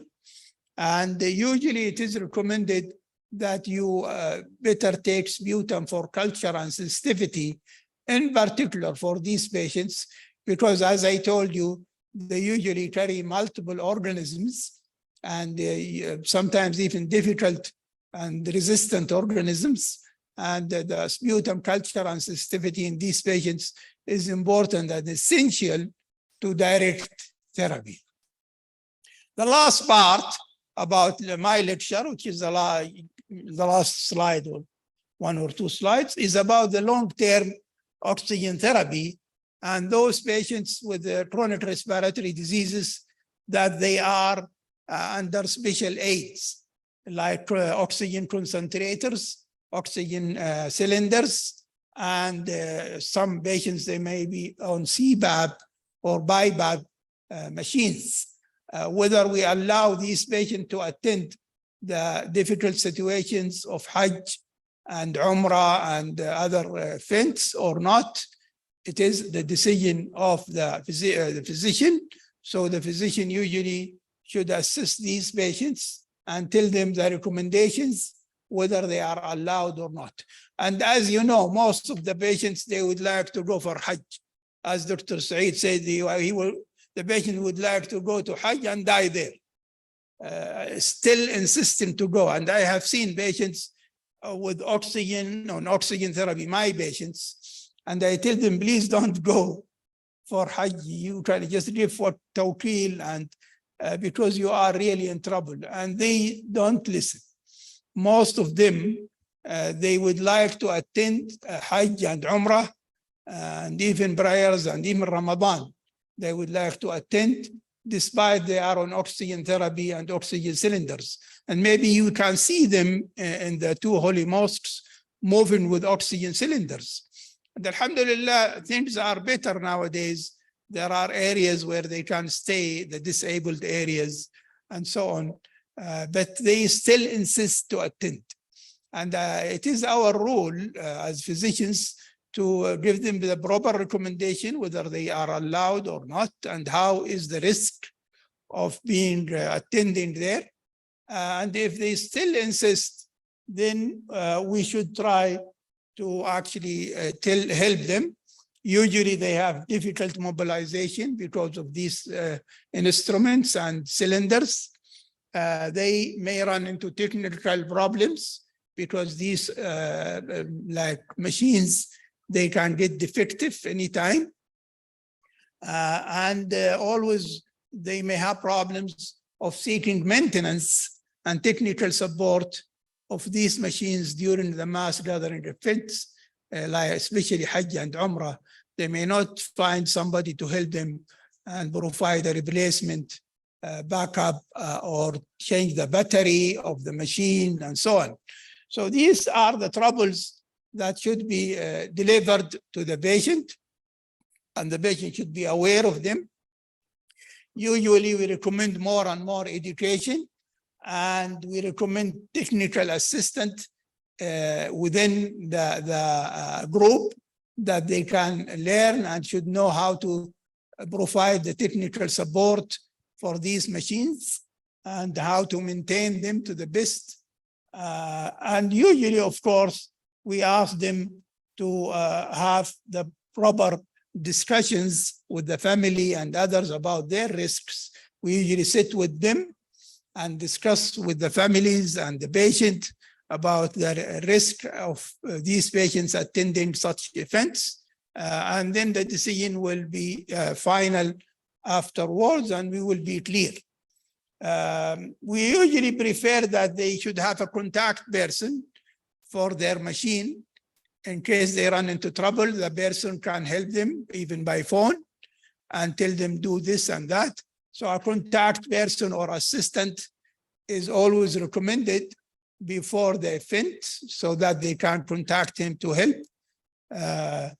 A backup system, sometimes also we ask them to carry on a backup battery or even a backup machine, the whole machine, to have a backup machine ready in case that there is a failure of the primary machine.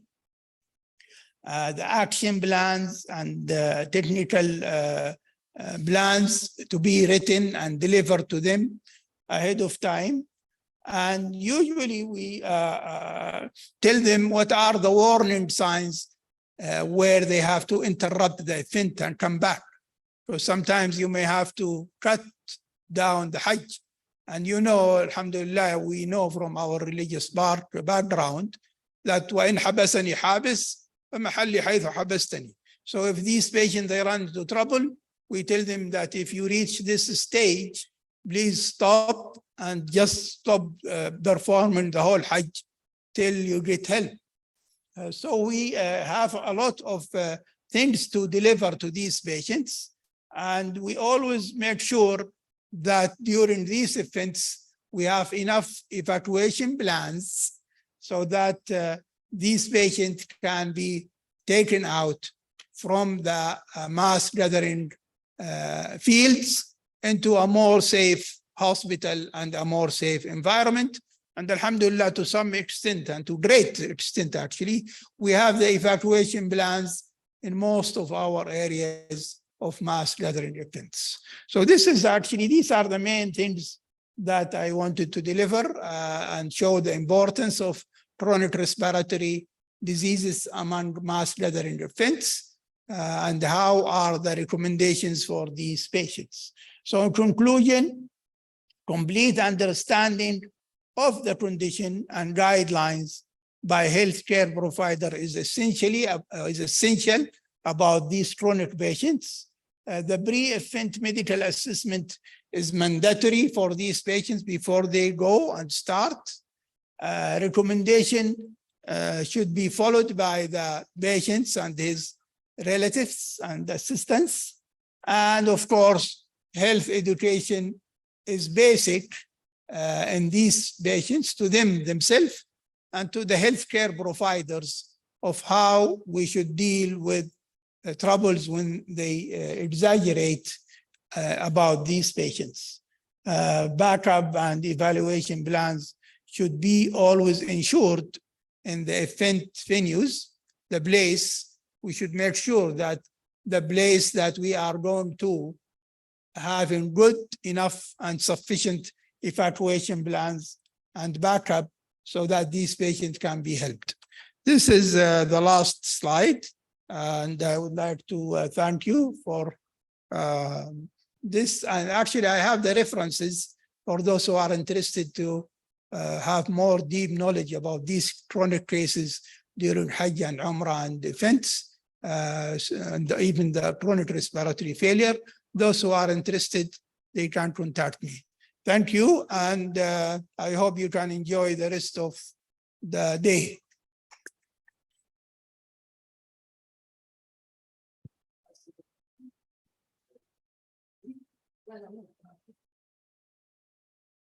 Assalamu alaikum.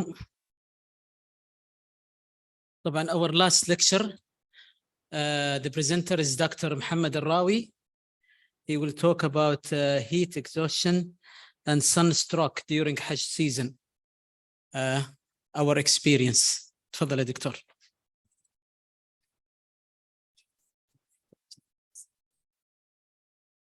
Assalamu alaikum. It's my pleasure that to start the session and to end the session today with me. This is the last session and the last lecture.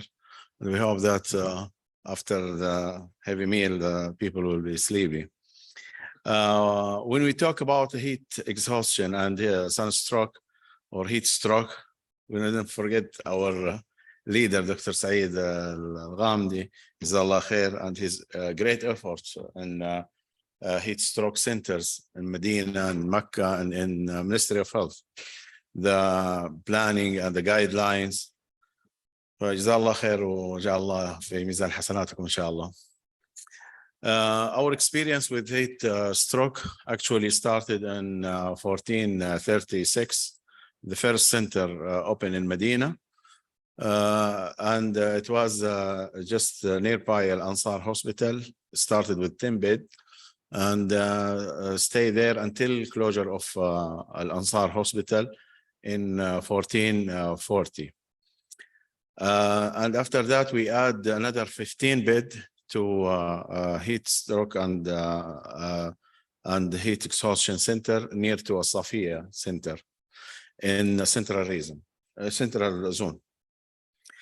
First of all, we have just a talk about the heat illnesses, and span is a broad spectrum of disease with outcome rating from benign rash and until fatal heat stroke.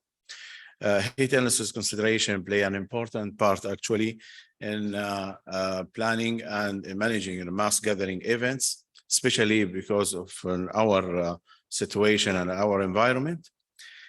Larger perspective studies of general population cohorts and of the mass gathering cohorts demonstrate that as ambient temperature raises, the incidence of heat illnesses increasing proportionally. First of all, the definition of heat stroke is defined as a core body temperature, usually exceed 40 degrees with associated CNS symptom, and sitting on large environmental heat load that cannot dissipate. The heat stroke is a life-threatening condition. As we mentioned, it can lead to fatal. And by the way, the first deaths from heat stroke was registered in 1436 with Turkish Haji, rahmatullah alayh. They found him lay down and arrested in the street.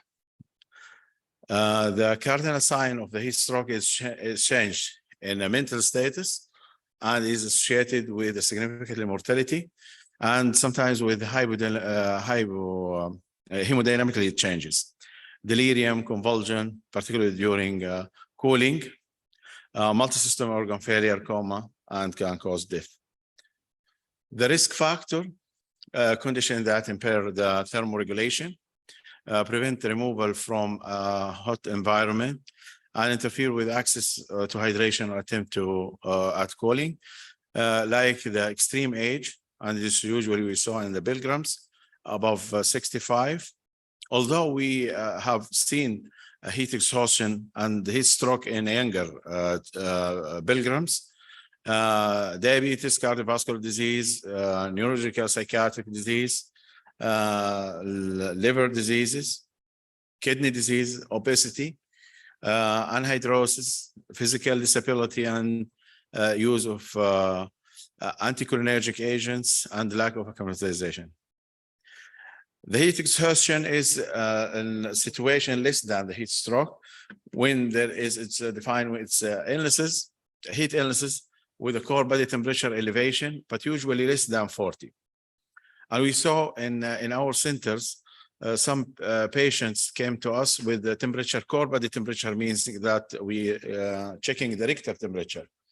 It reached up to 30. The maximum one I saw, it's 44 temperature. At that time, patient was seizing.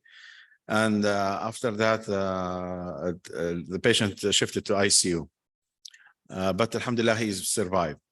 With the normal, usually the difference between heat illnesses, heat stroke and heat exhaustion, as I mentioned, that the temperature is less than 40, core body temperature, and no association with the CNS manifestation. And usually it's came with the exertional or strenuous physical exertion. We saw this heat exhaustion more in younger pilgrims.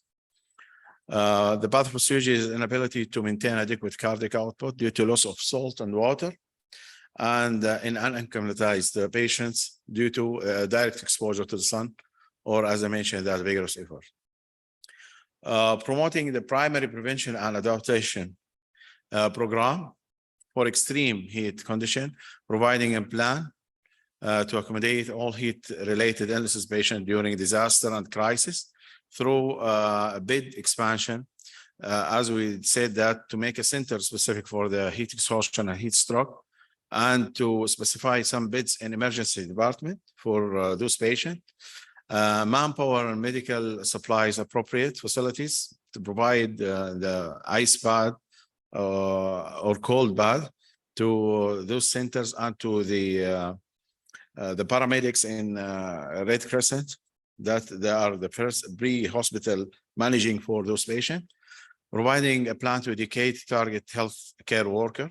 And we did many workshops before Hajj for the employee working in Hajj, and to include the plan for the data collecting or heat-related illnesses, to study the outcome, to measure the strategy and plan and implementation. Although the good physical condition through the training, as I mentioned, will help decrease the risk of heat illnesses and to manage probably for those patients. Again, this is the central region. As we mentioned that in this area, I don't know, the mouse is, as you see that in eastern zone for the central zone, eastern area for the central zone, because of the reconstruction of the project of Ru'a Al Madina, as you mentioned in the first lecture, they remove most of buildings in that area. So that's lead to some of the pilgrims to accommodate a little bit far from the central zone. And this lead them to walk in under direct sun until to reach to the mosque, or until to reach to the surrounding of the mosque. But once they are reached to the central zone, as you see that near to Al Haram and all the nearby area with good acclimatization and with like umbrella, they put it in all the surrounding of the Al Haram. This will improve the weather and temperature. But the problem is for those accommodating outside the internal, the first circuit, walking Faisal Road. So those they are walking for a little bit, some about 2-3 kilometers under direct sun. The other area is when the pilgrims go to visit Sayyid al-Shuhada, Sayyidina Hamza. It's about 3.5 kilometers away from central zone, and it's not covered. So they sometimes walking from Haram till that area. And as you see in this picture, the first picture, most of this pilgrims is under the direct of sun. They climbing the near to Uhud mountain and Ar-Ruma mountain. And this shows the distance from central zone until the Shuhada Uhud. It's there in the circle up. And this is the Uhud mountain, and it's about 3.5 kilometers. So when you go and come back under the direct sun, they're exposed to the sun, and this is one of the risk factors. The other area, when they want, sometimes want to go to Quba, and which is called Darb al-Sunnah, or as the Prophet sallallahu alaihi wasallam, he went from sometimes his house on mosque until Quba, and they have now making a road, but again, it's not covered. So it's about 4 kilometers away from the central zone. They go by walking.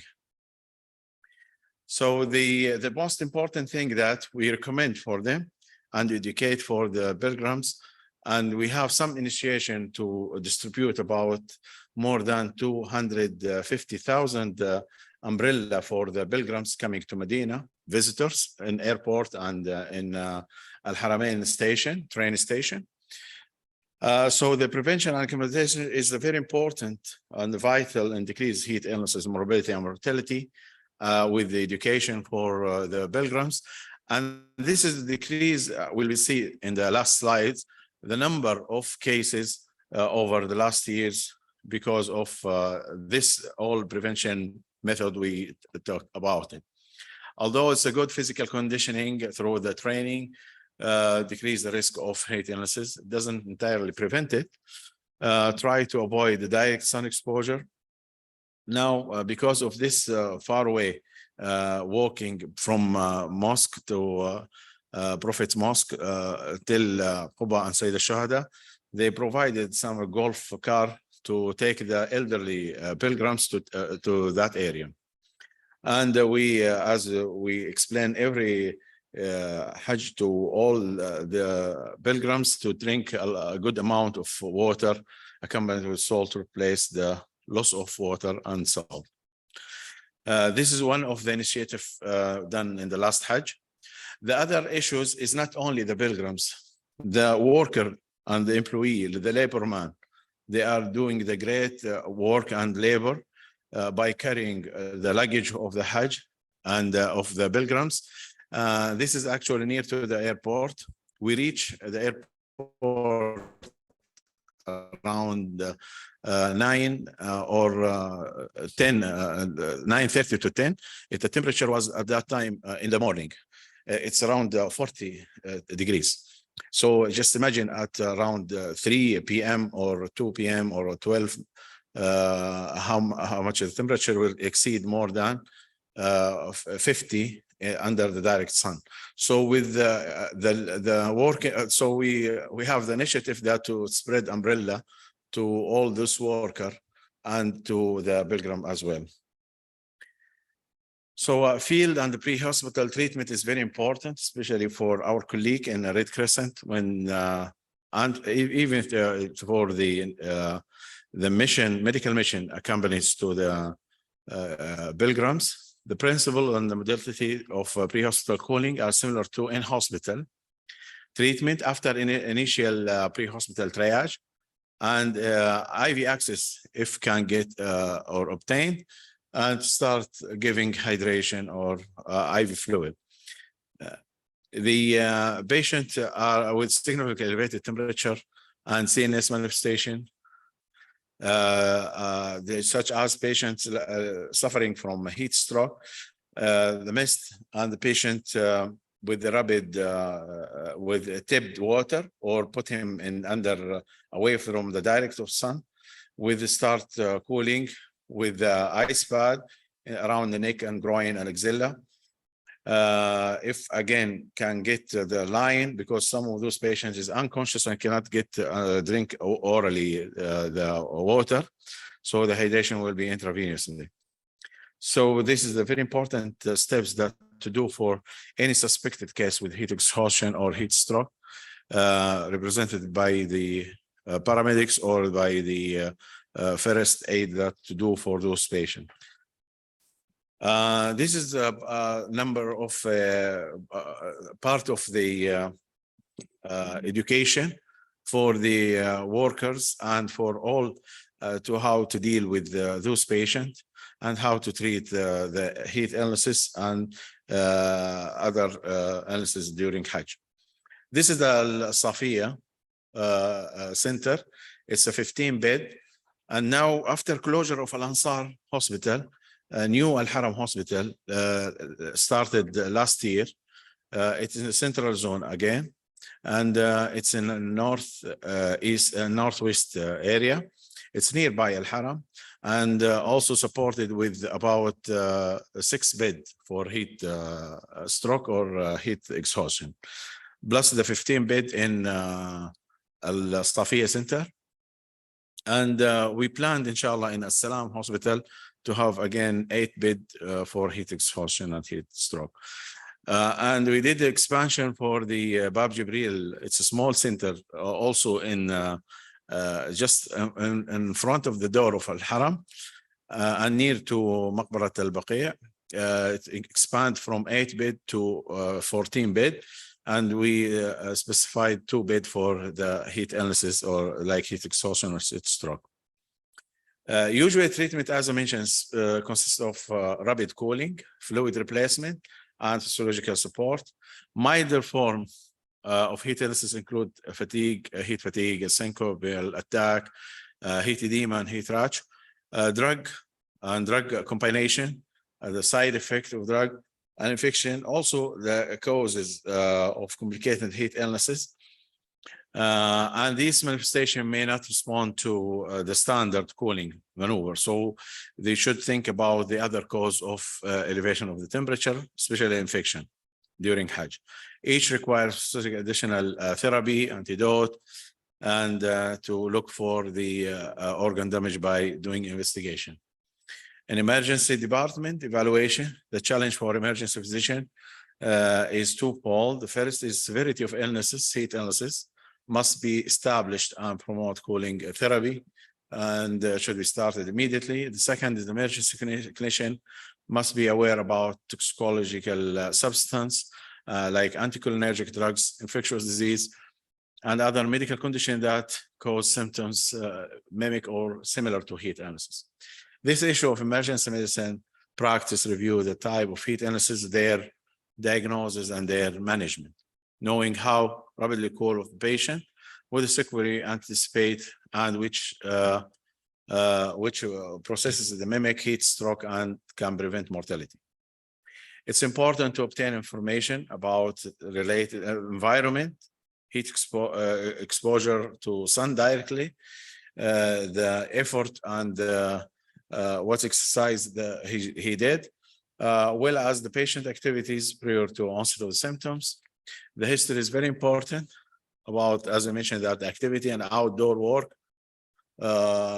drugs, as I mentioned before, and because of the heat stroke can compromise both respiratory and circulatory system, evaluation of the airway and respiratory rate and vital signs in general, it's a crucial here.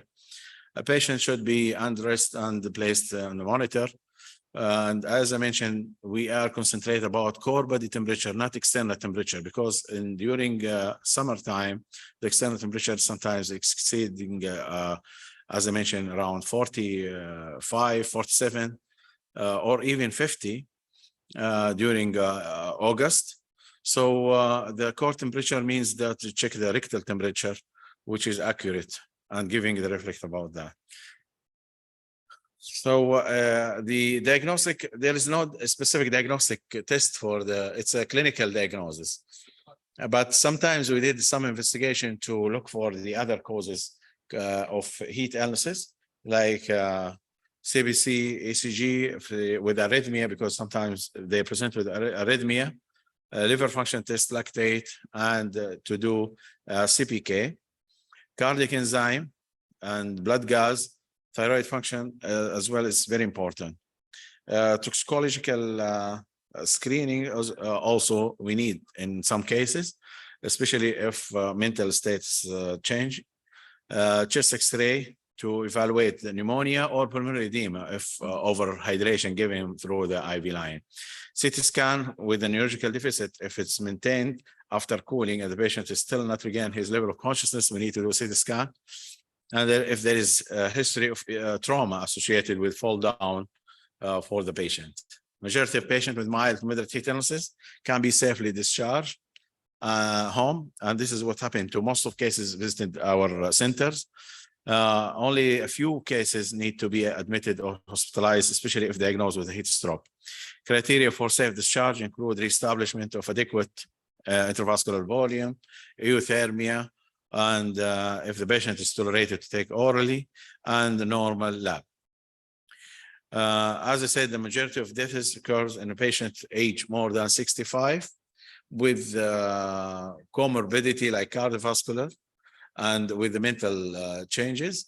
Additional factors associated with death, including a bedridden status, lack of daily excursion outside the home, inability to care of themselves. Any patient with severe heat stroke, regardless of age, comorbidity should observe at least until altered mental status resolved and the patient retain his level of consciousness, as I mentioned.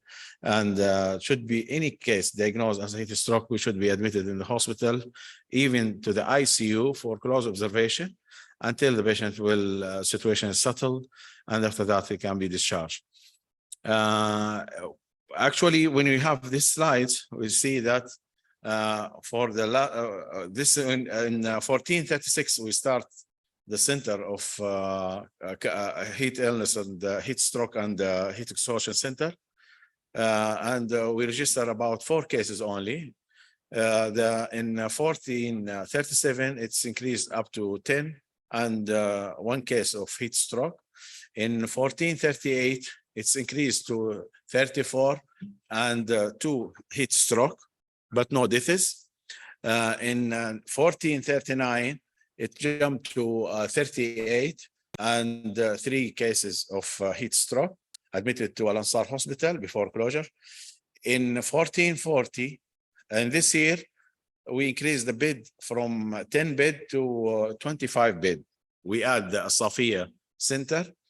In 1441 and 42, there was no Hajj in Medina because of the COVID-19.